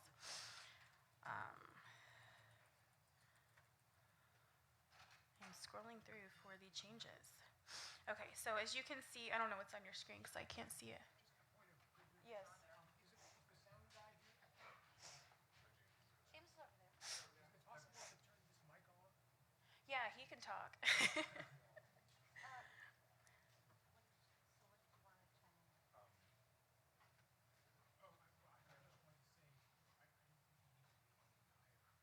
That's what I was hoping. So Yeah. all you have to do is this part. This Yeah, is your, that's this what I is was your hoping. amendment. Oops. No, you're fine. You just read this and say what you're changing, and that's fine. Got it. Because Good. that's the amendment. I was hoping not to have to read the whole thing. All right. So bylaw 29 in the OPM, the Operating Procedures Manual, currently states, the secretary shall maintain an addendum to the bylaws that contains operating procedures that are created by a vote of the, No? It's not on the screen? Okay. Okay. Am I not on the right page? I mean, I'm sorry, I'm scrolling and... We need to go to the first Here. recommendation. Did I pass one? I knew I was going to do something silly like that. So Recommendation 1. That's what I there have you here. go. That's what I And have here. Just keep going.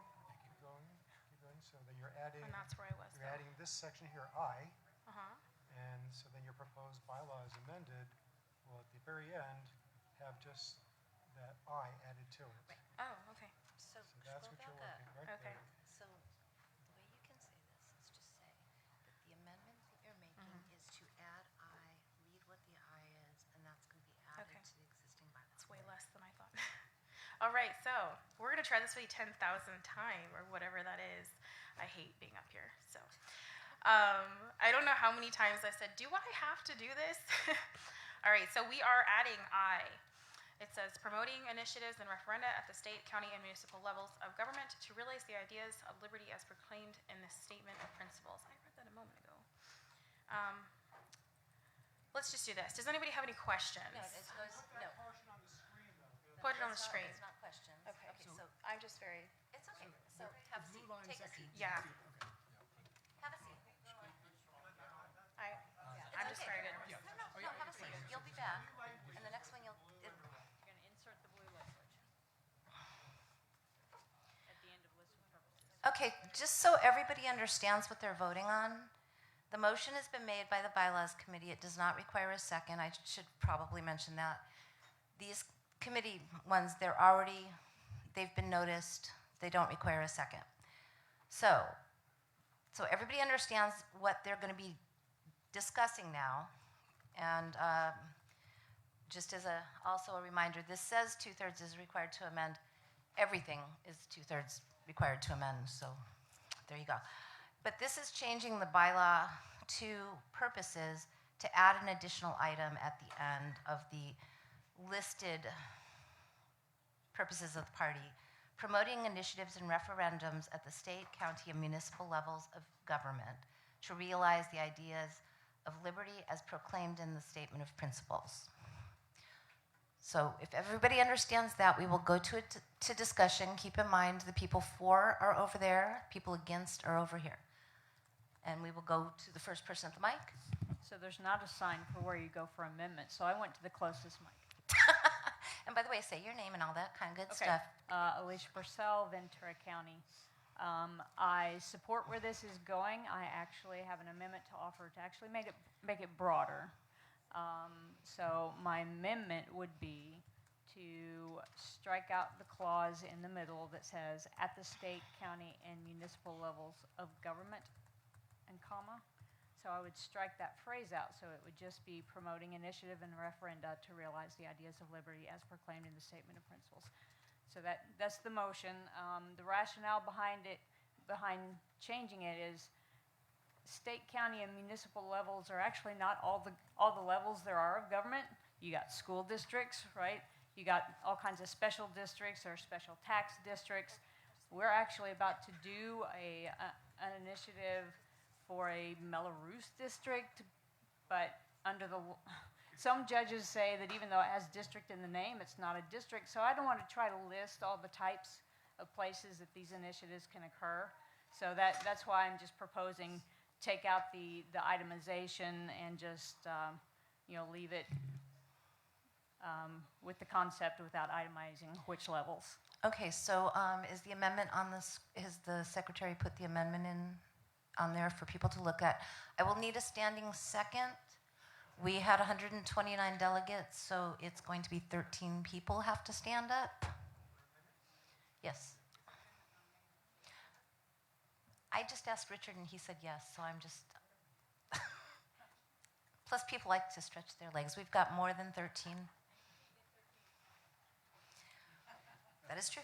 Okay, so now what we'll do is we will go to discussion only on the amendment. So, fors and against? Go ahead. I just a request, actually. So can we put the language up as modified, as proposed modified on the screen so people can see what's different? Yes. So basically, just so we're really clear, what we're voting on is it'll instead read promoting initiatives and referenda to realize the ideas of liberty as proclaimed in the Statement of Principles. So I just want to make it really clear people know what they're voting on. So that's the proposed amendment to this amendment is the strikeout. And what will be remaining is just what's underlined in blue right now if this were to be adopted by this body. Okay, and that wasn't a for or an against, so you were in the perfect place. Okay, yes, sir. I'm going to speak against it because... Name and stuff? David Bowers, Los Angeles County. I'm going to speak against this amendment only because I wish it had said all levels of government instead of taking out all the rest of the stuff. That's my comment. Are you making an amendment to the amendment? No, I don't want to go down that rabbit hole. Just making sure. Okay, anybody else like to speak on the amendment to this motion? Sandra Callender, Contra Costa County. I'll speak in favor. I think it is broader to say they can do initiatives and referenda. I'm not sure whether we would interpret it that they can do them in a foreign country or whatever, but I think it basically says they can do it, and if they can find a place where you do initiatives and referenda, it's going to be in government somewhere. Thank you. Okay, is there anybody else that would like to speak on the amendment to this motion? Okay, seeing none, we will go to a vote. This is an amendment. This is not the main motion, so at this point it does only require a majority vote to adopt the amendment. All those in favor of the amendment, please say aye. Aye. All those opposed? Okay, the amendment is now the main motion. Is there discussion on the main motion as amended? Okay, seeing none, we will go to a vote on the main motion. This will take 2/3. I'm going to try it with a voice vote because I think that's easy with 2/3, but all those in favor, please say aye. Aye. All those opposed? Wow. Unanimous, wow. Okay, so that passed. So we will go back to Ms. Tewksbury for the next one. And on this one, again, just say that that's what it is. You might want to say the impact and then read what you're amending. All right, so on our next one, it's from Bylaw 29. The impact of this is that the amendment clarifies that the operating procedures manual contains 1, all standing committees and special rules of order governing the executive committee, and 2, all committees the executive committee has established. So we have a bunch of things crossed out and things added in. Currently, well, should I read currently and then read new, or? Go ahead. Okay. So currently it says, the secretary shall maintain an addendum to the bylaws that contains operating procedures that are created by a vote of, the executive committee or the operations committee.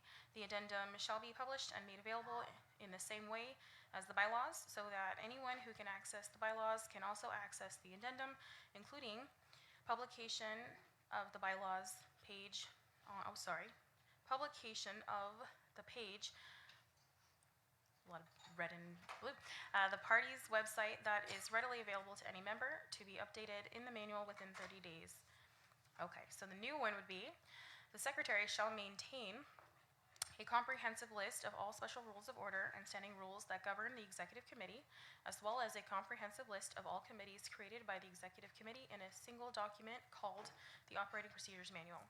The Operating Procedures Manual shall be published and made available in the same way as the bylaws, so that anyone who can access the bylaws can also access the manual. This includes publication on the bylaws page of the party's website that is readily available to any member to be updated within 30 days of any change. I can read. Okay, so that is the motion. It is on the screen. We will now go to discussion on this motion.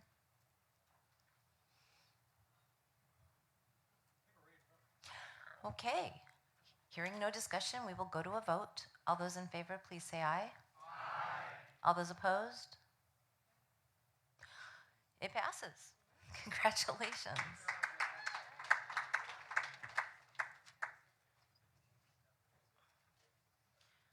This one you can do the same as the last.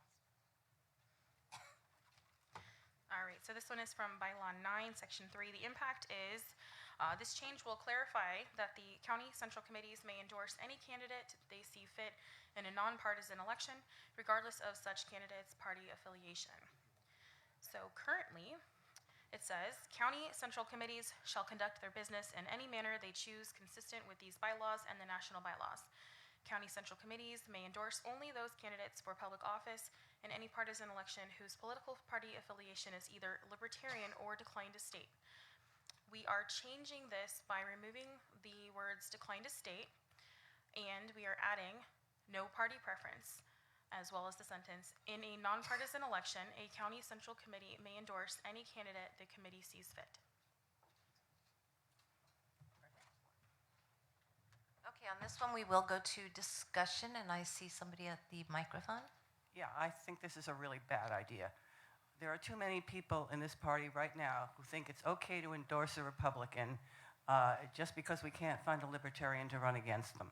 And I think that's a bad trend to start. I have no problem with our endorsing nonpartisan candidates, or whatever you want to call them, but I do not believe that Libertarians should be endorsing people from competing parties, even if it happens to be in a nonpartisan election. Because everybody knows what party those people belong to, even if it is a nonpartisan election. Thank you. I don't see anybody over there, so I'm about... whoever gets the microphone. Yes. Hey, Gary, Allsted Orange. I just want to point out the current bylaw doesn't put any restrictions on endorsements or nonpartisan elections either. It says only in partisan election. And so our intent here wasn't to actually change anything. It was just to clarify and avoid the confusion of the previous bylaw. You can. Well, let me just go, can we let the chair of the committee speak first? So to add to that, what Gary was saying is, we had people asking through this last election cycle what was allowed. I had multiple people asking me from different counties, what are we allowed to do? And I would tell them, read the bylaws. But I would go to the bylaw and say, well, that's a really good question. And so we debated over this in our committee meetings. And just as he said, it doesn't really say. So we wanted to put a rule in because people were asking for one. And again, it's for a nonpartisan race. And it's up to your county. Your county can say, we're not doing that. Or your county can say, we want to have a coalition with this person, this group, whatever it is. In my county, we've been working with other groups, and it's been really good for networking. So your mileage may vary, but we just wanted to have a rule because people kept asking. Like, we don't know the answer, so let's try to give an answer. That's not, that isn't privileged, so you're going to have to wait. Yes, sir. So two things, actually. I'd like to divide the question because I don't think there's any objection to changing decline to state to no party preference because the law changed the description. So I'd like to have that voted separately first. I'm in favor of the overall proposal. I think that, the national bylaws allow endorsements in nonpartisan races for other than party members. So it's something that is allowed on the national bylaws. I don't see any really harm in the case of a nonpartisan race to say we like somebody and we're supporting them. There's just so few races we're able to support. We need more libertarians running, so let's fix that problem. But anyway, so my motion is to divide the question, and I'm in favor of both questions after that. Okay, a motion has been made to divide the question. Is there a second? And that sounded like 13 people. Okay, so now this is a divided question. The first part of the division is to simply change decline to state to say no party preference to be in conformance with what our state has changed that to. Is there any discussion on that part of the motion only? Okay, seeing none, we will go on to a vote on the first part of the divided question, which is to simply just do that one thing. Everybody understand what they're voting on? And this will require both parts of these are going to require 2/3. All those in favor, please say aye. Aye. All those opposed? Wow. I knew that one would get it.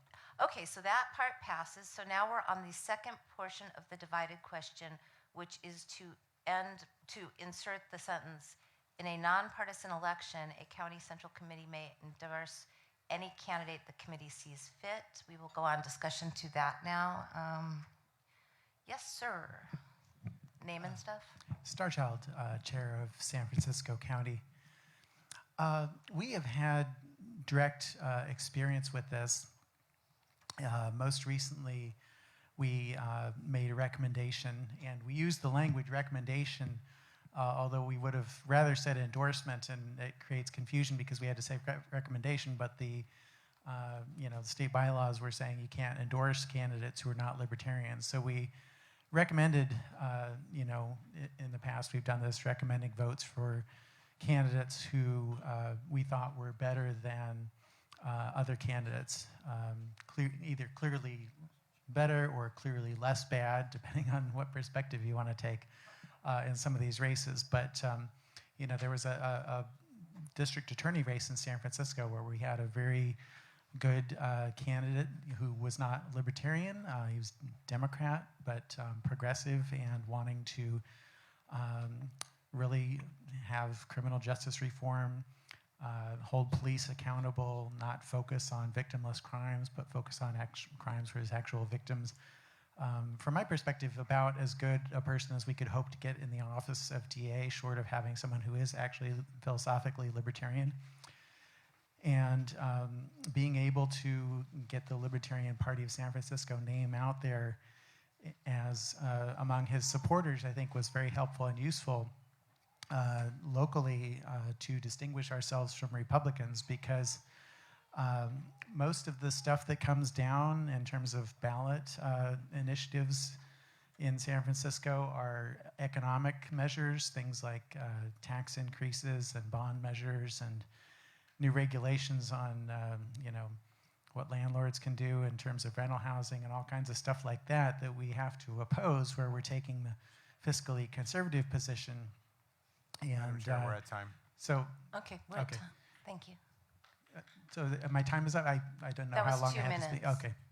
I'm sorry, I took too long in that part. Then I'll. You can get back in line if you'd like. Sandra Callender, Contra Costa County. No, 2 minutes. Can we speak twice? Oh, it's only once. So you can't get back in line. Sorry. Yes. I just have a question. I'm not necessarily for. And I'm sorry, I've been watching quite a few, reading bylaws, lots of different versions of bylaws for a while now. So I apologize for not having them all memorized. Can I get a clarification when it says that a county central committee may do this endorsement? Does each individual central committee have their own rules about whether it's the executive committee that does it or the members that do it? So that part of it, and I'll just answer it generally, that would typically be included in each county's bylaws as to what their requirements are for how they make endorsements. So it's each county that makes their decision on that, and it's typically in their bylaws.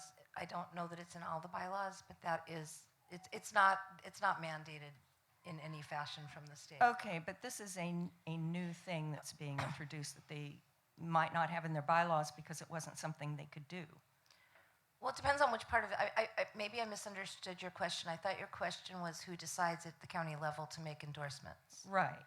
So why that, would that wouldn't change because it's up to each county who in the county makes endorsements. So this wouldn't change that part of the question. So you assume that it would be the same as whatever their process was for the other types of endorsements? I would assume so, yes. Okay, all right, thank you. Yes? TJ Ferreira from Los Angeles County. I'm in favor of central committees, county central committees doing whatever they want and not trying to restrict them. I'm just concerned about some of the wording here. In particular, if there is a libertarian running in that nonpartisan election, that the central county could actually endorse someone else that they see fit. I really want them to be able to do that, but at the same time I don't. I don't know. Maybe I'm not a real libertarian. We'll find out.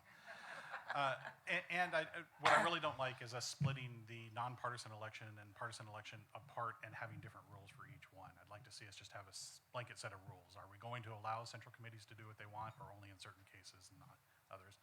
So I'm just against the general wording of this, not the concept or the principle. Okay, and yes, sir. Hi, Graham Brown, Alameda County. I wanted to call the question. Okay, the question's been called. Is there objection? It's been objected to. All those in favor of ending debate, please say aye. Aye. All those opposed? Okay, we will end debate and go to a vote.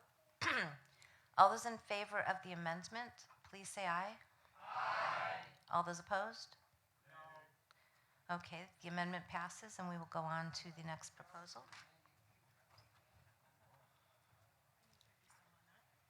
Is that one? Is that next? You okay?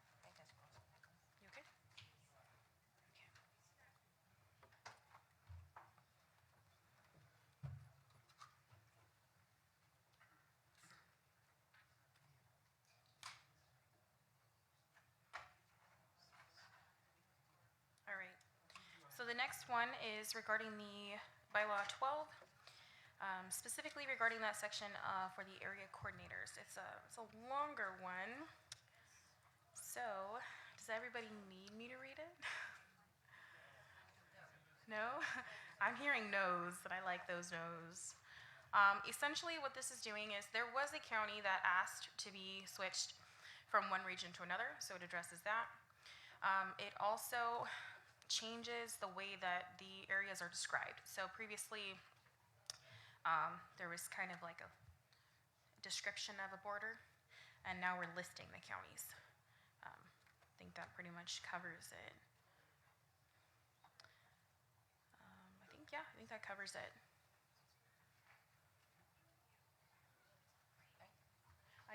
They said no, I didn't have to read it all. It's a long one. Okay, so, she didn't have to read it all, but I think that it's pretty clear that the main change in this, and I think that's important to understand, the main change is that there's one county that is changing areas. Other than that, this is just a clarification of which counties are in which region. Or, excuse me, they're not regions, they're areas. So, we will first go toward A4. This is actually a question. Okay. There is another change in the text that is not addressed in the introduction and was not addressed by the bylaws chair. If you go to the last paragraph, I'm wondering if the bylaws chair can explain what is the purpose of this change, what is it supposed to accomplish, and what happens if we vote for it. Would you like to answer that question? It currently says coordinating activities in their respective area of the state, and the proposal includes inserting the words "and assisting with any and all, affiliate." So I'm confused. I'd just like the bylaws committee chair to explain what it is, what this change is supposed to accomplish. Because I might have a problem with it, I might not, depending on what it is. Right, so I'll tell you this, I was the chair, but I didn't write it, and I didn't, tell everybody what to do or anything like that. So I can't speak for the exact intent in there, only them just from the wording. I don't remember everything we discussed. But to me, the plain language is clear that it's just maybe clarifying some of the area coordinator role. That's how it seems to me. The other bylaw committee members are more than welcome to explain further if they feel. Go to the mics. Yeah, they can go to the microphones to do that. Well, it would be good if somebody could explain it, because it doesn't make any sense to me. I don't understand what the purpose of any and all is. I also don't understand the word affiliate, since we do not have affiliates. We have county organizations. So I would just like to hear an explanation. And by the way, thank you, Mr. Dean. I noticed that myself. We don't have affiliates in our bylaws anywhere. We have county organizations. But can I ask if you'd like to make an amendment? After I hear what... All right. Move to amend to change affiliate to county organization. Okay. All right. Is there a standing second? Okay. Okay, that was 13. Is there any discussion on that change only, which would be saying county organizations as opposed to affiliates, as that's what's stated in the remainder of the bylaws? Discussion? Yeah, I guess I have a question. What's the purpose of the comma that's there? It just seems like it doesn't even belong there. He's right. Oh my gosh. It's funny, didn't Spike mention that this morning about fighting over commas? That was semicolons. These are commas. Yeah. So. I'm not even going to. So is the maker of the motion actually replacing the comma as well? Hint, hint. He's laughing. What the whole point is. Okay. Change the word. All right. So can we have a? Do you want to make an amendment to the amendment to get rid of the comma? If there's no, can we just without objection not have the comma in and? Second. Okay. Just We're that going to one go to a comment. vote. I heard seconds.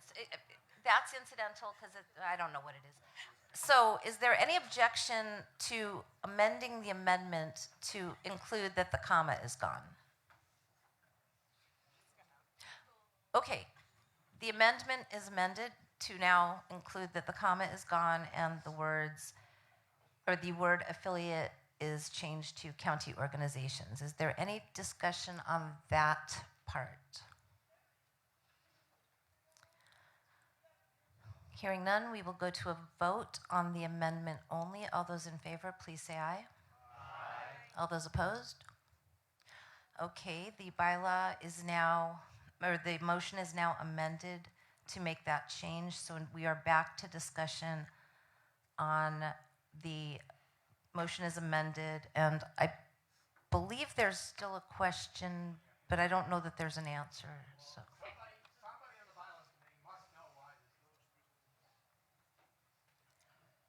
Let me ask if any of the members of the Bylaws Committee would like to speak to it. I think his question is what will be different with this change as opposed to if we don't adopt the change? Yes, sir. Yeah, Gary said orange. Again, our intent, like last time I spoke, our intent was merely to clarify, describe what the area coordinators actually do, that assisting is one of their roles, that, and that's, yeah, again, we don't, this isn't intended to change anything, only to provide a more complete description of what that role actually entails. Okay. We will then next go to this side of the room and then that side of the room. Okay, so first I just want to point out something for clarification. It seems there's some, in the insert strikeout format version of this amendment, in the paragraph regarding central area coordinator, there's some, I think, probably somebody was trying to alphabetize them and didn't get everything edited quite the way they meant. So Alpine and Amador and Stanislaus counties are listed twice there, but only in that format. When you go to the, if adopted, it would read as this. It's correct over there. So I just don't want people to get confused about which, about which they're voting on. So it is correct in the two-column format. It's just incomplete edits, I think, in the red and blue insert strikeout language. So I just wanted to point that out. And I think as a substantive matter, I had a similar question to Mr. Dean about what impact this has, and does it require, it sounds like they're required to assist with every activity in their area. What if they're not even asked to, and what if the help is unwelcome? I don't know. I have a little concern about that. So I think I do want to divide the question so the last paragraph is voted on separately from the rest of it. I think is pretty unobjectionable to me. Okay. So divide the last paragraph. That is a motion to divide. Who keeps 13th-ing? Thank you. When we get to substantive stuff, though, we will be standing, just letting y'all know. Okay, so the motion to divide, and I believe that the way that this was presented is the first division will be to vote on the last paragraph only, and then, or is it to vote on the first part first? Okay, it doesn't matter.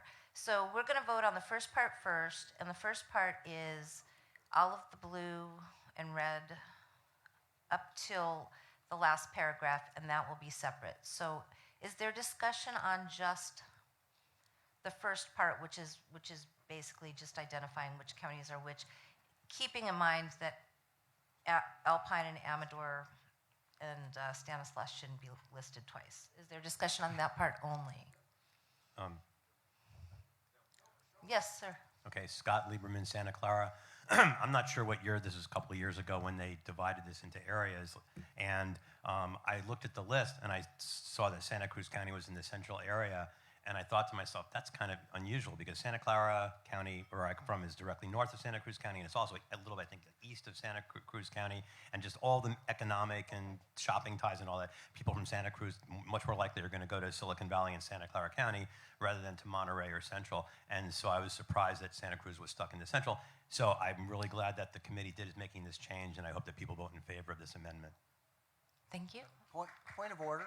Yes, sir. Did we vote on the motion to divide, or was that just seconding it? All those in favor of dividing, please say aye. Aye. All those opposed?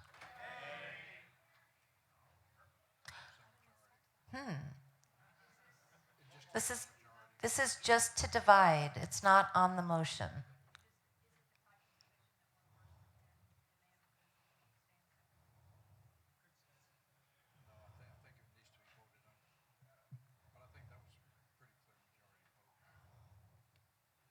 Okay. Sorry, and thank you for that point of information, because you're right. I got sidetracked with the 13th. So, back to discussion on the, no, perfect. Back to discussion on the dividing motion, or the first part of the division. And I believe you were, well, we did that one last. No, we did this one last. Yes, sir. Jose Castañeda from Los Angeles County and also from Region 65, Southeast Los Angeles. The question I have is the county that wants to be moved, how was that decision made? By the executive committee, by the chair, or did the membership have a say? That's all I'm asking. I'm not sure I understand the question. I think I do, but Mr. Malazan has an answer. When I was Northern Area Coordinator, I was approached by Santa Cruz County requesting that they be affiliated with the North for the reasons that Mr. Lieberman stated earlier. So I submitted this request to the Bylaws Committee, and they worded it appropriately. Also, as Central Area Coordinator, Santa Cruz has expressed that concern, has expressed this interest to me 2 or 3 times. They don't feel connected to the Central Area. They feel connected to the Bay Area. And just as a clarification, who was that the executive committee that came to you both? Yes. I believe so, but it's been quite some time. So Fair enough. this was the first, I believe I attended the first Bylaws Committee meeting to submit this type of proposal and let them word it as they saw fit. Okay. Does that answer your question? Yes, that answers it. Okay. All right. We will next go to this side. What happened to? It answered my question. Okay. I'm like, I know. Elizabeth Stump, Alameda County. When I was elected at large, I began outreaching to other counties, and I started attending Santa Cruz County meetings.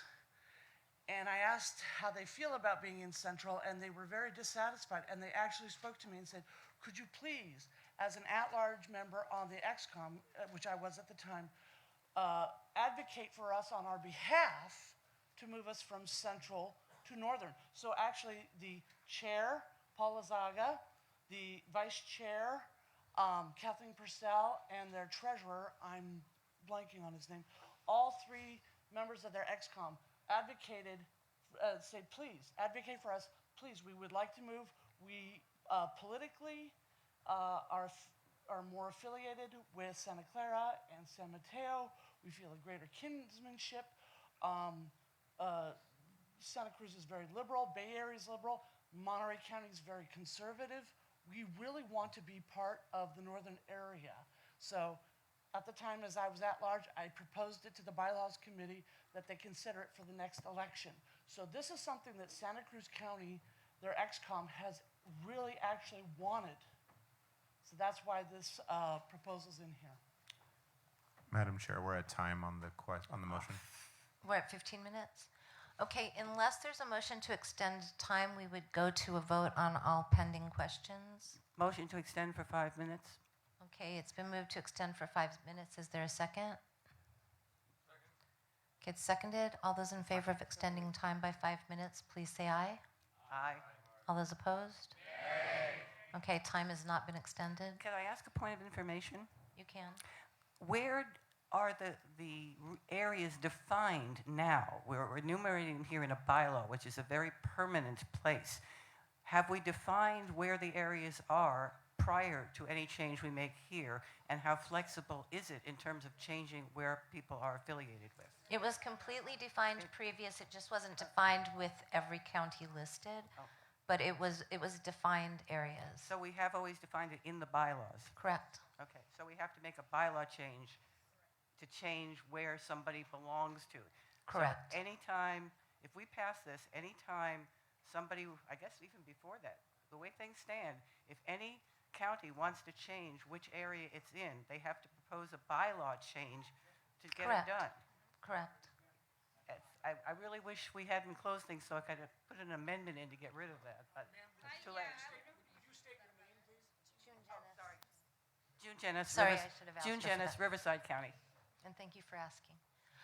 Okay, so we're going to go to a vote on the pending questions. So the first part that we've debated, but we're voting on both parts anyway. The first part of the divided question is to vote only on the first part of it, excluding the final paragraph. Does everybody understand what they're voting on? Which essentially is a listing of all the counties, and it moves Santa Cruz to the north. Does everybody understand what they're voting on now? Okay, all those in favor, please say aye. Aye. All those opposed? Okay, that passed. We now are going to go to a vote on the second part of the divided question, which is to add the, and it's as previously amended for the motion. So each area coordinator shall be responsible for coordinating and assisting with any and all county organizations, no comma, activities in their respective area of the state, and shall be elected to the delegates from the area for a 2-year term. So instead of saying 2 years terms, which was actually not very well written, it says a 2-year term. All those in favor, please say aye. Aye. All those opposed? Okay, Objection. Yes. I'm sorry. I thought we were going to be able to debate this divide. Yeah, we should be able to. I thought we were going to be able to debate the second part. We of the ran out divided of motion. time. There was a Gotcha. motion to extend time. It failed. So we were going to a vote on all pending questions. Actually, on that last vote, can we vote again because I got distracted? So all those in favor, please say aye. Aye. You're voting on the final paragraph.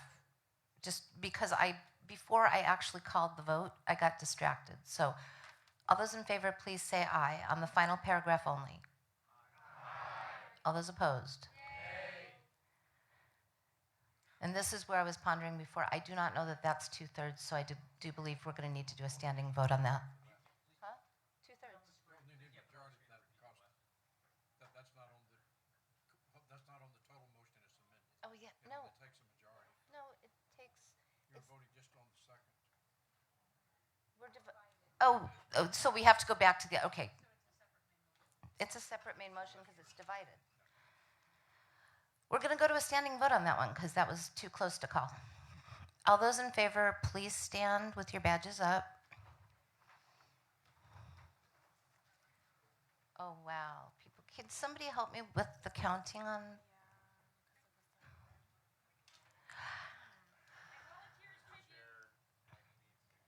If you could do the count, please.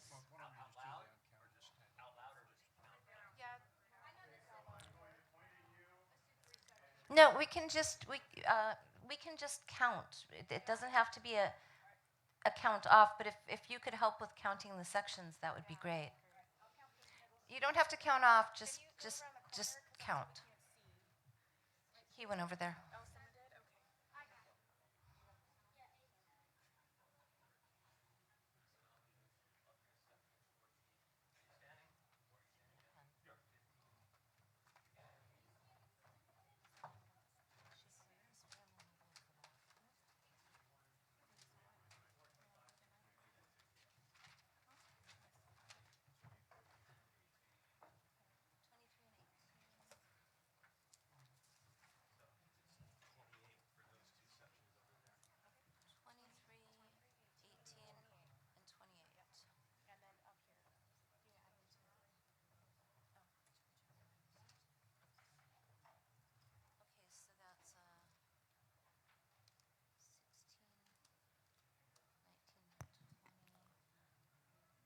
Also, just while the chair is doing this, someone did leave a pair of glasses somewhere, and I do have them up here. So if you're missing clear glasses, look like they're prescription, you're probably blind, but you should be able to hear me, just not see me. So have someone guide you to the table.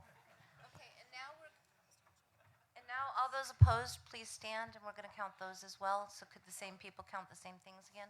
Okay. And I got to tell you that voices were louder than standers.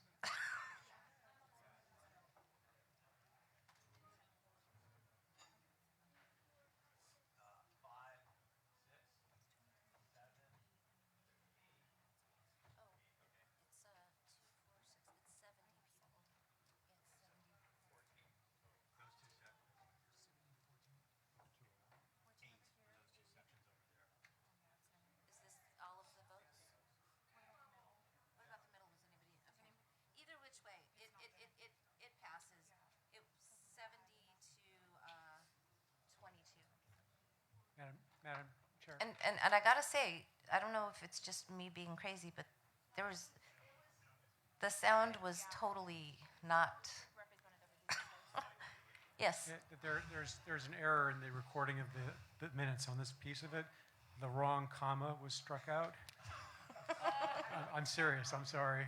So go back to it. There were 2 commas in that paragraph. It was the first comma we're trying to get rid of, not the second. So the one between all and county is the one we wanted to get rid of, not the one between state and.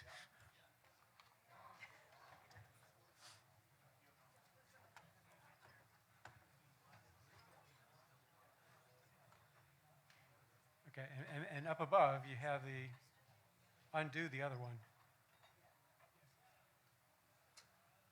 It's undone. So right where you have the state, you have it, yeah, so basically retain that. Awesome.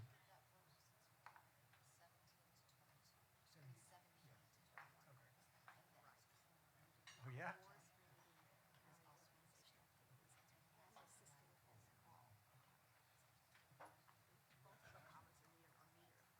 Okay.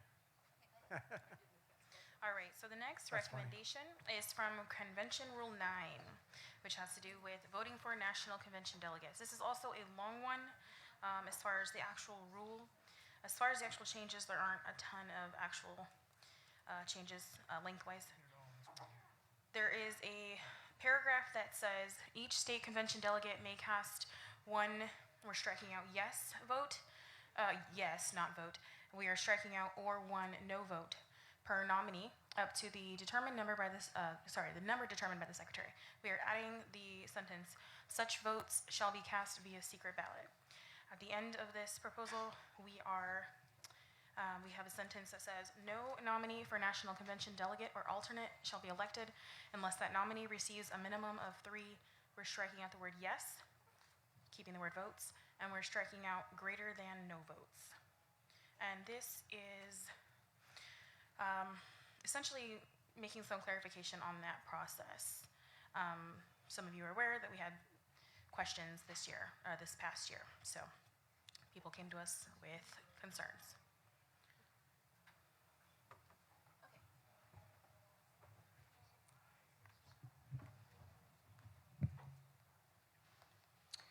Okay, so the motion from the committee, does everybody understand that, what it is? Yes. Okay, so we will go first, Mr. Starr. All right, 2 items. If you can bring it back to on screen, I'd appreciate that. So, if you, I'll wait. There we go. Great. So the portion that's underlined in blue, such votes shall be cast via secret ballot. All in favor of that. I think the question should be divided so that is considered separately from the other issue, which is the strikeouts. I'm going to speak against the strikeouts. I'll tell you why. The way it works for us to select folks to be National Convention delegates is that we all get to vote for a certain number of people, and anybody who gets a net positive at least 3 votes could potentially be a delegate. You know, it's all a ranked order from highest to lowest. You need the minus votes if you're going to continue to have 3 votes as your minimum threshold. Because anybody, even the most weirdest person around who has no business being here, can get 3 votes. So you need the opportunity to vote no so that the crazies don't get selected to become your national delegates. So this fixed a problem in the past, and now I'm seeing that there's an attempt to undo this. So I think you really need to vote down the strikeouts. I think the secret ballot, excellent, we should vote for it. But unless you're going to increase that number of minimum number 3, which is the last sentence there, up to something a lot higher, you need to have the no votes so that people can vote down people that you're opposed to being our representatives at the National Convention. So there's a motion to divide. Okay. A motion has been made and seconded to divide this into 2 questions. And if the first question could be the secret ballot one, that'd be great. And the first question is whether or not this will be changed such that this is just such votes shall be cast via secret ballot. So we are now going to discussion only on that portion of the divided question, which is on the question of secret ballots. Is there, yes? I agree with Aaron's motion to divide the question for exactly the opposite reason that Aaron stated. Wait, did we vote on the divide of the question? No. All those in favor of dividing the question, please say aye. Aye. All those opposed? Okay, it's divided. Sorry, somebody yell at me because I keep forgetting that needs a vote. And I don't know why. Yes, go ahead. Are we now debating the motion to remove secret ballot? Or to affirm secret ballot, excuse me. Correct. Yes. I oppose that part of it. I support the other part that Aaron opposes. I think that we as delegates should properly be seen as representatives. We are representing the larger membership, and as such, all our votes, I think, ideally would be public and transparent. I think we're a deliberative body, and that it's appropriate for members of a deliberate body to be on the record in their votes. And this would actually help with Aaron's concern on the other part of the motion, which is that we might elect bad people to be National Convention delegates. If people are on the record as far as who they're voting for, then you can see and give people feedback, well, you voted for this person, and I object to the use of the word weirdo. I think lots of libertarians are weird in different ways. Flannery Connor said, "You shall know the truth, and the truth shall make you strange." And so I don't think we want to filter out weirdos, but we do want to filter out people who are not really that strongly libertarian from holding representative positions in the party, of which I think national delegate and state convention delegate are one. So I think we should try to, if we can't immediately get rid of the secret ballot for practical reasons of counting and so forth with the current technology, I understand that. Madam Chair, but let's not affirm and mandate that we have to do it by secret ballot. That's going in the wrong direction. Thank you. Thank you. Yes, sir. Dave Bowers, LA County. Point of information. I have a question on how the secret ballot's going to be run, because in the previous election, we had to write our names, which I realized putting yeses and no meant people who were counting would see who voted yeses and nos. So that would be my question. It's just methodically, have we thought about how to do that and make sure they're... I can tell you that on the committee they talked about different suggestions. One of them would be to have a situation where you only have a certain period of time with somebody sitting at a box to have those ballots put in to make sure people don't vote twice. Another suggestion was the double envelope idea, where you put your ballot in an envelope with no name. The outside envelope has a name. You take out all of the envelopes first, and then open. There was lots of different, but they didn't. To bog it down into the bylaw to tell exactly how to do it seemed really ridiculous. No, I just appreciate that. And I will be voting for this. Okay. And we're still just on the first part of the divided question.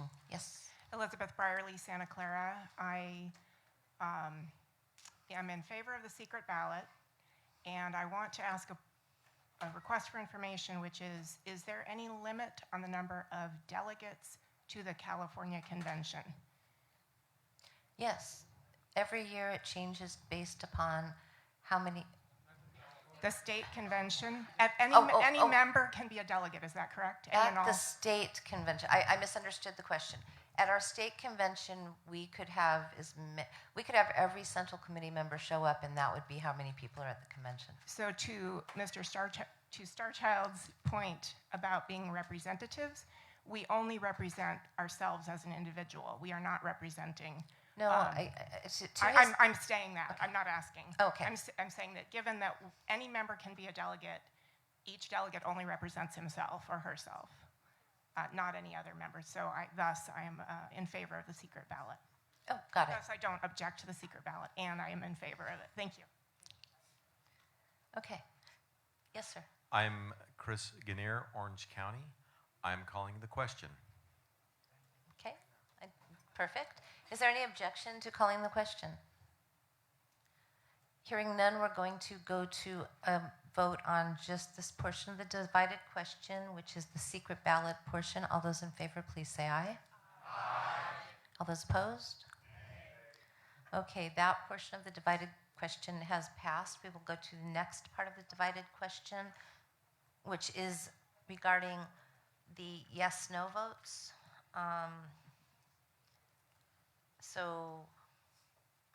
And that also includes, because that wasn't part of the other one, at the end where it says minimum of 3 votes. So the strikeouts there. Yes, sir. Okay. Gary Alsted, Orange County, speaking in favor of this motion.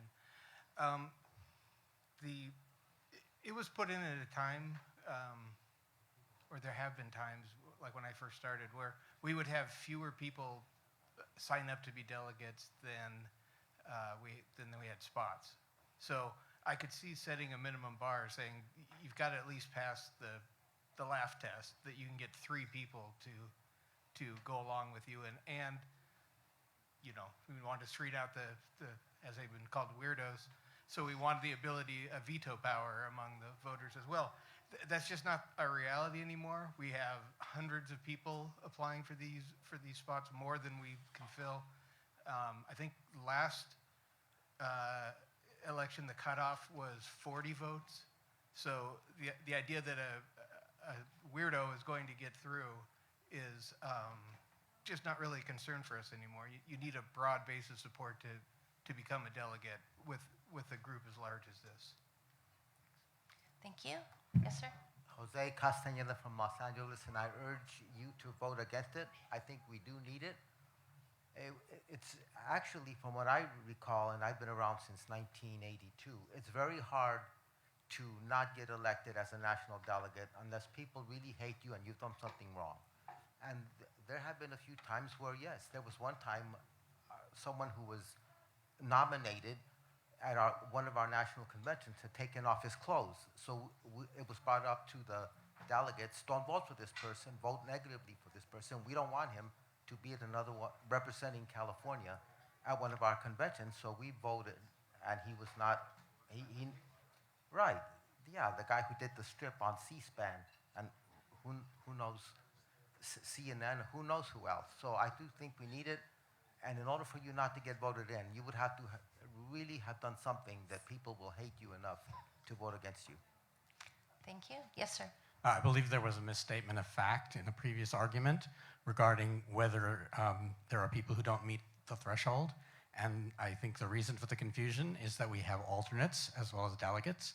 Our alternates are considered part of our delegation. And I believe that in the last National Convention vote for delegates to the last National Convention, there were some people who did not meet the threshold. And I asked the chair to confirm that this thing does actually have meaning. There were some people that did not make the threshold, and they were not considered alternates. That is correct. Okay, thank you. Yes, sir. Scott Lieberman, Santa Clara. I'm against this motion for the simple reason a lot of the people in this room are in favor of instant runoff voting. And the reason you're in favor of instant runoff voting is because it gives a lot more people, or excuse me, it gives the voters a lot more control over what their votes represent. And here you have a situation where the bylaws committee is trying to take away power from the voter, or not give you the power to do what you're currently doing, which is to vote either yes or no on each delegate. So therefore, I think it's a good idea to be able to vote either yes or no, and therefore I urge a vote against this part of the amendment. Thank you. Yes, sir. Graham Brown, Alameda County. I wanted to call the question. Okay, the question has been called. Is there objection? Okay, it's been objected to. All those in favor of ending debate, please say aye. Aye. All those opposed? Nay. Okay, we are ending debate on this portion of the divided question. All those in favor of the motion that would essentially get rid of the no votes in the delegate counting, please say aye. Aye. All those opposed? Nay. Okay, that failed. That failed, guys. Okay, we'll actually do a counted vote for this one.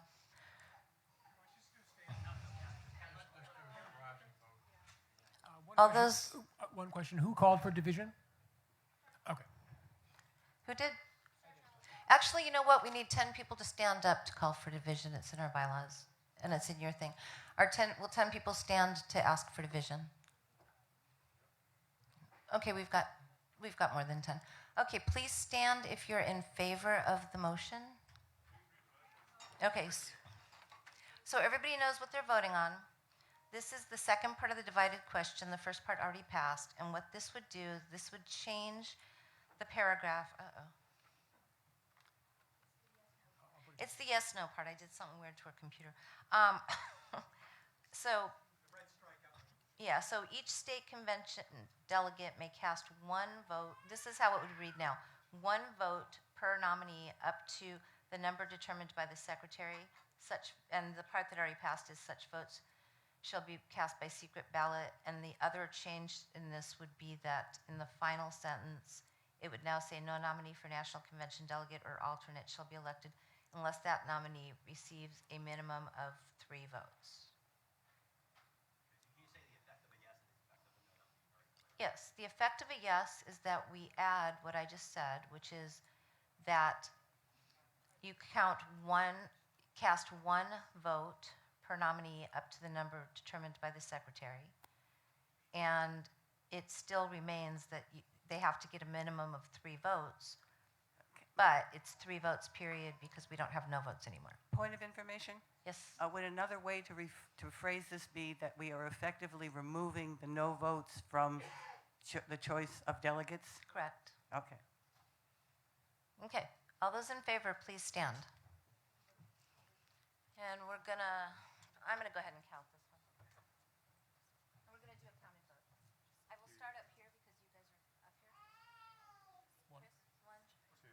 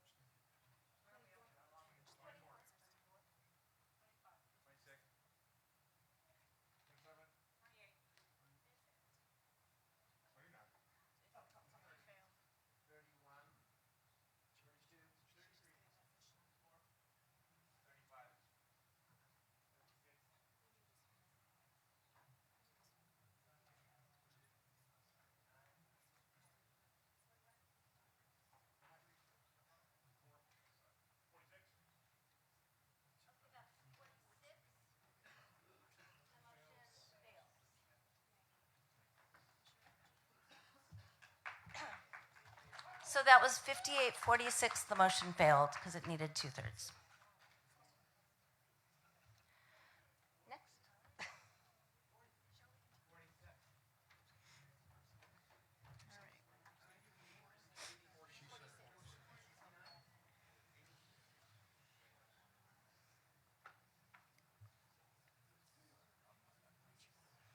All right, so the next one is from Bylaw 15, Section 1.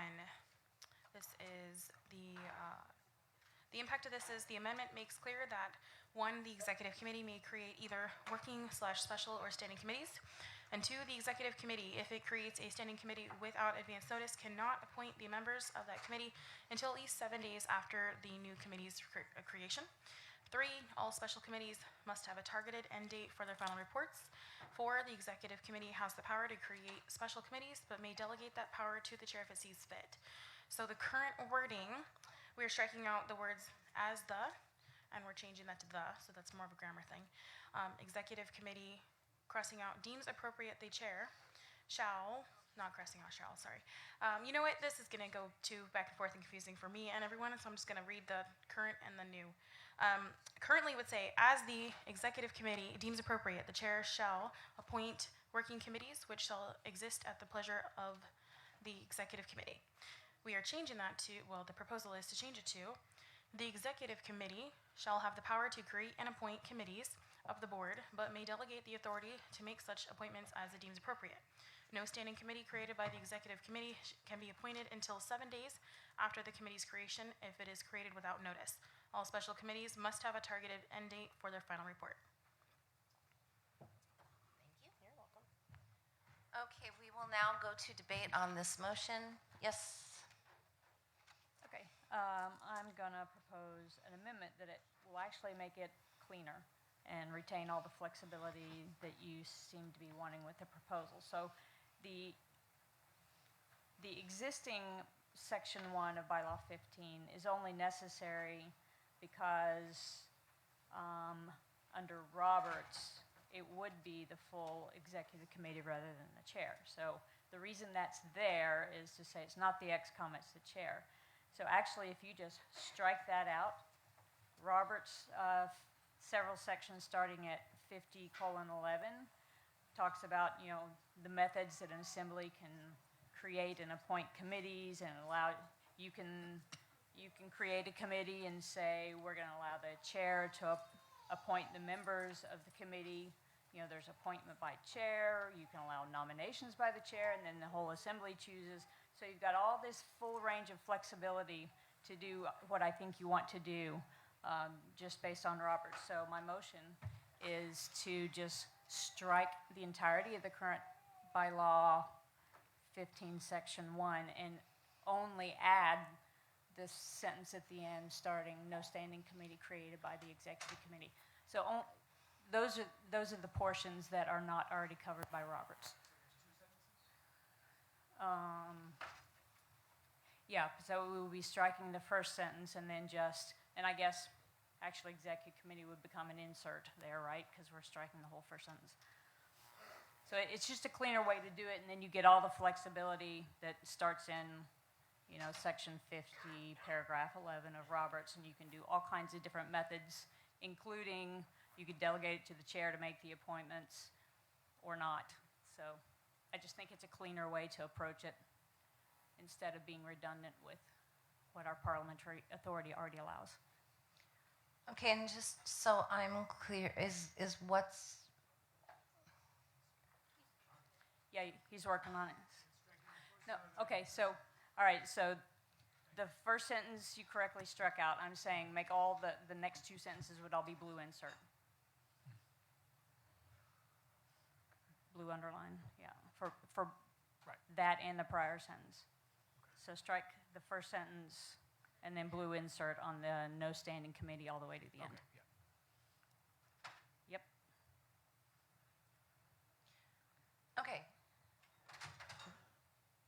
Everybody understands what this is. We are now going to be speaking only on the amendment.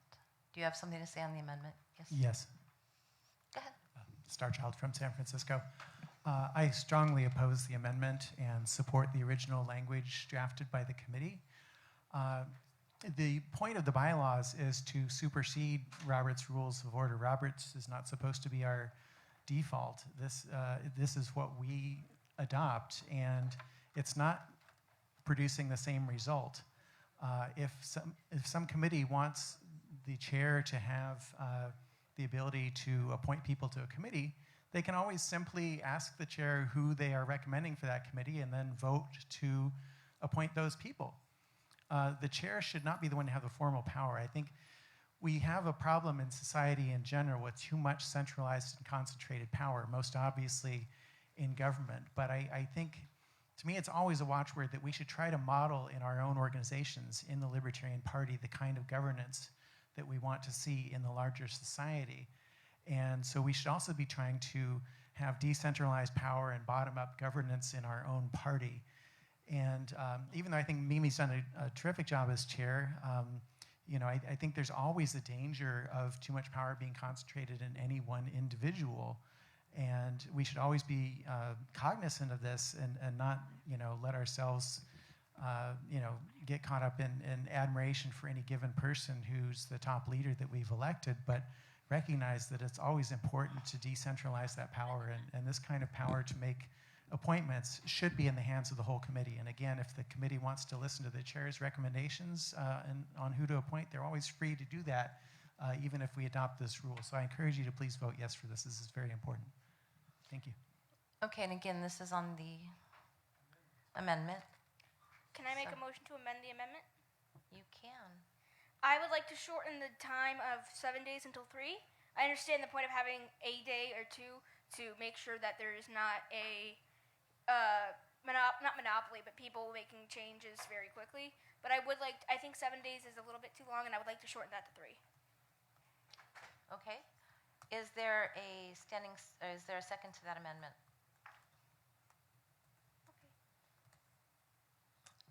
Okay. I have to amend the secretary on the spelling of my last name. Please do. Please do. Oh, commend me. Yes, commend you, because you spelled it exactly correct. I thought you said amend. No, commend. Okay, so unfortunately that died for lack of second. That's fair.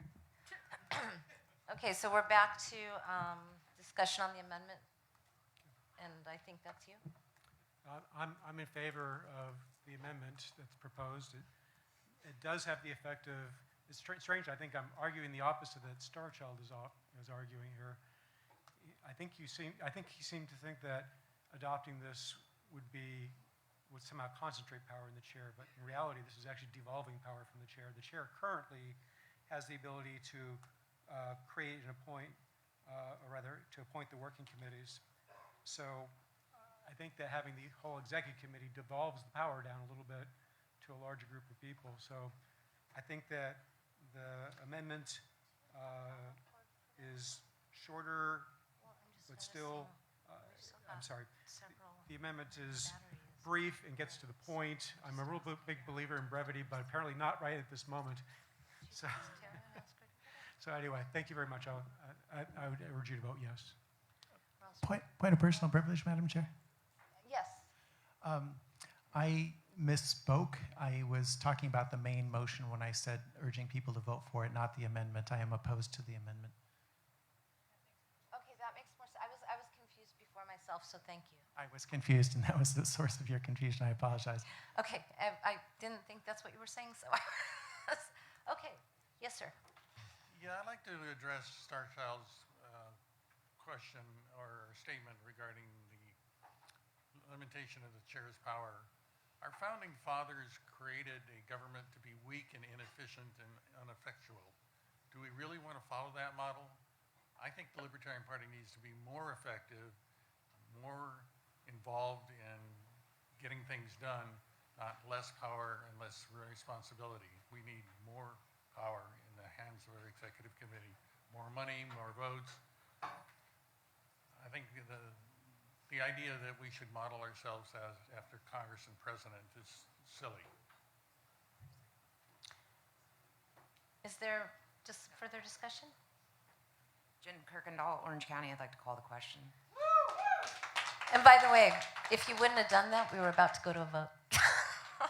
but that's okay. Okay, so is everybody clear that right now we're just voting on the amendment, and the amendment is on the screen, and Now you got the whole thing.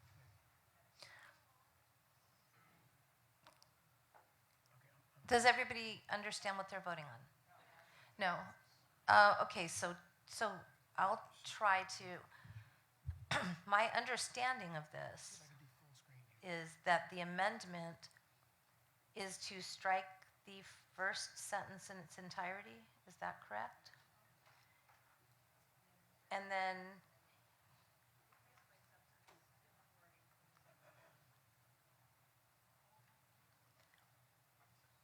okay, so does everybody understand now what they're voting on? Can you make it a little larger? I'm trying to get the full screen here.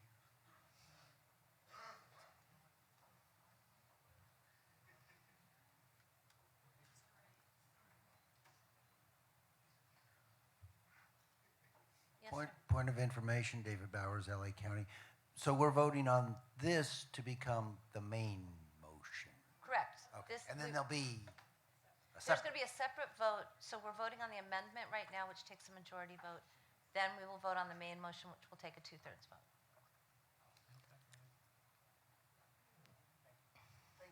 Oh, you're welcome. Oh, yeah. Hopefully that's clear. Is there still questions on what we're voting on? Okay, I personally, I'm a little confused myself, so I got to be honest. Madam Chair, can- oh, I'm sorry. Can you read? Yeah, sure. So the amendment is to change bylaw 15, section 1 to say, no standing committee created by the executive committee can be appointed until 7 days after the committee's creation if it is created without notice, period. All special committees must have a targeted end date for their final report, period. I just have a clarification question, Trundle and San Mateo. Yes. So we're voting on the amendment to the amendment. No, we already, the amendment to the amendment failed for or died for lack of second. We're now voting on the amendment to the motion. And if this passes, it will become the main motion.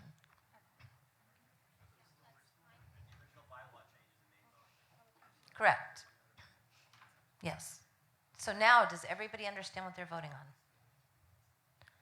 Okay, all those in favor of the amendment, please say aye. All those opposed?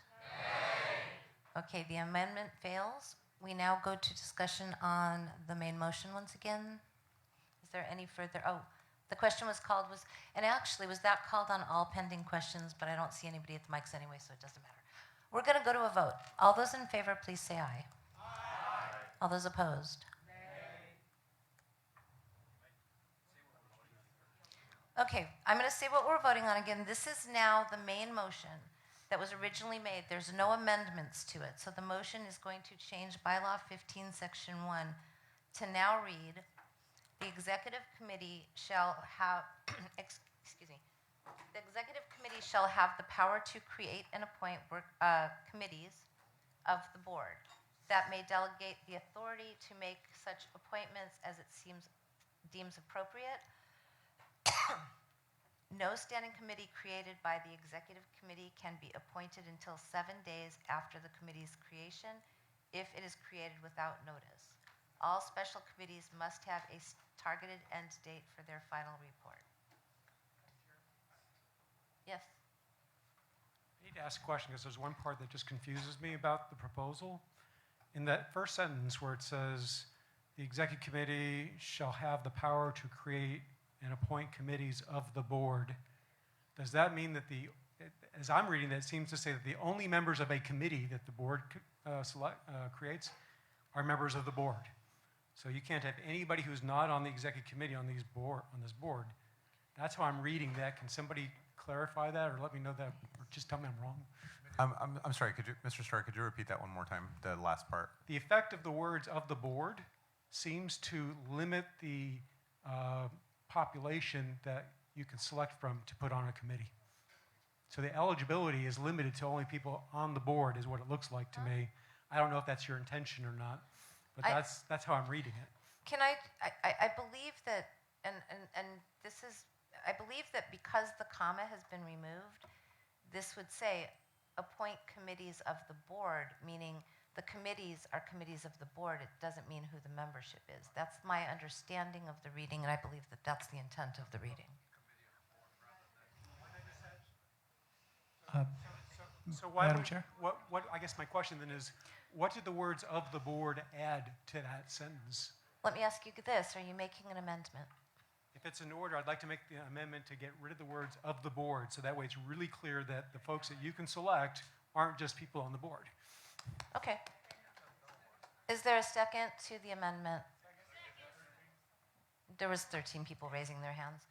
Okay, so now we're on just discussion of the amendment. I don't see anybody at the mics. Is that correct? Okay, so the amendment to the motion now is to strike the words of the board. So it would just say executive committee shall have the power to create and appoint committees, period, for that, or, yeah, comma, I said period like it doesn't have those other words, but sorry about that. Of the board is gone, so it just says committees, but may delegate the authority to make such appointments as it deems appropriate.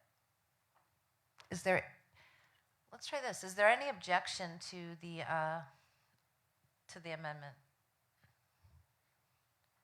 Okay, hearing none, that means that we're now in discussion of the main motion as amended. Is there any further discussion on the main motion as amended? Okay, I see nobody standing, so I'm going to say that that's a no. So we are now going to go to a vote on this amendment. Does everybody understand what they're voting on? Okay. All those in favor, please say aye. Aye. All those opposed? Okay, the motion passes, and we will go. Actually, you know what? I'm going to ask the body's indulgence. Ms. Tewksbury's computer is just about out of battery, kind of like mine did earlier. Would we be opposed to taking a 10-minute recess for her to get her charger? Huh? We just did. No, we're on to the next one. We're not done with the report, but her battery is dying, and my charger doesn't work with her computer, and she's got her computer. So is there any objection to taking a 10-minute recess for that purpose? And that means that people can use the facilities like me. Okay, so we're going to take a 10-minute recess. It is 3:40 now. We will come back to order in 10 minutes at 3:50.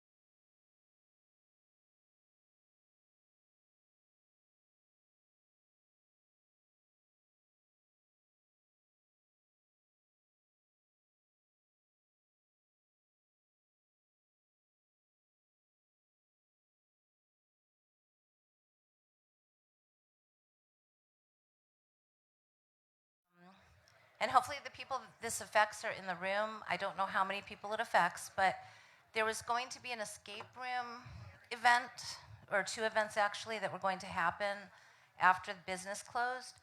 That has been canceled due to some issues with getting supplies and such. So those of you that got those add-ons, that has been canceled. So I don't know who bought them. I don't know if those people are in the room, but if you talk to somebody that says, "Oh, I'm going to the escape room," let them know that it's been canceled.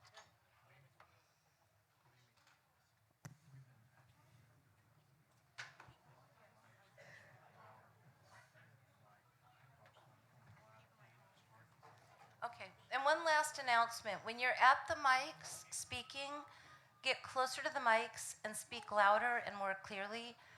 Apparently, people are having trouble hearing, not only here, but also on the live stream. So please be careful about that. So now we are going, let her plug in. And Mr. Stark, are you standing to do something that I need to recognize? No, I'm standing to, right after this next proposal, I have something to say. He's ready. I'm not ready. I know. I appreciate Mr. Starr's enthusiasm, just for the record. I like it. You just gotta like. We can get through bylaws before the end of the day. Gotta type that password. Trying to accelerate as much as I can. Okay.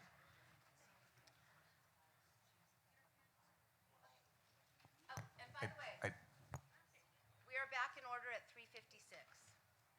I do agree with the chair, though. If Mr. Starr could raise his hand and stand at the mic, it's the experience. It's the experience.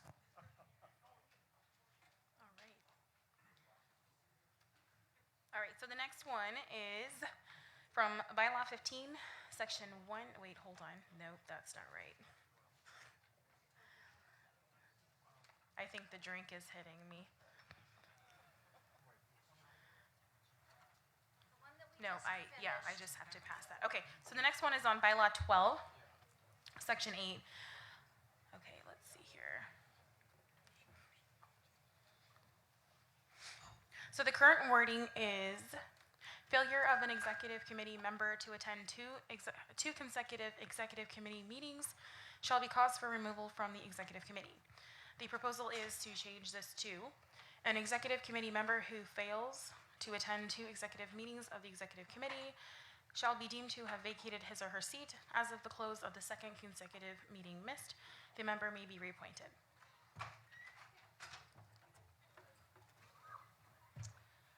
Okay. Yes, sir. Hand raised. Mr. Starr. Thank you so much. So I'm going to say what I like about this proposal, and then I'm going to say what needs to be changed about it. So I do like the idea that if somebody doesn't do their job and they've missed 2 meetings in a row, that they effectively they automatically resigned. It doesn't put the executive committee in the awkward position of having to remove that person, because that's a pretty hostile situation. It's just better to let the person go and just appoint the replacement. Having said that, there's a flaw in how this is written. It didn't matter before because it wasn't automatic, but Roberts makes a distinction between meetings and sessions. A session is when you go through the entire agenda, and that could be over multiple meetings. So for example, at this convention, we're in our 3rd meeting so far. We had our meeting this morning at the DoubleTree, which lasted a minute. Less. We've had our meeting for this morning, and then we adjourned to a meeting after lunch. So this is our 3rd meeting already. The executive committee, when they meet, they often have breaks where they have lunch and what have you. So you could wind up having somebody missing 1 executive committee meeting session, but they've already missed 2, 3 meetings in a row. So my proposal is to change the word meeting or meetings to session or sessions. Okay. Is there a second to the amendment? I saw more than 13. Okay. Okay, so we'll go to discussion, and you can speak to your amendment for 30 seconds if you'd like. Sure, hopefully I was clear. We don't want a situation where somebody misses 20 minutes of a session and there was 2 meetings during it and they're out. So I think this, you want the entire agenda to be considered the measurement here. I believe he did. Somebody can make a point. The parliamentarian is just wanting to make sure everybody understands the difference between a meeting and a session. And I believe that Mr. Starr explained that adequately, but if he didn't, please ask. So we will now go to discussion on the amendment only, and we'll start with and I don't think that these signs are mattering, so just well, this one. In my case, it really doesn't, because Sandra Callender, Contra Costa County, I just have a question. Okay. Do we have something anywhere that makes a distinction between an unexcused or unavoidable and whether that, if they're available by phone or they're on Zoom, or what do we mean by it? Is there anything else that complicates this, or is this exactly the only thing we need to look at? I was gonna make a motion to say 2 unexcused. But one moment, Sorry. though. Okay, so I believe that's a request for information or a question of information. No, this is the only bylaw that talks about this. There's no distinction between excused or non-excused, or this is what it is. Okay, thank you. Okay, now. I move to amend the amendment to add 2 consecutive I don't know what the word would be I was looking for is, but 2 non-announced misses. So if you just don't show up without telling anyone. Yeah, I need the language, someone. I'm going to work on the language and I'll be right back. Okay. Unexcused, thank you. That's the word I'm looking for. Move to amend to 2 unexcused absences. Can I see the rule, please? I need a grammar check too, yes. Okay, so first of all, I think you need to work on it a little bit, but Yes. that would not be germane to the amendment. That could be made after the amendment is disposed of. Got it. Because it's not amending the amendment. Okay. You're not changing the That's amendment. true. You're Yeah. changing another part that's not yes. the part. Yes, understood. Got it. So that gives you time to work on your wording. Okay, so next we're going to go to this mic. Hi, Gary Alcid Orange. I wanted to answer the last question, but I don't think it's germane to this. I don't think the question was germane to this motion, so the answer wouldn't be either. So should I wait until? Look, right now we're on discussion only of the amendment, and the amendment is simply to change the word meetings to sessions. Then I'll go back and line. Well, you can still, so are you speaking on, yes, sir. So I sympathize with Mr. And by the way, you're Joe Dean. And I don't know why this microphone's not. And speak louder. Joe Dean from Santa Clara County. I appreciate his intention. I don't think this amendment does it, and he may be correct in terms of parliamentary terminology if you're a parliamentarian. I think this is contrary to the most common sense understanding of the words. I'm not questioning his correctness. I'm questioning the viability of this as a clarification when people are going to read this later, and I'm hoping he can come up with some better way of saying it, because I think the average person thinks of a meeting as being the thing that you all go to Fresno for or something. And there are other references in the bylaws to meetings of the executive committee, and people understand that to mean that. And I think the average person would think, oh, there's a morning session and an afternoon session. So I'd love to see this clarified, but I don't think these words quite do it. Fair enough. This mic, is anybody at that mic for the amendment only? Garrison Ham, San Diego. I'd like to call all previous questions. Is there objection to calling all, and the meaning previous, and that means everything, we'd be voting on everything at once, the amendments and everything else. I hear objections. All those in favor of ending debate, please say aye. Aye. All those opposed? Yay. It takes 2/3, and that was not 2/3. So we will continue debate. We need 10 people. people to stand up to call for division? Are there 10 people standing to have a counted vote? Are you guys standing for a counted vote? We don't have 10 people. And who called for division? Oh, thank you. Okay, so we are back to discussion on the amendment only. This mic. While I appreciate Mr. Dean's concern about layperson terminology versus precise definitions in Roberts, the reality is these two words are very precisely defined in Roberts. You can look them up in the index and go to a definition of session and a definition of meeting. So, you know, if there's questions about it, there's a black and white definition in the book that gives the distinction.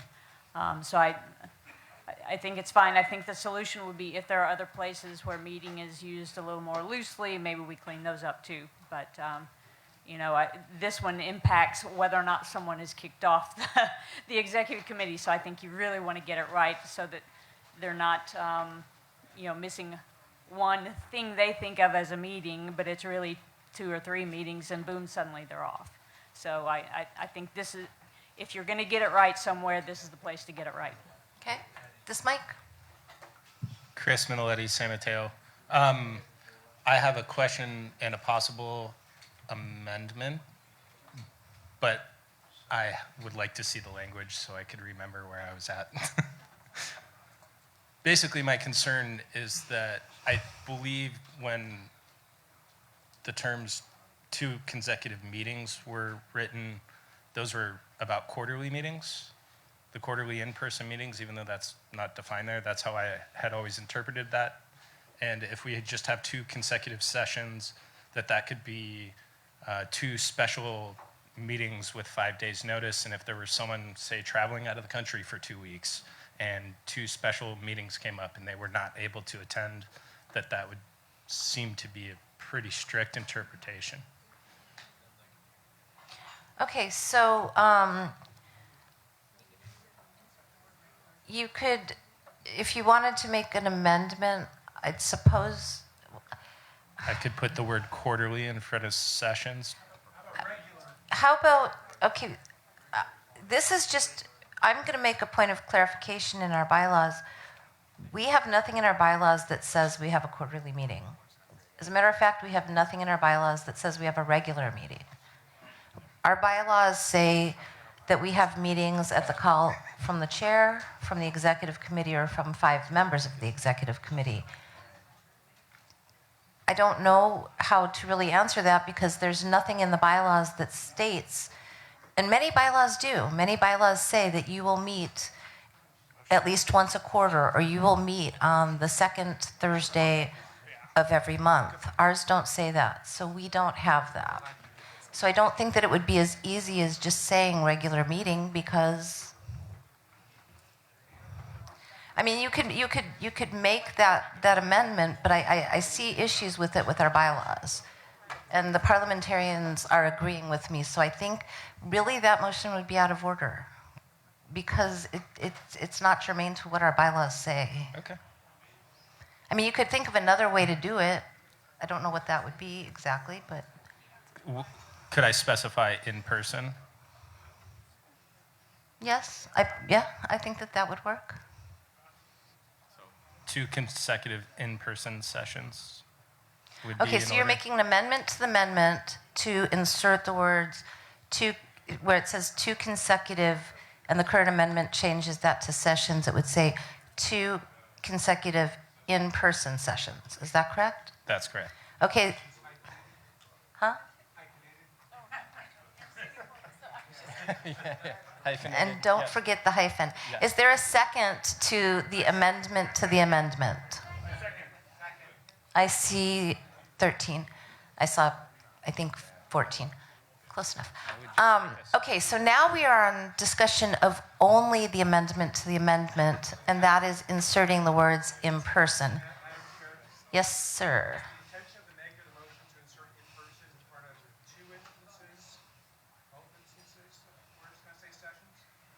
Yes, I believe that's.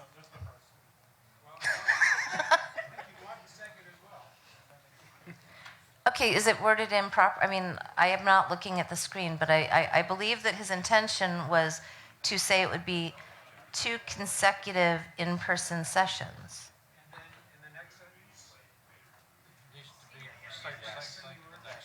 Okay, yes, and the maker of the motion, that was your intent, right? To make it consistent throughout the bylaw. So yes, thank you for the, okay.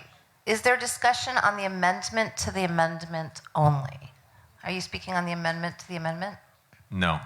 Are you speaking on the amendment to the amendment? No. Okay, then nobody is speaking. Are you speaking to the amendment to the amendment? Yeah. Okay. Yeah, we intentionally didn't want to limit this to the in-person sessions. If you miss 2 consecutive meetings, you're not doing your job and you need to be removed. What we added, and I'm going to make this argument probably when we get to the main motion as well, what we added that last sentence about allowing you to be reappointed, and that was intentionally so that if you miss your 2 meetings and you've got a believable reason, the XCOM will just appoint you back to that spot. But that has to be, you need the XCOM to do that. And missing 2 meetings, in our view, is enough to say that you're not doing your job and you need to be removed from the executive committee. Okay. Are you speaking to the amendment to the amendment? Yes. Okay. Request for information, which is how is the bylaws committee defining the word attend? Does that include or exclude something like what we saw today with our treasurer who came in on Zoom? Currently, our bylaws do not allow for a hybrid meeting. If we have an in-person meeting, you have to be in person to vote. You can show up via some other way to present a report, for instance, but you're not there as a voting member. You have to be in person to be in person. Okay, in that case, I would speak against. Madam Chair, we're at time. Okay, we're at time of 15 minutes on this item. Is there a motion to extend time? Motion to extend by 3 minutes. Real quick, did I hear 3 minutes? Because right now we're on an amendment to the amendment. Motion to extend by 5 minutes, please. Okay, 5 minutes. Is there a second? Is there any objection to extending by 5 minutes? Okay, it's been objected to, so we will go to a vote. All those in favor of extending time, please say aye. Aye. All those opposed? Nay. Okay, we're not going to extend time. We are going to go to a vote on all pending questions. So the first of the pending questions is the amendment to the amendment that would, so keep in mind that the amendment was going to say, it's basically changing meetings to sessions, and the amendment would be to change it to in-person sessions as opposed to not having the in-person. Does everybody understand what they're voting on now? It's just the amendment to the amendment. All those in favor, please say aye. Aye. All those opposed? Nay. Okay, the amendment to the amendment failed. Now we're going to go to a vote on the amendment. Point of clarification? Okay. If I may do so, I wanted to clarify whether the intention, my understanding is that a meeting is one contiguous piece of time, maybe with a recess. A session might be, for example, this entire convention would be a session. Someone missing a session as it's going to be stated, does that mean that they missed the entire session? So for example, if someone missed Saturday of the convention, that would not count as missing a meeting? But only if they missed the entire session. Thank you. Okay. Okay, so now does everybody understand what they're voting on with that? So you're voting on to whether to change it so that it now says sessions as opposed to meetings to meet the definition that I believe was intended, or that seems to have been intended. All those in favor of the amendment, please say aye. Aye. All those opposed? Nay. Okay, the amendment has passed. Now we will go to a vote on the main motion as amended. So just to be clear what everybody is voting on, what it will say now is an executive committee member who fails to attend 2 consecutive sessions of the executive committee shall be deemed to have vacated his or her seat as of the close of the second session. I mean, consecutive session missed. the member may be reappointed. Point of information. Yes, sir. Does that mean if this had been in effect currently, that Paul, our treasurer, would have been ousted automatically by this bylaws? Yeah. Yes. Okay. Can You I- could be reappointed as well, though. Point of information? Yes. Can I make an amendment to the motion? No. We're now at a vote of on all pending questions because we ran out of time and that motion to extend time didn't pass. Sorry. Okay. So now we are voting on the main motion as amended. I just read it. Is there any questions on what you're voting on? Okay. All those in favor of the main motion as amended, please say aye. Aye. All those opposed?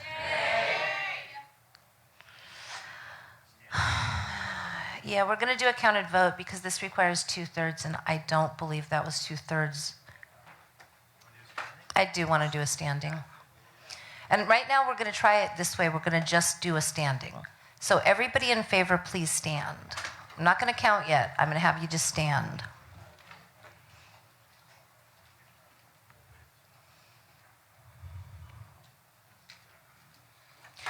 I'm going to count.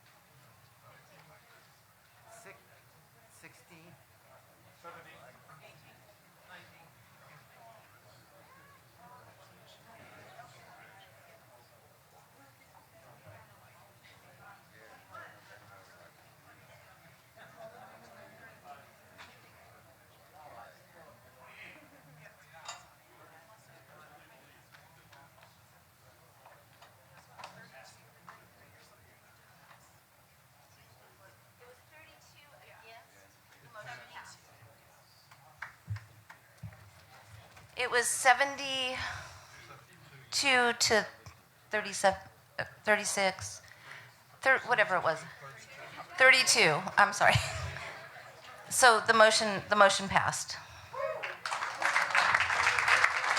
We will go to the next. Point of information. Yes, sir. Without a treasurer, how long could the Libertarian Party conduct business? We just passed the bylaw that basically says if Paul couldn't attend a meeting, we have no treasurer. How long would we stay in business?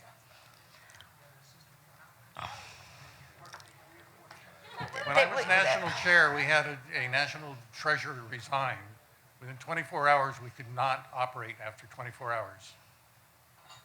That's what you guys, that's just why you did what you just did. Orders of the day, can we move forward? Yeah, there's not a question to that. So, okay, we will go to the next one.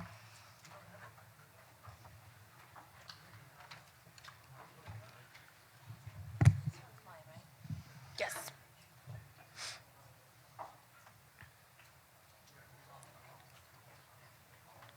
All right, so the next one is from Bylaw 12, Section 4. The impact of this is the executive committee email ballots will not commence voting for 48 hours after the motion is initiated. The 120-hour deadline to close voting remains unchanged. So this is kind of like a longer bylaw. We are just adding things though, so I'll read what we've added. We are adding, after a motion is made and seconded, a 48-hour period of discussion of the motion of the executive committee shall commence. During this time, the maker of the motion may amend or withdraw the motion.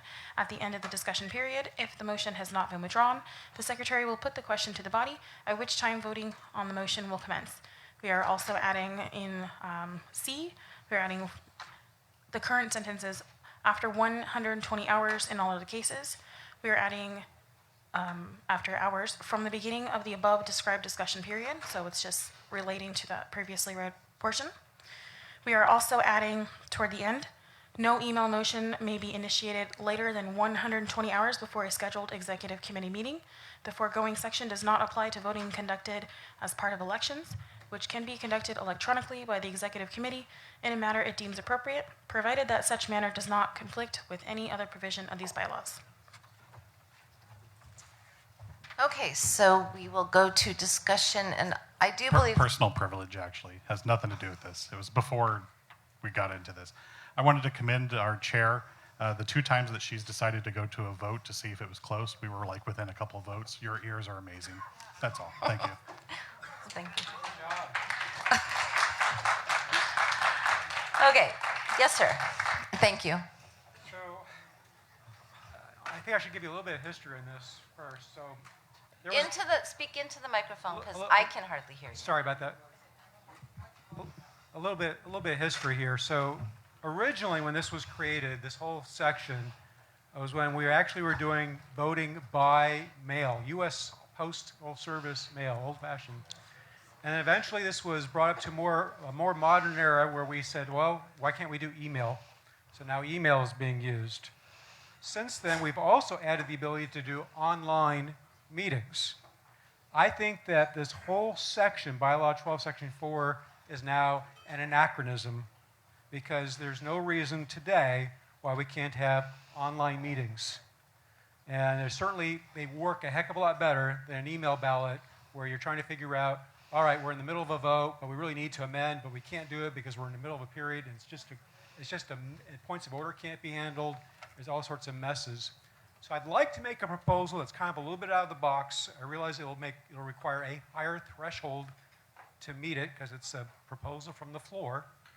I'm actually going to propose that we eliminate in its entirety Bylaw 12, Section 4, because Bylaw 12, Section 3 already allows for transaction by telephone conference or other electronic communications, and that works really, really well.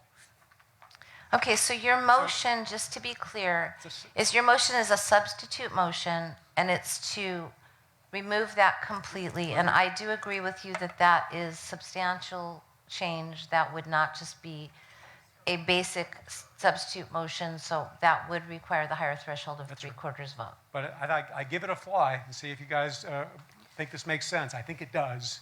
Maybe we can get that 3/4 vote. Zoom meetings. Video conference. Any type of video conference, whatever it might be.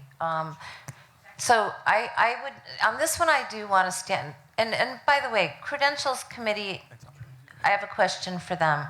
Can somebody ask Kat to listen to me for a moment?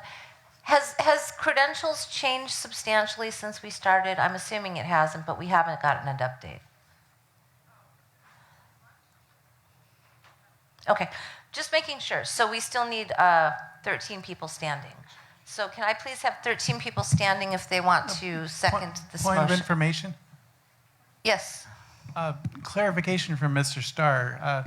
Right now, any two members of the executive committee can introduce and sponsor an email ballot.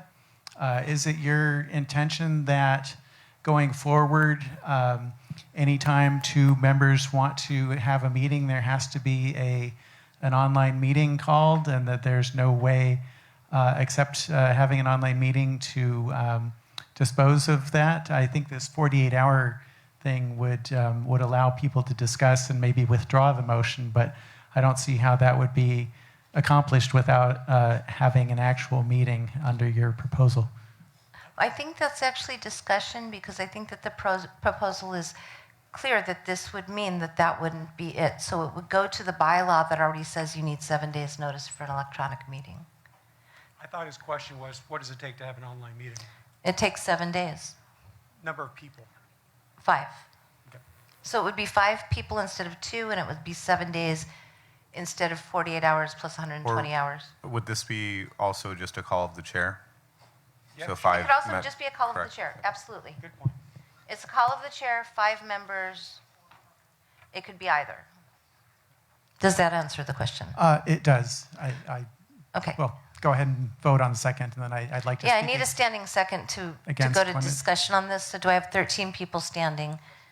And I have more than 13 people standing. So now we are on discussion of the substitute motion. And the substitute motion is essentially to get rid of Section 4 in its entirety, therefore no longer having email ballots. Is there discussion? Yes? I'd just like to say that I do support Mr. Starr's motion here. I think it's really important. Sometimes things get mired. I think we've all seen email threads that just get really interesting, to say the least. I think having a meeting where we can flush things out, have actual discussion on things that might be controversial or that might need clarification. I think this is a really good, I know it's off the cuff and it needs 3/4, but I would strongly encourage everyone to vote in favor of this so that we actually have XCOM members doing the work and not just doing things over email. Thank you, Mrs. Starr. This was out of left field and out of the box, but I love it. I Well appreciate done. that. Mr. Malkin, I am going to ask you, though, for speaking during motions, you need to go down to the floor the same way that I would need to. You can't speak to motions from up here. That's okay. I didn't stop you. I let you make your... And I think it was a good point. So, all right. Yes, sir. Starchild, Chair of San Francisco County. I think given that this would effectively make it much more difficult for members of the executive committee to put forward motions and have them voted on between regular in-person meetings, it would be a de facto significant centralization of power. So while I'm sympathetic to what Aaron says about email being cumbersome, I think this change needs a lot more work and figuring out a better way to balance that issue. Just making the change he proposes and leaving the other restrictions on calling an online meeting in place, again, will make it much more difficult for a couple members of the executive committee to bring something to the attention of the body and have it addressed. And I think that's an important thing. Having been on both the state executive committee before and the national committee of the Libertarian Party, I found just getting people together on the same page to have multiple people sponsor, introduce a motion is very difficult. Sometimes even finding one other person getting all that worked out in a timely manner can be quite difficult. So I think, Mr. Hinkle was earlier making the point about not wanting our party to be ineffective, being able to get things done. I think this would interfere with us being able to get things done and members bring stuff forward. So I would, I think this needs more work. I would urge people to vote no at this time, even though it's a good idea in a broad aspect. I believe he was there first, so I'm going to go to him and then to you, because we're not doing yes, no's, obviously. So Yeah, actually, Gary Alstead Orange. I'd like to speak against the amendment. This last year we used, and the secretary can correct me if I'm wrong, I think we did email ballots 45 times? Yeah. I mean, 47. We did an awful lot of business over email. We also did have some Zoom meetings. They're useful for different things. Zoom meetings have this long lead time, and one of the things about the email ballots is it's something that everyone agrees in, and you can get 2/3 within 48 hours. You can get the business done within 48 hours. The Zoom meeting's always going to have a longer lead time. We're all volunteers here. It is really hard to get 15 people anytime that they can all get on a Zoom call because we all have lives outside of this. And yes, granted, there are times that we need to debate these things, but then there are also times where there really isn't much need for debate, and we just need a more effective way to get the business done. So I think they're both useful things. I would not want to get rid of one. The intent was to keep the email ballots and just try to streamline it. Because we used it 47 times, we found lots of problems with the way we did things, and we're just trying to make an improvement and make it more usable. Yes, sir. To me, it sounds like trying to make an improvement to a broken car. I just don't see how it really can be done. But let me address some points that were made earlier. Yes, today 2 people can introduce a motion through an email ballot and basically compel the rest of the committee to vote on it and waste their time. I think that if you don't have 5 people that are willing to actually discuss a matter, it really shouldn't even come before the executive committee. Secondly, as far as timing goes, yes, there's 7 days in order to have a in-person meeting. You have to give notice to people, as opposed to, I guess, 5 days, up to 5 days for an email ballot. So there's a 2-day difference. But I want to remind you that the operations committee, even today, can meet between meetings if necessary in order to get things done. If there's something urgent that needs to be done, and there's unanimous support for something. So I think that all the objections are really easily overcome here, and I think that we have a real opportunity to get rid of an anachronism. It's sort of like getting rid of the U.S. Postal Service and getting email. It'd be a great thing. So let's move into the modern world, guys. We're using online meetings. We're doing it well. We don't need email ballots with all of their limitations. Yes, sir. Yes. Garrison Ham, San Diego. I'd like to call the question. Okay, and the question. And we're actually at time almost anyway, 20 seconds. So. Okay, so is there any objection to ending debate?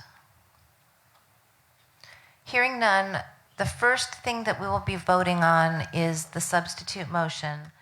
As stated, this is a substantial change from what was originally proposed. So this will require a 3/4 vote. All those in favor, please say aye. Aye. All those opposed? Nay. Okay, it passes.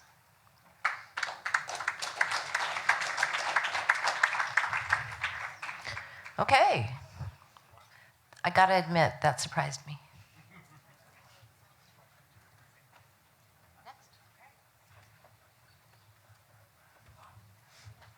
Yeah.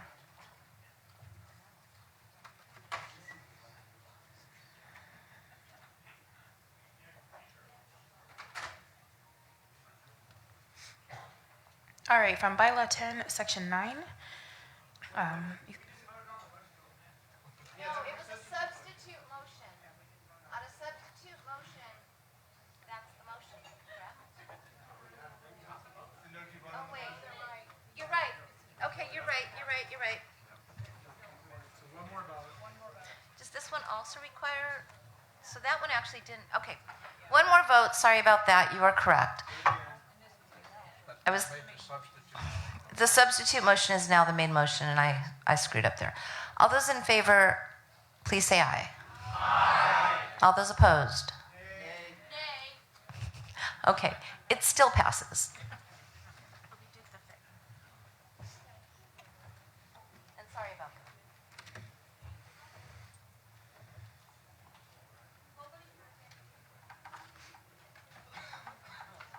All right. Bylaw 10, Section 9, we are adding, if an executive committee member advises the committee in writing that such member wishes to resign, the member's resignation shall be effective as of the date specified in such written notice, or immediately if the notice does not specify an effective date, without the need for the committee to formally accept the resignation. The impact is that there will be a clear and unambiguous mechanism for resignation in the bylaws. I guess it's come up, so I wanted to clarify it.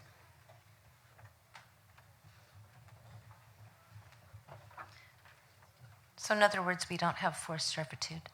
So I shouldn't have said that. Yes, sir. We're going to discussion.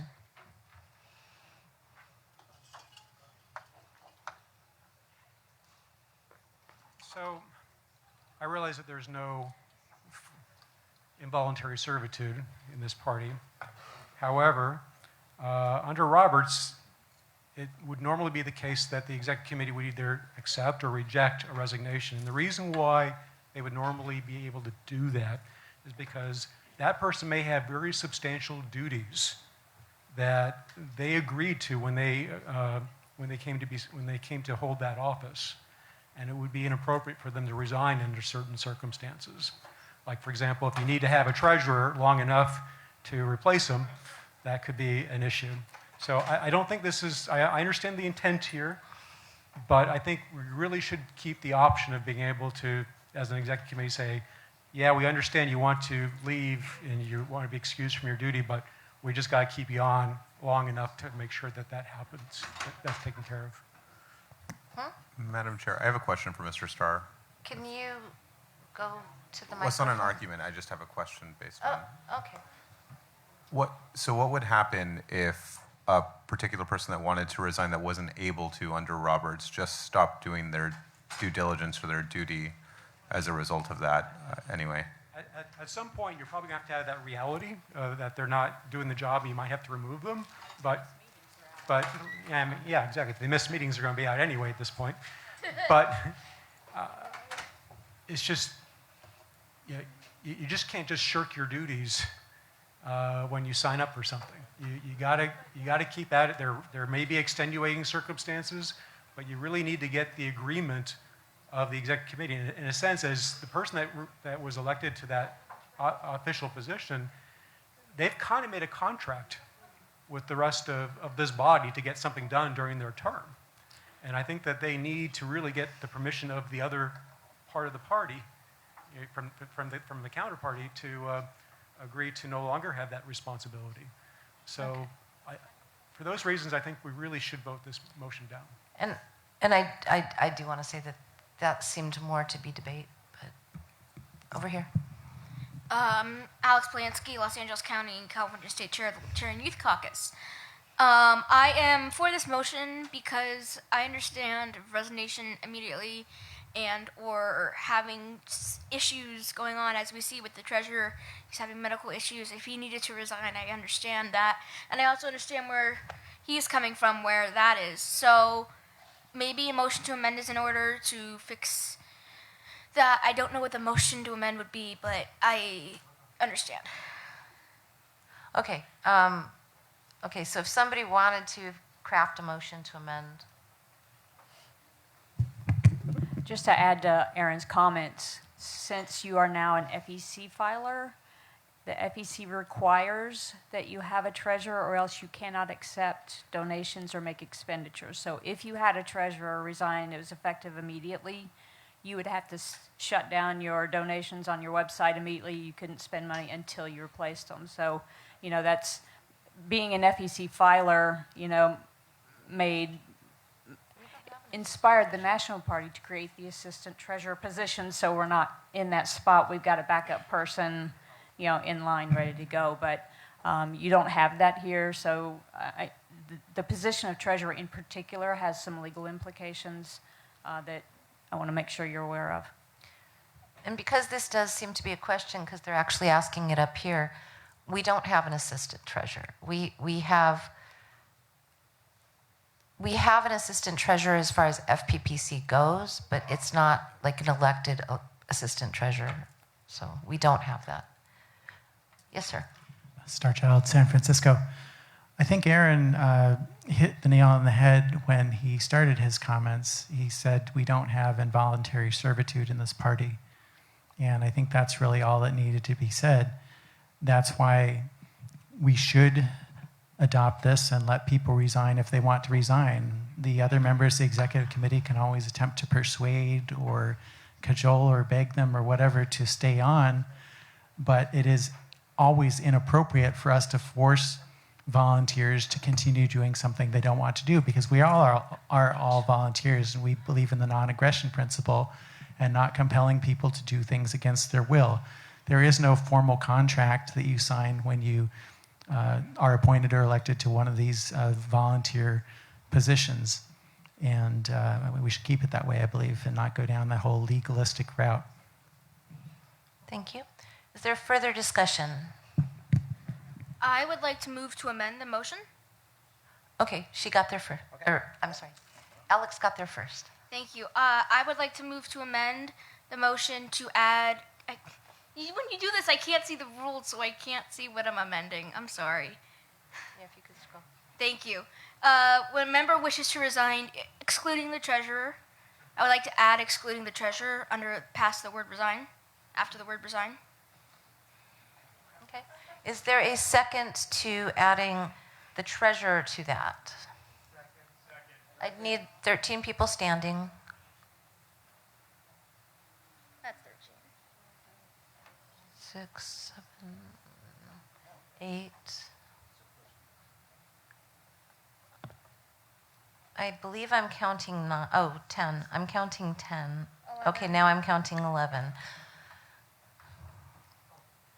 Okay, now I'm counting 12. Now I'm counting 13. Okay, we've got a standing second, so we will now go to discussion only on the amendment, and the amendment would make basically the one change, which would be to add the treasurer. So this would, or to add with the exception of the treasurer. Is that correct? With the exception of the treasurer. Okay. Mark Jaffe, Contra Costa County. I think this is excessively detailed, and I ask that we call the whole question at this point. Thank you. Okay. So you're calling all pending questions. Okay. So is there objection to calling all pending questions? Objection. Okay, it's been objected to. All those in favor of ending debate, please say aye. Aye. All those opposed? Nay. Okay, we will end debate and go to an immediate vote on all pending questions. The first question is, or the first vote will be on the amendment, and the amendment is essentially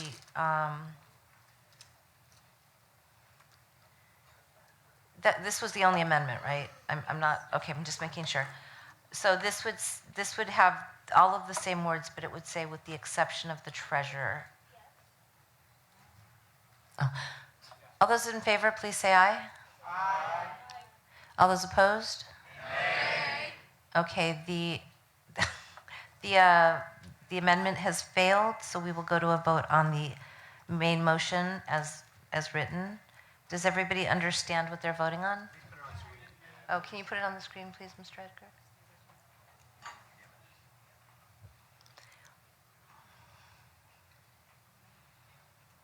Do you need it read, or is it okay now? Okay, everybody knows what they're voting on now? Okay, all those in favor, please say aye. Aye. All those opposed? Nay. Okay, the motion has passed. We will go to the next recommendation. Point of inquiry, Chair, before we start the timer on this next one. We just deleted a section of our bylaws, and we no longer have a style committee. Do we need to have a vote at some point to renumber a bunch of our bylaws? The secretary can do that automatically. Thank you. Yeah, for renumbering, yes. But not for commas. And actually, you're right.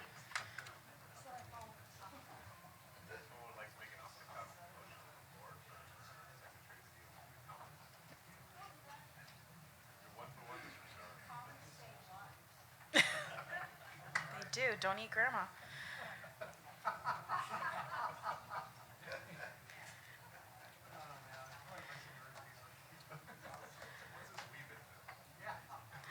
All right, so bylaw 14, section 3, we're adding a bunch. We lost visual. We have visual, okay. So this is regarding the judicial committee. We're adding the words, it's about a paragraph or so. An appeal from an action or inaction by the party is commenced by filing a written petition with the judicial committee, which may be done by electronic means, regardless of whether an oral hearing is requested by the committee, and any central committee member or members may submit a written a written response to the petition within 14 days after the petition's filing. Any central committee member or members may submit a written reply to a response within 21 days after the petition's filing. Multiple persons may join in a single petition, response, or reply. Absent prior permission or request from the judicial committee, no document shall be submitted to the judicial committee other than the above-mentioned petition, response, and reply. No petition, response, or reply shall exceed 4,000 words in length. Exhibits may be attached to a petition, response, or reply, which shall not be counted towards the length of the submission. The judicial committee has discretion to disregard any submission that violates any part of this bylaw. Okay, we will go to debate on this one. I don't know who was there first. Mr. Dean. So I'd argue against this amendment on several grounds. One is I think it's completely unnecessary. It looks like it's doing something useful in where it specifies a schedule, but the only reason it looks that way is because this has been presented out of context. This article actually has more sections than have been shown to you in this report. There's several more sections which relate to how people file appeals, what the schedule is, how long the Judicial Committee has to respond, and so forth. So this is an unnecessary addition with respect to the schedule. It is also, in my opinion, totally overkill in terms of bureaucratic micromanagement of the Judicial Committee. Judicial Committee already has the ability to do all of the things that are in here. There's no reason for the convention to constrain the Judicial Committee. And the idea that the Judicial Committee has discretion to disregard things, they already have that. This is complete micromanagement of a committee that does not need micromanagement. They can deal with these things themselves. They're supposed to be an independent body. Let them do their job. Yes, sir. Point of personal privilege, but the secretary is. I request that when you that you leave the motion up there, as opposed to watching like this person made this motion or whatever, so that we can focus on what we're debating. I find it very difficult when you change the screen to like so-and-so made a motion. Do you understand my request? I do have to compromise to some degree in order to record what's going on in real time, but I'll do my best to leave it up there to the extent that I can. Okay, a possibility might be to have a small screen where you like are typing. Could you do a side by side, maybe? Well, I'll see what I can do. Yes, thank you. And I think that would be hard to do on the fly, but okay. Next, over on this mic, please. Garrison Ham, San Diego. I'd like to call the question. Yes. Okay, the question's been called. Is there objection to ending debate? Objection. Okay, it's been objected to. All those in favor of ending debate, please say aye. Aye. All those opposed? Nay. Okay, debate is ended. We will go to a vote on this. Just for clarity, this is adding quite a bit to Bylaw 14, Section 3, that primarily discusses how filings are made, how many words, so on and so forth. Does everybody understand it and what they're voting on? Okay, there's grammar errors, but okay. Everybody understands what they're voting on, though. Okay, all those in favor of the motion, please say aye. Aye. All those opposed? Nay. Okay, the motion fails. We will go to the next item.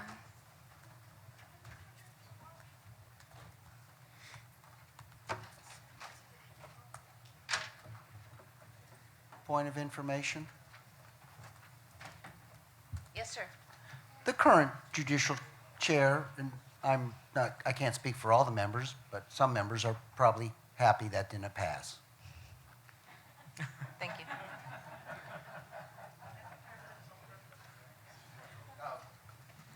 All right, so the next one is from Bylaw 9, Section 2. We are adding the words, notwithstanding any other language in these bylaws, a county organization may enact a rule stating that a non-resident of such county must have been a member of such county organization for a reasonable period of time in order to participate in such organization's business. A reasonable period of time for the purposes of this section means a period of time of up to 30 days in length.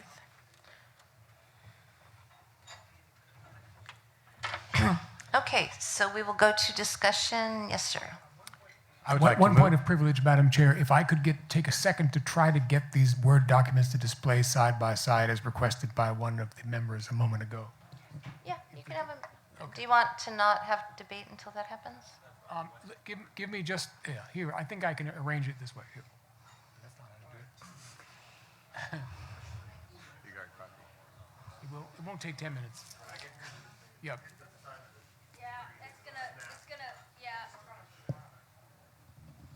Okay. There you go. Yeah, I'm just going to zoom it out. Right, okay, that was what I was afraid of. Well, you could make the part you're typing on really small and the other part bigger so that you see what you're doing, but they don't see. I'm going to need like a zooming assistant. Okay. So here, that's side by side. Is this what we're talking about? Let's try that. All right. Does that work for everybody? Yes. Well, that was a lot of yeses and a lot of nos. It's better than before, maybe going forward we could come up with a better solution. When we go to the vote, he can make the one bigger so that you see what you're voting on. But Point of information. yes, sir. So are the counties prohibited from doing this now? Is that what and we're giving them permission to withhold membership? Okay. I don't know. Wait.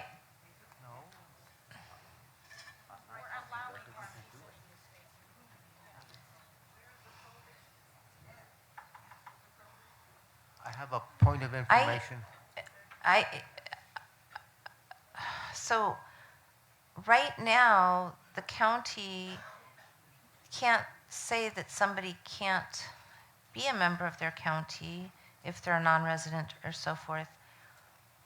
But I believe that the counties can have seasoning requirements for voting at their conventions.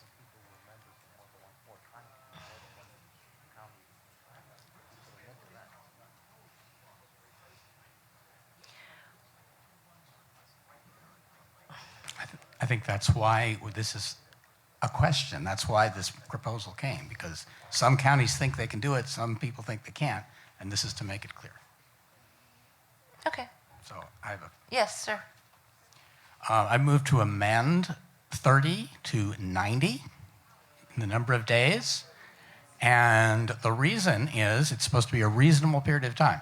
As I see it, the purpose of this is to support the statement immediately above it that says a party member may be a member of only one county central committee. Now, the practical effect of letting people switch too frequently is that they can effectively be a member of more than one central committee because they can switch the day before one county meets, and then next week they can switch to that county and participate in that county's meeting. So the question of what is that, it's going to be somewhat arbitrary, whatever number you pick. But the reason why I'm suggesting that 90 is a more reasonable one is that many counties have quarterly meetings. And since they operate their meetings on a quarterly basis, if you change this to 90, that allows those counties to protect themselves by specifying a limit of up to 90 days. Notice that this is just the limit that the state bylaws will put on the counties of what amount of time they can require. If a particular county wants to make it be 15 days or 30 days or whatever, they would still be allowed to do this. This just allows the counties who have quarterly meetings to take advantage of this in a meaningful way. Okay. So, thank you. That was a motion to amend, and the amendment was to change 30 to 90. So this will now say 90 days in length. And so it would mean a period of time of up to 90 days instead of up to 30 days. Is there a standing second?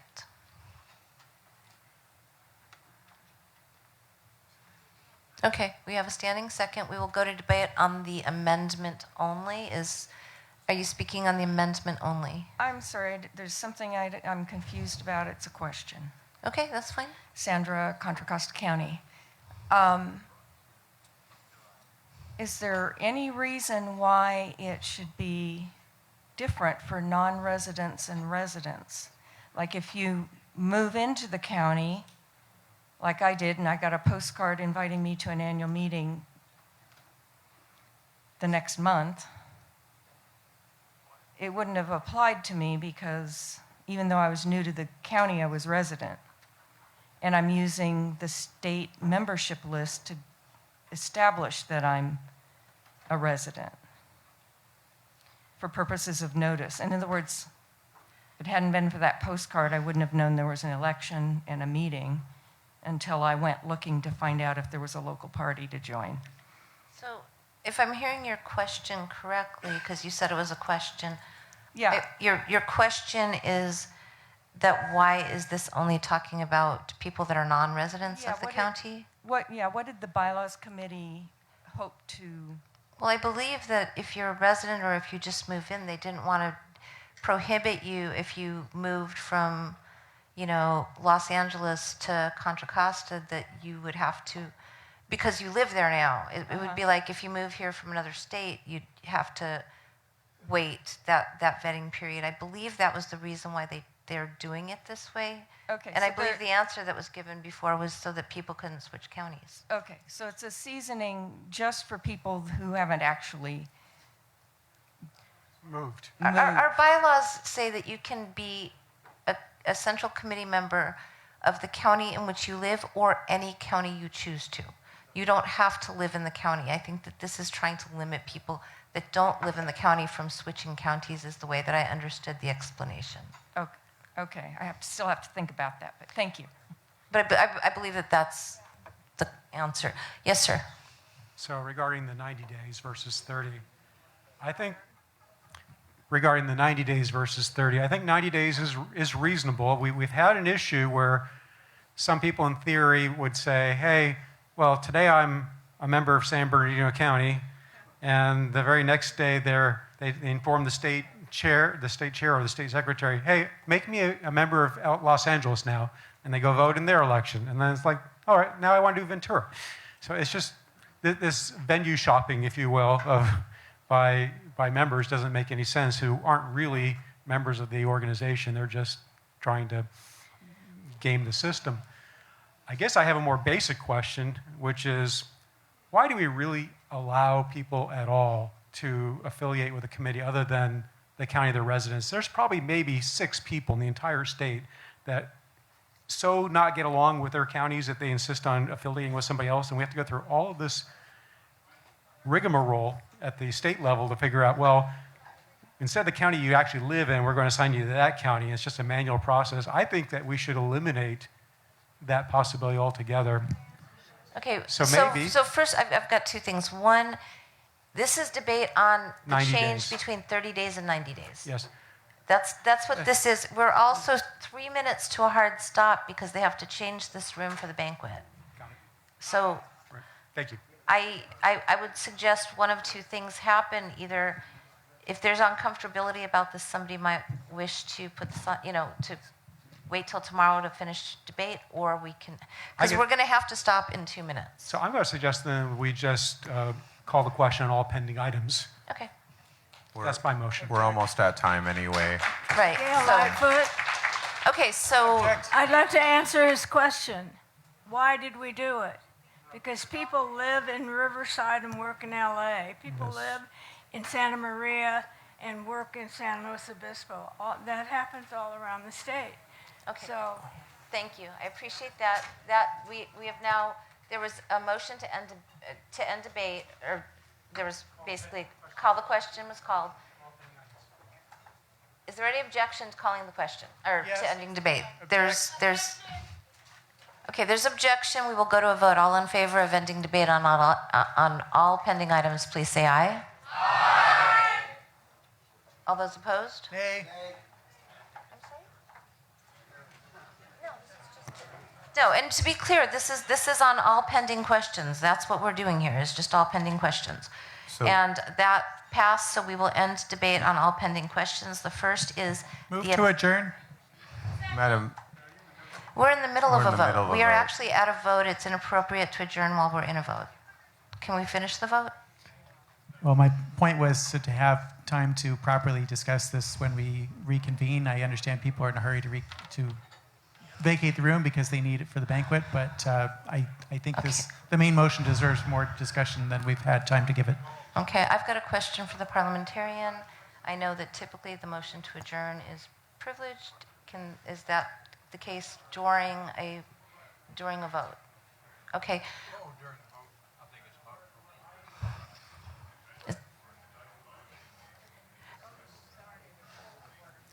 Yeah, I had already read I had already posed the question, so it's even though it's a privileged motion, we're in the middle of a vote, so it's inappropriate at this time.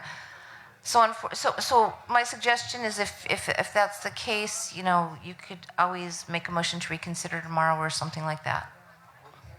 We're going to a vote though. So the first thing we're voting on is to change Privilege, I have a question. Yes. Sorry. Rodney Austin, Sacramento. How many more bylaw issues are there? There's one more after After that. this? After this, which would resume. It's gonna, Correct. But this orders of the day tomorrow morning would be to complete this report because our bylaws or our rules don't give time certains to the agenda items. They just go in the order that they're. Those will be taken up tomorrow morning. That would be the order. That would be the orders of the day tomorrow morning. Okay, thank you. Okay, we're going to go to a vote now. The first pending question. Yes. Oh, okay. Thank you. The first pending question I'm sorry, is. Madam Chair, point of information. Yes, sir. If people abstain on a vote, are they eligible to move to reconsider? No, you have to vote on the prevailing side to make a motion to reconsider. Okay. and not that it matters that we are officially at time. We're in the middle of a vote, so yeah, and we're also a minute past like hard stop, so. But no, thank you very much. Okay, we're going to a vote. The first part of the question is the amendment, which is changing the 30 days to 90 days for the period in which a reasonable period of time up to 90 days instead of up to 30 days. So in other words, the counties could do it for a shorter number of days, just so everybody's clear on that. All those in favor of the amendment only, please say aye. Aye. All those opposed? Nay. Okay, the amendment has passed and that becomes the main motion. The main motion is now with the 90 days and it has the rest of the language. Does everybody understand what they're voting on? Okay. All those in favor, please say aye. Aye. All those opposed? Nay. Okay, the motion passes. So that concludes the meeting for today. So we will be adjourned until tomorrow morning at 8:30, I believe. At 8:30. And as just real quick as an announcement for anybody that missed it before, if they weren't in the room, if you have a ticket to the escape room, that has been canceled because of logistics and stuff. So if you happen to have gotten an escape room ticket, that's not happening. Huh?